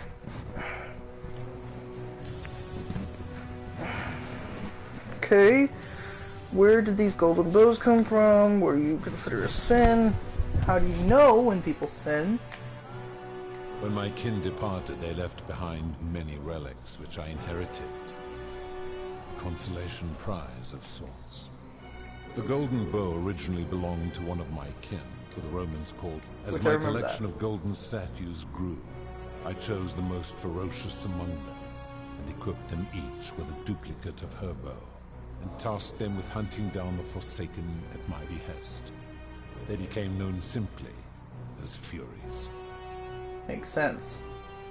I've always considered that the cornerstone of morality is the ability to determine right from wrong on one's own. No attempt to lay out rules like your Code of Hammurabi or your 12 Tables of the Roman Republic can ever cover all possible scenarios. This should come as no surprise to you, since the core principle has been expressed in many forms by many of your civilizations. The Egyptians made a rudimentary attempt with do to the doer to make him do. The Greeks refined it with avoid doing what you would blame others for doing. The Roman Stoics added, treat your inferior as you would wish your superior to treat you. Even the so-called cultists hiding among you often say, do unto others as you would have them do unto you. It is the simplest of concepts, and each one of you is born with the faculties required to apply it to any situation. Yet none of the peoples who expressed this rule were able to uphold it. Curious, is it not?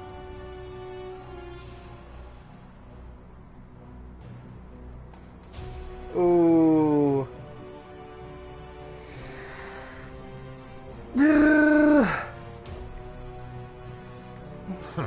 For you, perhaps. I've always considered that enough. I'm able to commune with all of the statues in the city. Their ears are my ears, and their eyes are my eyes. If she was still conscious, I suppose she could, but she's not. Why do you ask? He does not know I speak to you. Then what an odd question. Do you plan to speak in sweeping generalizations, or are you going to give me an example? I have seen no such thing, but in any case, taking one's own life is a self-directed act. It is not one that is done to others, however they may be affected by it. Therefore, it cannot be said that one who commits suicide has done anything unto others. Applying this rule always requires us to interpret the meaning of the words. A literal interpretation helps to minimize the ambiguities of your primitive language. Supposing you're right, then my law has been broken, and I should turn you all to gold immediately. Is that what you want? Now tell me, What other sins do you believe I have overlooked? The merchant. How is that inconsistent with the rule I've outlined? I disagree. Having watched this merchant, that is precisely what he would expect from others, and he would be quite capable of paying the price anyway. Applying this rule always requires speculation to some degree. It requires us to ask what another person would want if they found themselves in another situation. Not if we're wise enough to know the mind of man. Supposing you're right, then my law has been broken, and I should turn you all to gold immediately. Is that what you want? Now tell me, what other sins do you believe I have overlooked? You speak of the moneylender. How is that inconsistent with the rule? And he would never have signed a contract pledging his labor for 30 years. All he did was enforce the terms of a contract signed voluntarily by others. Ignoring your irritating sense of moral superiority, this is interesting. I'm curious, how do people escape poverty where you're from? I see. And how long might it take such a person to repay their debt? I fail to see how your system of loans is significantly different to a debt bondsman signing over his labor for 30 years. Now tell me, what other sins do you believe I have overlooked? The midwife and the palace, yes. How is that inconsistent with the rule? You're kidding, right? The rule is do unto others, meaning other people. Those statues are something else now. Bloodless shadows, mere shapes of their former selves. They are forsaken. What happens to them is no concern of mine. Applying this rule always requires us... Then your desire to be right outweighs your desire to survive. You will make a fine statue. Oh God, no. Do you really think you can...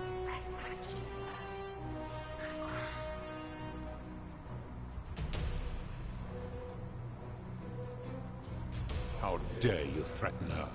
This ends now. The many shall suffer for the sins of the one.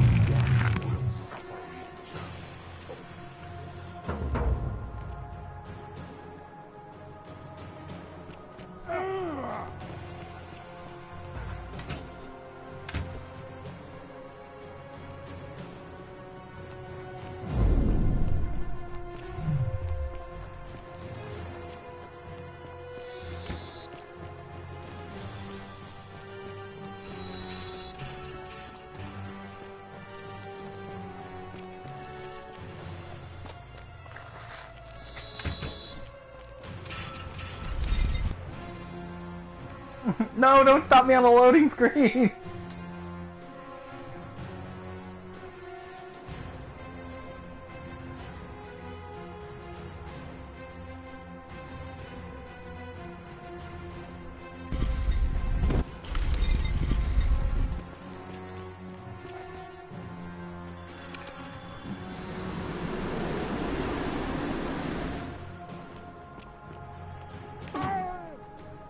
Oh shit.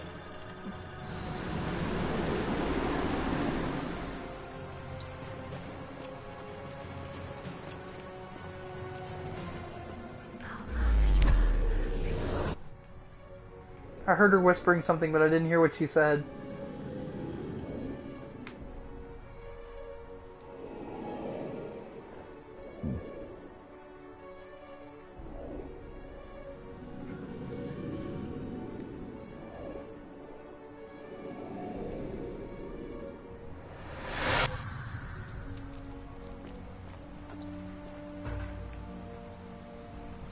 Salve, friend. All right then.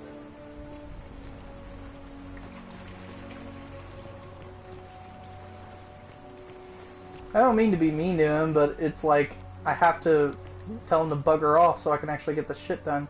Oh shit. There we go.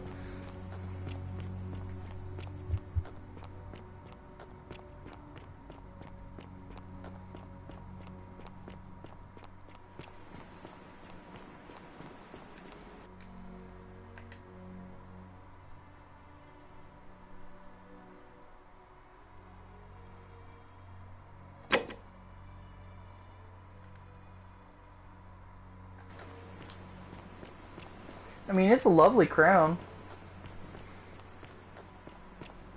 Something tells me if I just walked in there wearing it on my head, I'd be like, hey, what's up? He'd be so pissed. The sins of the many, the sins of the one affect the many, or however that goes. Salve, friend. Welcome to life. All right. I can't believe this is how it ends. Oh, for fuck's sake. No. No. That... I'm... Your life's... Are you really just going to walk... I see. I'm out. Wherever you are. Scintilla, my love. I'm sorry. Ulpius, no!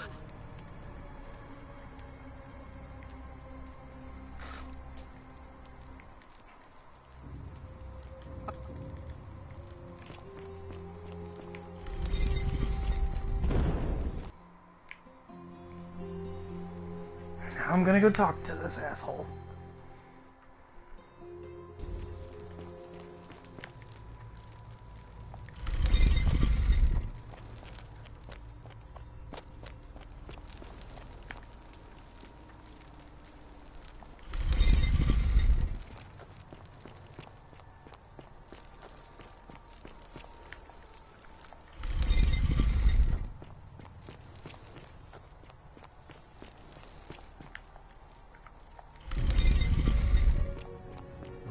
This still reminds me of like Star Wars and shit.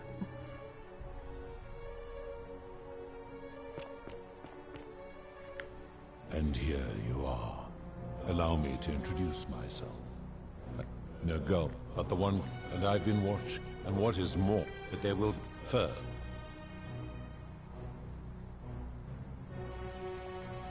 I would recognize that anywhere. And yet my beloved still wears hers. What is this? How did you come by it? You vile, despicable creature. Why would you do such a thing? And worse still, boast about it.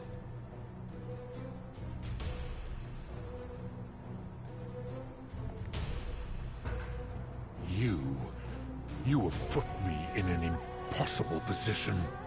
If I refuse, you will murder her. And yet, if I agree, I will lose my wager and return to Elysium humiliated and alone. I do not see that I have a choice in this. Your treachery and savagery have opened my eyes like nothing I have witnessed in 3,000 years. And now you have shown me your species' true colors. And I see that Persephone was a fool to have ever believed in you at all. This has gone on too long. It is time for me to let go of this form, of her, of all of you. But know this, if I abandon the wager and leave for Elysium, neither she nor your kind may ever ascend. Because despicable creatures like you have no place there. My kin would never allow it. The best I can do is return you to the land of the living. I will have Charon make arrangements to ferry the others. But as for you, be aware you will be separated from the rest. Once this exodus begins, the events that brought you to this moment will never have taken place, and you will have created a paradox. What will become of you is difficult to predict, but that is the risk you have taken by interfering in the natural flow of time. Now, are you ready? You had best pray our paths never cross again, mortal.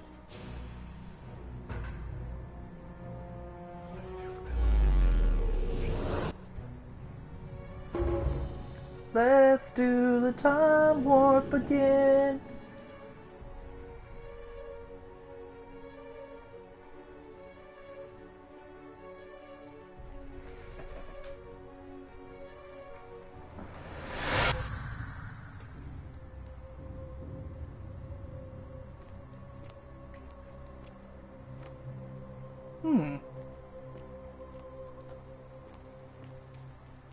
Oh.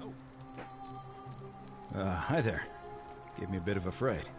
Thought I was in here alone. I'm Al. Well, here I am. I'm sorry, I didn't catch your name. Oh, did that lady in the forest send you in here after me? I guess I lost track of time, learning about the history of this place, and it is extraordinary. I'm fairly certain you and I are the first people to set foot in this city for about 2,000 years. Fortunately for us, the last person in here was a Roman man named Galerius, who inscribed an account into a tablet. Apparently, there was a community of 20-something people trapped in here, and living in fear of a curse they called the Golden Rule. They believed that if even one person sinned, an unknown god would cast them all into gold, like the 1,000 people who'd lived here before them. Then, one day, just as Galerius had finished praying for a good harvest at the shrine of Proserpina, an oracle appeared, said barely a word, and entered the temple of the mysterious god, this one here, and demanded an audience. And the doors just opened up to him. Nobody knows what went on in there, but Galerius wrote the oracle must have been more persuasive than Odysseus, because the next thing he knew, the ground shook, and the voice of that god rang out over the city. The many have suffered long enough. Unfortunately, Galerius' account just sort of stops after that, leaving a lot of questions unanswered. What became of him, and the other people who lived here? What happened to all the golden statues? And did this mysterious oracle single-handedly undo the curse that had terrorized people for hundreds of years? I don't know, it reads like an earnest account to me. Anyway, I think I found a way out through the aqueduct that brought water into the city. Follow me. Interesting.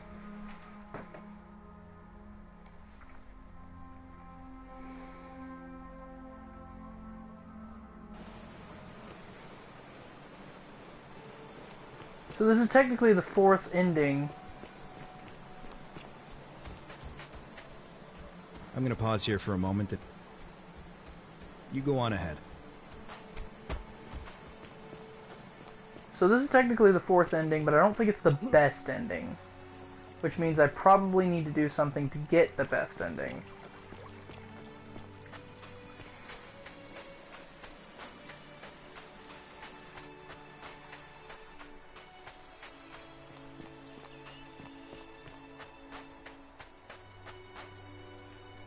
You're back! But... why do... Ah, I see.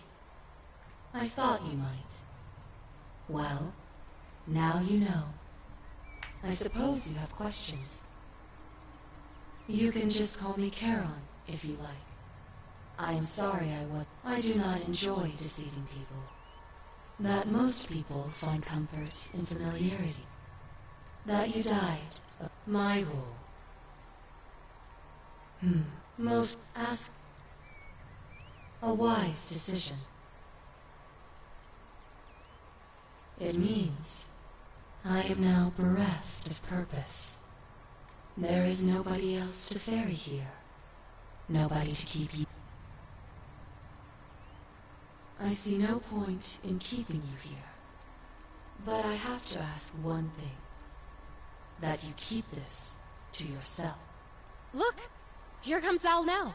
Al! It's so good. Kinda lost track of time in there.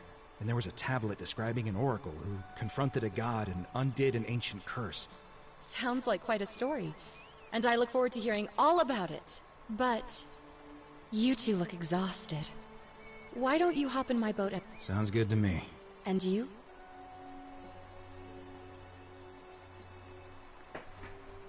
That is one hell of a way to end the game, though. Ooh! Oh! Ooh! Oh! 1 year later. Something new.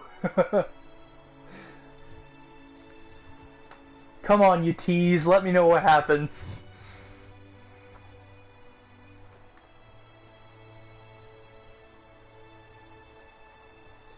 Hello? Oh, is it going to tell me what this is? I guess not.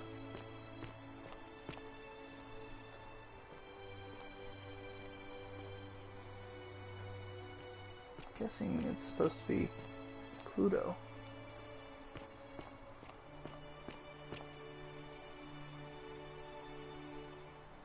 Hey, you made it. It's great to see you again. After everything you've been through, I thought you might appreciate some good news. So after we got back to the real world, I started doing some research into the people mentioned in Galerius' tablet. And I found something strange. I'm sorry I've been so cryptic. I've been dying to tell you. I just really wanted you to see this for yourself. Why don't you head on down there? I'll catch up with you at the other end. Okay.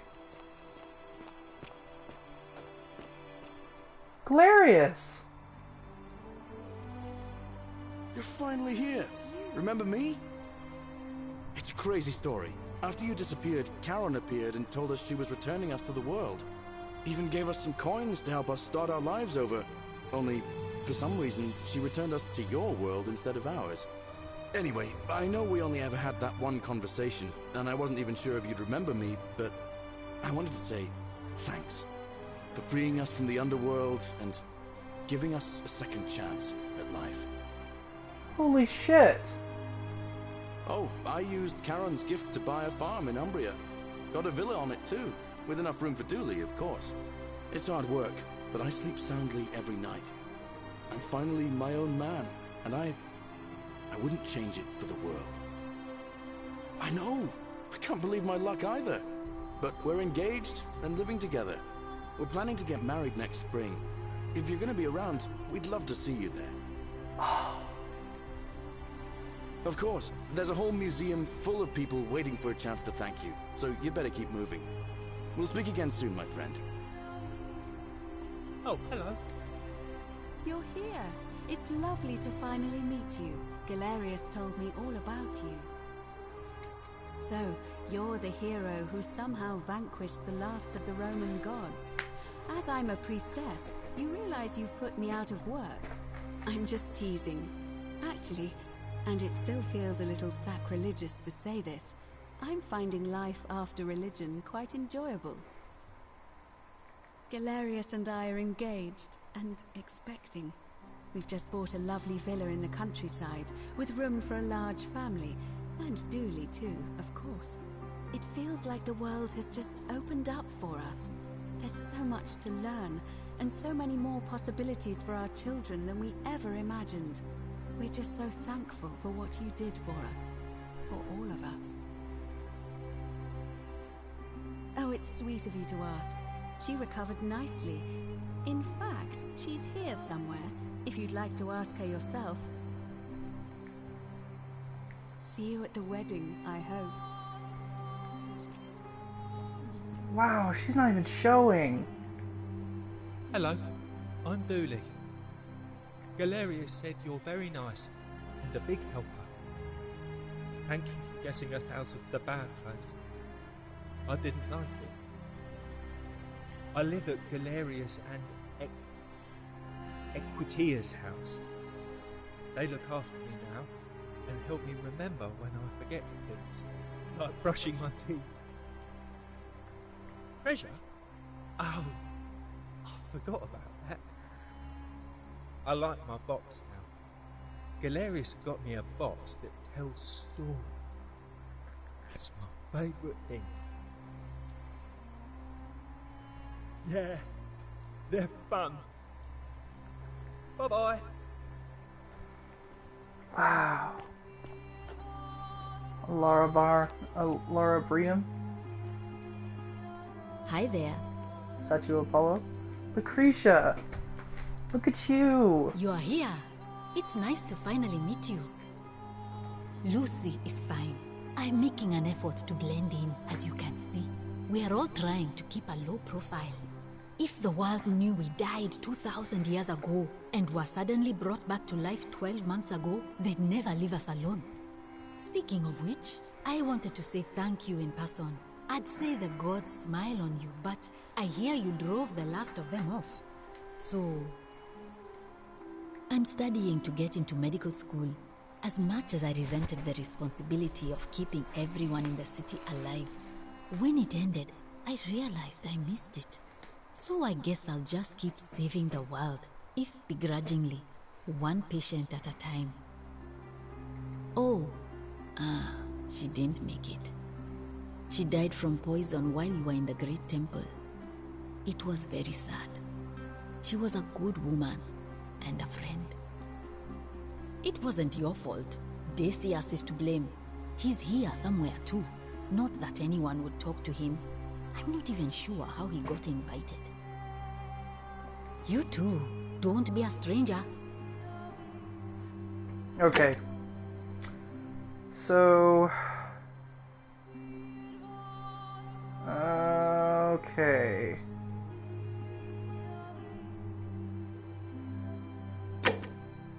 I'm going to go back and I'm going to save everyone if I can. But this is awesome. Like, you save everyone in the city and you just see them again, and it's just amazing. Like, this story is so amazing, and it surprises me more and more. Excuse me.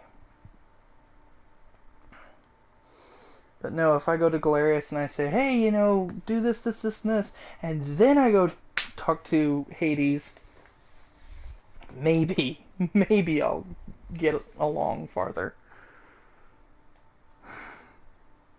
Wow. Just wow.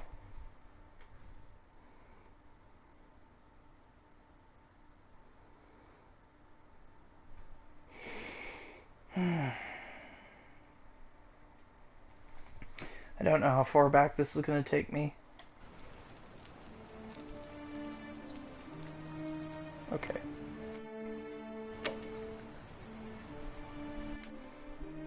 Run. Follow Sentius. Okay, are we done that?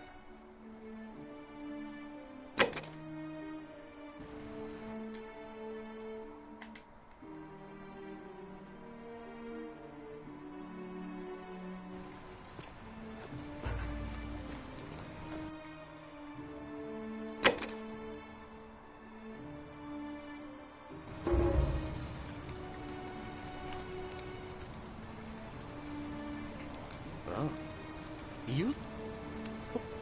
Alright. I'll go. Okay, now he's getting taken care of.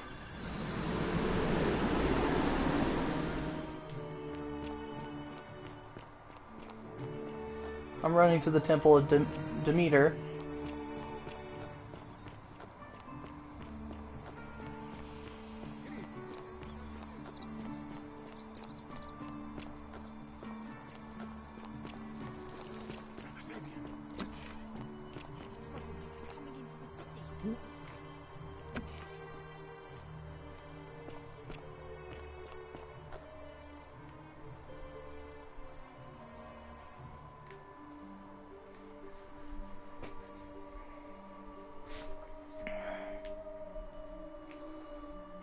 I'm going to see if I can talk to the old man first. And if I can just talk to him and solve this, that'd be great. I don't think I'll be able to, but I'm going to try.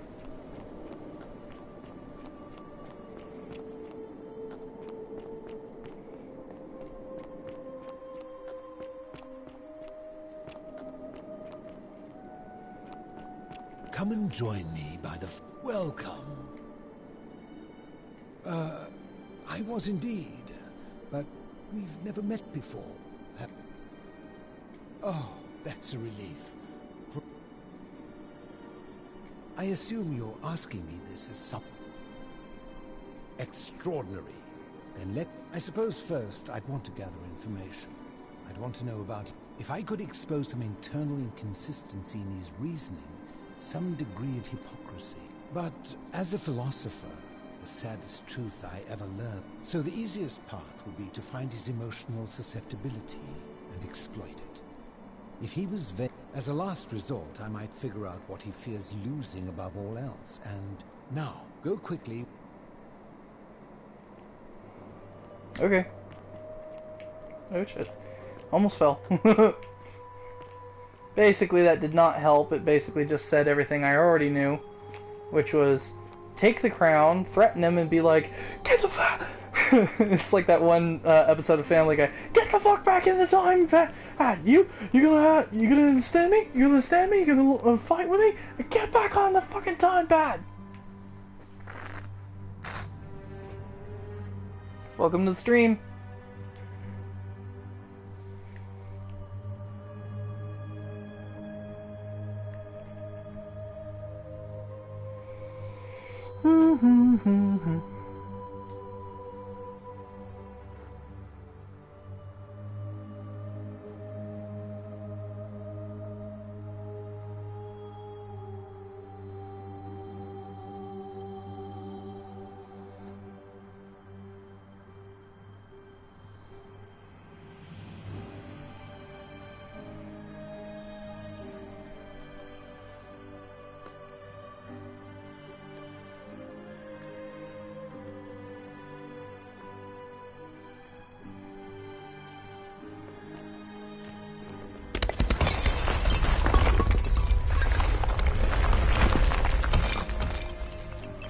Apparently I wasn't gone that long.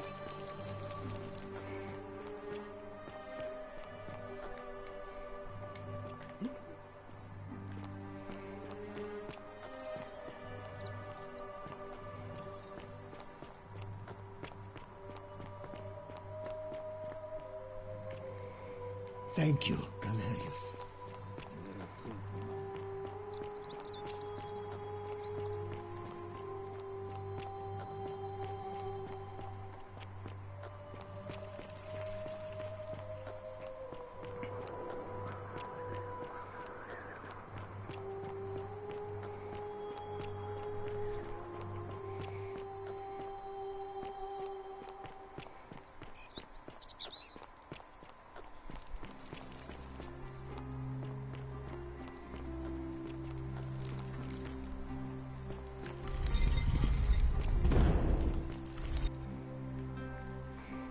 Come on, let me go.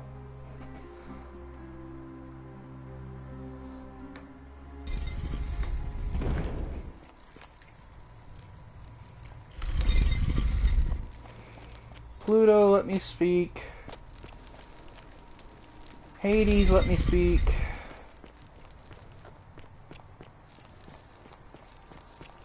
Osiris, open up.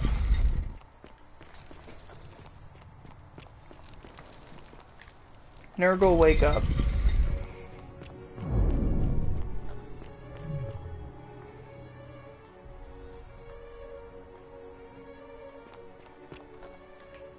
And allow.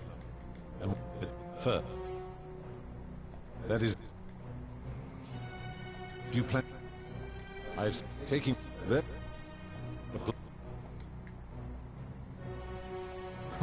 Now. Apply. Not it.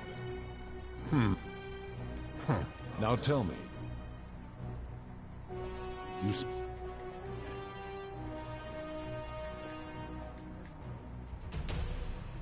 Now tell. The mid.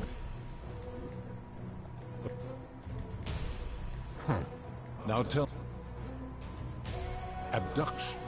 He did so because she sought to escape. A sin I take particularly seriously.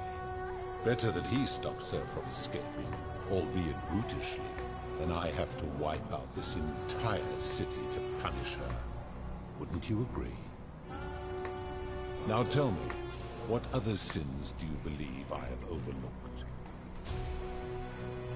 Do you honestly think you could do better? I should strike you down for that.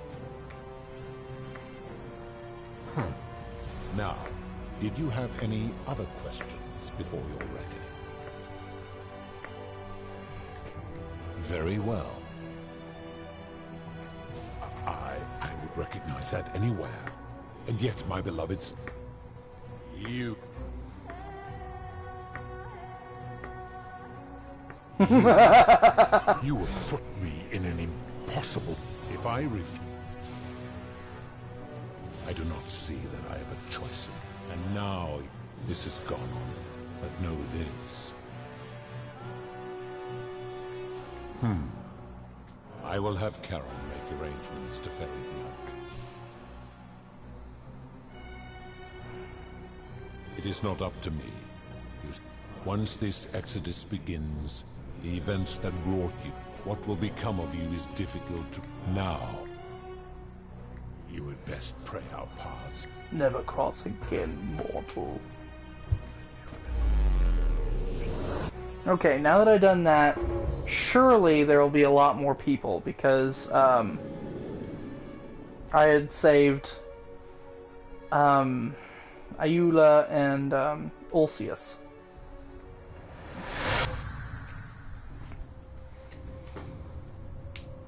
And sorry I keep skipping through all the dialogue. Normally I wouldn't, but considering we've already been here, it's kind of just...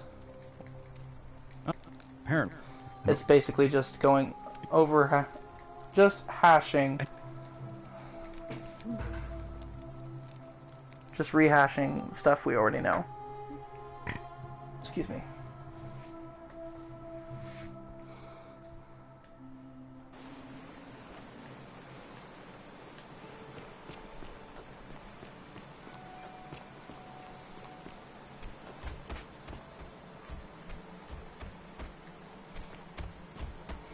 Alright, gonna go talk to Charon.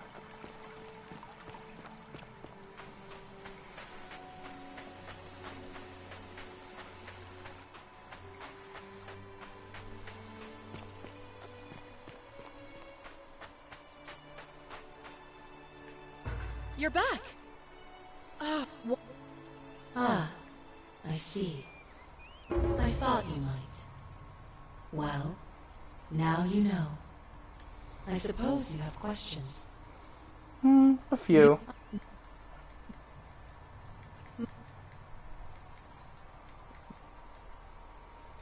I see no point in keeping you here. But I have to ask one thing. That you keep this to yourself. Look! Here comes Al now. Al! It's so good to see you. And...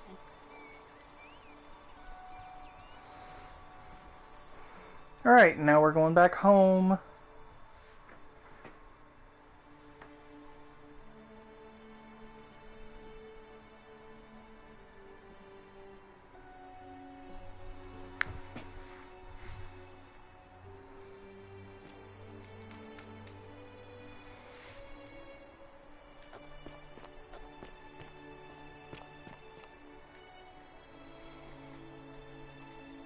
Okay, skip all this. Turn. Yay, there's Galerius and, Eucidia.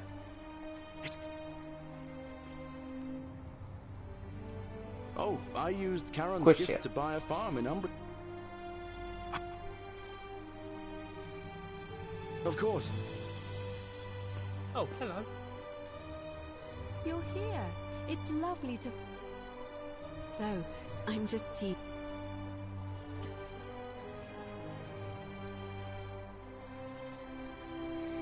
Okay, I already talked to these three, so I'll just skip through them.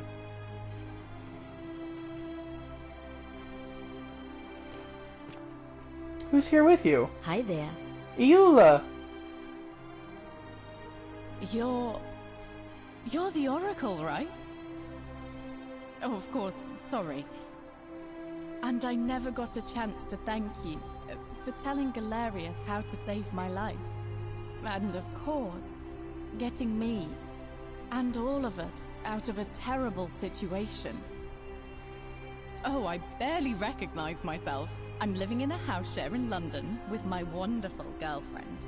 And I'm studying English at university. Eventually, I want to travel the world and write about it. Turns out, it's about 30 times bigger than the Roman Empire ever was. Did you know there are entire continents Rome never knew existed? And you can travel almost anywhere in an aircraft, which is rather like flying on a Pegasus, but much more comfortable.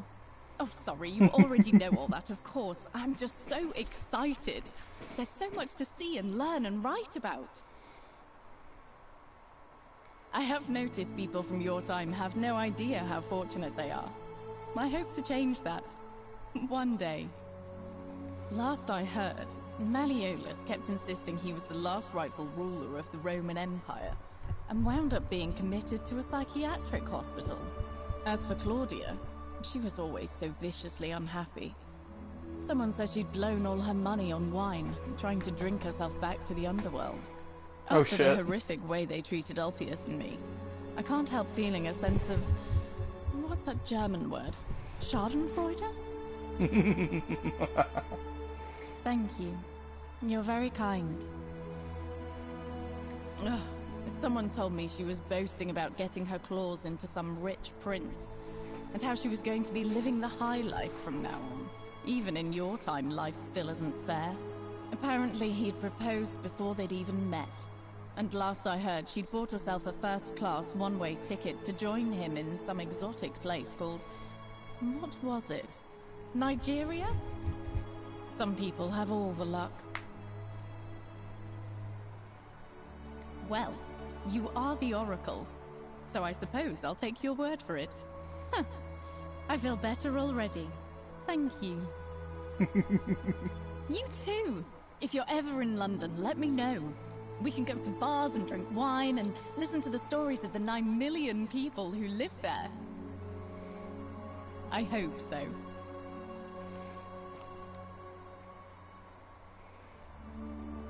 You are here. It's nice to... Lucy is if the one... Speaking of which, I wanted... I'm studying to get into medical... When it ended... You too. Don't be a stranger. Okay, so who's across from me? Hey. Horatia. Horatius. Hi there, I'm Horatius. I understand we have you to thank for giving us a second chance at life, and reuniting Centilla with us as well. So, thank you. I'm living up north and studying in the military academy in Modena. I'm going to be an officer one day. The world's changed a lot, but some things stay the same. Would you believe we're still studying military tactics from my time? Alexander the Great, Caesar, Hannibal Barca. Still, I have to keep challenging myself to let go of old ways of thinking and embrace the new. As Seneca wrote, the ones who pioneered our paths aren't our masters, but our guides. Ah, you remembered that. Thank you. I grieved for a time, but that's done. In the words of Epictetus, as those who rode behind triumphant generals remind them they are mortal, remind yourself your precious one isn't one of your possessions, but something given for now, not forever. Thanks. He's not my... Oh, I see what you did there. Good one. He had more trouble adapting than most. He got himself disqualified from the UFC. So he started some kind of underground blood sport tournament, like we had in Rome. Suppose it appealed to people's baser instincts. And they say he made some good coin, killing a bunch of men like that. But his luck finally ran out, and his life along with it. You know what they say. Live by the sword, die by the sword. You're not wrong. And you, farewell. I take it you're the Oracle. Thanks for coming. Actually, I changed my name to Cynthia. I didn't want to be associated with Sentius after what happened. I'm not sure if you heard, but after you drove Pluto off, Proserpina emerged from the Great Temple. She knew right away what none of us had figured out about that psychopath. He'd been keeping my little sister locked up in the upper cistern all that time. But he's been dealt with. He's... you know what? The important thing is, we'll never see him again. Oh, now you got me curious. Anything I want. I'm a woman of means in a vast new world. I can go wherever and do whatever I please. Of course, I mostly just stay in my villa and have my servant Alexa summon things for me, because it's just awful out there. Barbarians everywhere. He's still there, all alone. The last golden statue in the underworld. Trapped in a metal shell, slowly losing his mind until the end of time. Totally Eternal deserves it. torment. Just what he deserves, if you ask me. Amen. Then I suppose he got his wish. You too. See you around.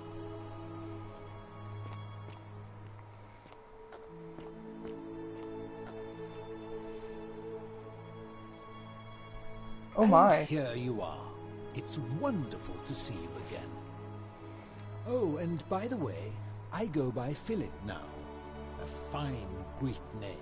I never thought I'd leave that cave, let alone the city. And now I'm living in the 21st century. What a time to be alive. And it seems I have your catabasis to thank for it. I'm working as a consultant to the Faculty of Classics at Cambridge University, helping fill the odd gap in their knowledge. Not that I need the money, but I do love being around enlightened minds again. Aha! You remember that? I have to admit, I've been profoundly impressed by the advances humans have made these past 2 millennia. The sum total of human knowledge available at our fingertips, miraculous modern medicines, and a series of prosperous democracies. Your contemporaries have come further toward utopia than I ever thought possible, though there's still a way to go. As it always is. My sincere thanks once again.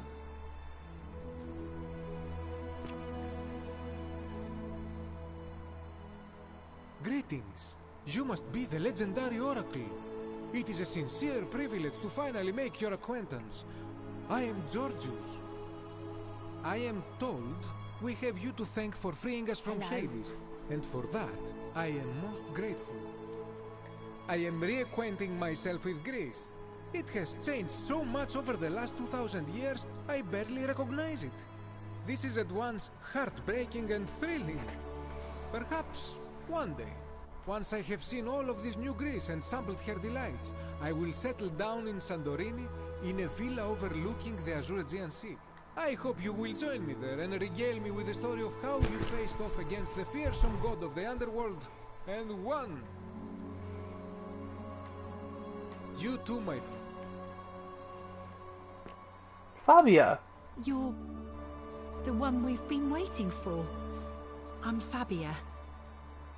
I wanted to say thanks for sending Galerius to save my life. I don't know how you knew, but I would have been crushed by that shrine for sure. I'm just so happy to be here, with you and everyone, together again, even if it's just for one more night. Well, it's not like I have to work with all the silver Charon gave me, so I just do what makes me happy. Mostly that means baking for my friends and looking at memes while binging TV shows in yoga pants. What a time to be alive. Thank you. I really am. You too. Some soiree, innit? Ah, hello at last. You must be the Oracle I've heard so much about. I'm Dacius. Listen, I wanted to express my sincere appreciation for what you did.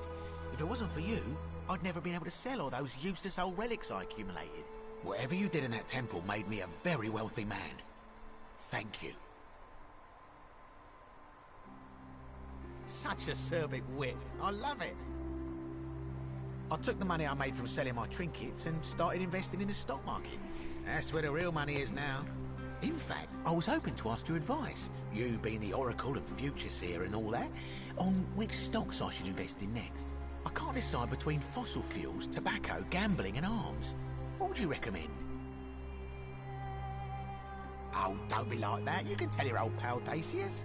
I won't take no for an answer.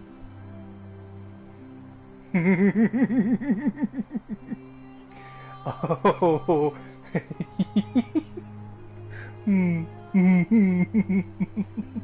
Oh, of course. course, yeah. I was just thinking the same thing.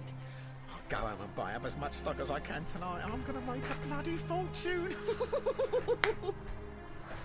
Of course, don't let me keep you. Thanks again for the tips, my friend. Good evening.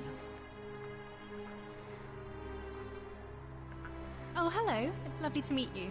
I've heard so much about you. I'm thankful that you're here. I was sure the person who drove off the last pagan god would have more important things to do than visit the likes of us. But thank you for coming and for saving our lives. What you did was extraordinary, and I'll never forget it. I'm living in Rome again, in a charming little flat by the Tiber, not far from my old place. Oh, and I'm training to be a crisis counselor. For obvious After reasons. He sent Galerius to persuade Ulpius not to take his own life, I was inspired. I just want to spend the rest of my life helping people, like you helped him. Thank you. That means a lot. And you. Oh, and I hope this isn't too forward, but some of us are going out for a drink after this, if you'd like to join us. Wonderful. I'll see you soon. Wow. Greetings. Thank you for your kind words and for liberating us all. In all the time I was in the underworld, I never once imagined that I might end up in a place so much like Elysium. I'm recovering. Octavia was kind enough to let me stay with her for a while, at least until I'm well enough to be independent again. Ah, you remember that. I'm a little tired of Ovid, but that's all right. I have 2,000 years worth of poetry to catch up on now. True. I'm already up to the 19th century, Oh, and am shit. quite enjoying the work of a fellow named Poe. I think I may have found a kindred spirit. Men have called me mad, but the question is not yet settled whether madness is or is not the loftiest intelligence. Fair. And you. Farewell, friend. Good. Alright, who's left? Nubis? Kabosh! Good to see you. It is an honor to finally meet you, Oracle. You know my name? Oh, of course. You are an Oracle. You know many things. I too would like to offer my thanks for releasing us from that place, and for your role in bringing us here. This world is truly wondrous. For a time, I returned to Alexandria, but they have no need of another fisherman, and I came to see there is nothing for me there. Instead, I have decided to follow the custom of your youths and backpack the world. It is a great adventure, and I have met many people from many cultures. I spent the first 25 years of my life avoiding the 42 sins that would deny me access to the afterlife. Now, I think it is time I had some fun. Indeed. Thank you, Oracle.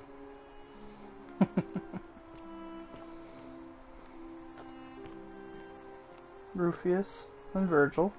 Uh-oh. I think I see what's going on. Nice to meet you. I go by Rufus now. New start, new name. Oh, and thanks, by the way, for what you did. Sorry, I'm no good with the mushy stuff. I live with Virgil in Rotterdam, not far from where he grew up. It's very modern. Destroyed in the war, and it rebuilt itself. Good place for a fresh start. Haven't decided what I'm going to do with my life yet. One adjustment at a time. Good to know. Anyway, it was good practice for the new world. Security cameras and smartphones everywhere. got to stay vigilant.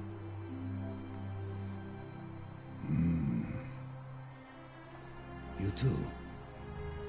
Look us up next time you're in the Netherlands. We're grateful. That's sweet. It's so nice to finally meet you. I've heard so much about you. I wanted to thank you personally for getting us out of there. And for helping Rufus come to terms with himself. He may come off a little gruff, but once you get past that, he's a lovely fellow. I'm studying to be an architect again, and living with Rufus in our beautiful flat in Rotterdam. Just down the river from Nijmegen, where I grew up. Of course, it's improved immensely since I was there last. Gleaming futuristic buildings and clean streets full of educated, accepting people. You natives of the 21st century have no idea how fortunate you are. You too, as Rufus said in his own laconic way. If you're ever in the Netherlands, we'd love to show you around. It's the least we could do.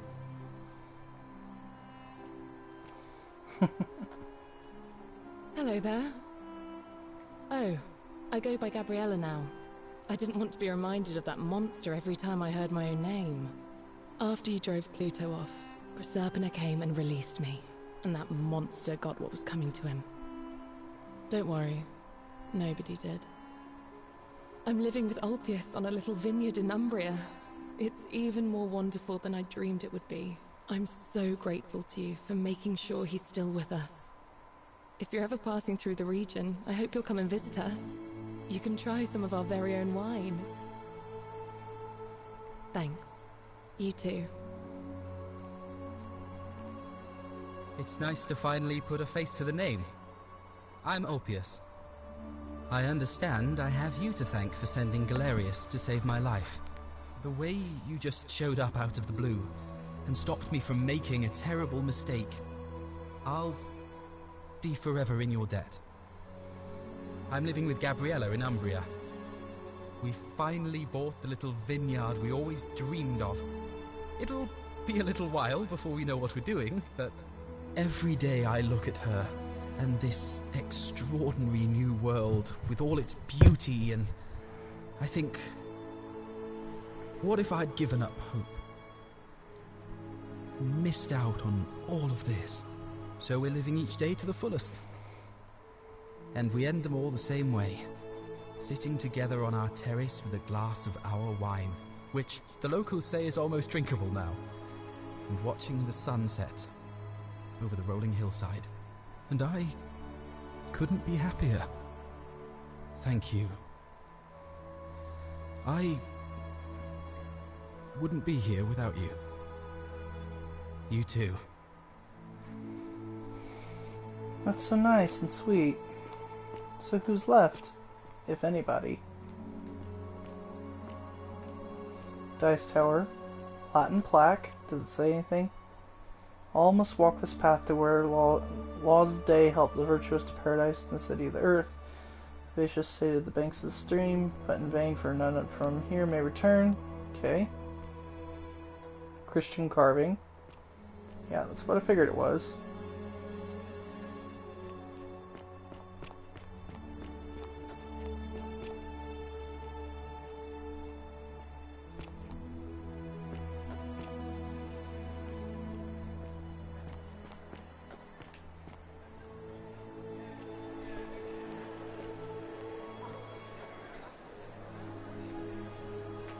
There you are. I hope you enjoyed that. Now, there's one more person I wanted to introduce you to. I think you know her. Sorry if I frightened you. Just a little joke I've been saving for a long, long time. Allow me to introduce myself properly. I am Proserpina, former goddess of the cycle of life and renewal, and now a regular mortal. I wanted to meet you in person, and thank you for freeing all these people, and me. I hate to think what would have happened to us without your intervention. Indeed. Suffice it to say that while Pluto was controlling the eyes and ears of each golden statue, I was able to control their tongues, and whisper to you when he was distracted. I am sorry my messages were so cryptic. There were only ever brief windows in which I could speak to you without being detected. I did. I may have given up my immortality, but I still retain my gifts as the goddess of the cycle of life and renewal. After witnessing Pluto punish countless poor souls over thousands of years, I knew this generation, the final wave, would not survive. So I tried to give them a way to buy more time. A second chance. Rather, as many second chances as they needed to avoid his wrath. So I whispered to Sentius in secret, telling him the prayer required to create a portal in my shrine. I knew the danger of humans being corrupted by godly power, and so I put a safeguard in place. I required the creator of the portal to sacrifice their own life, so that it could only be used selflessly to help others. What I did not anticipate is that Sentius would retain his accumulated memories from each previous day, and as a veteran soldier he had long since shed his fear of death. He quickly discovered that he could, in effect, prolong his own life indefinitely by exploiting the cycle. Of course, once I had taught him the prayer, I could not unteach him, and there was little I could do but wait for someone like you to come along and see him for what he was. We were all fortunate you came along when you did. I don't know what happened to him. I haven't heard from him, and I rather hope it stays that way. Oh, she inherited dominion over the underworld. Last time we spoke, she was working on a new world of some kind. She wouldn't say what it was, but I'd be surprised if you don't run into her again. I imagine we all will, one day. And you, although it feels like I've known you forever. Oh, and one last thing. Do you remember all those golden statues scattered throughout the city? No way. Good, because they remember you. Well done, my friend. Of all the heroes who ever journeyed to the underworld in your town, none came close to achieving what you did. Hercules, Orpheus, Theseus, and Aeneas have been proud. Holy crap. I finally got the last ending, and that's so sweet. Wow. To say that this game is unique would not do it justice. I thank you all for coming and watching my stream. If you guys missed it, I do apologize. I will not be playing this game on stream again, unless it's just requested by popular demand. I highly recommend you guys go out and purchase and play this game. It really is amazing. So, thank you all so much for watching, and I will see you all next time. This is Phoenix Darkfire, signing off.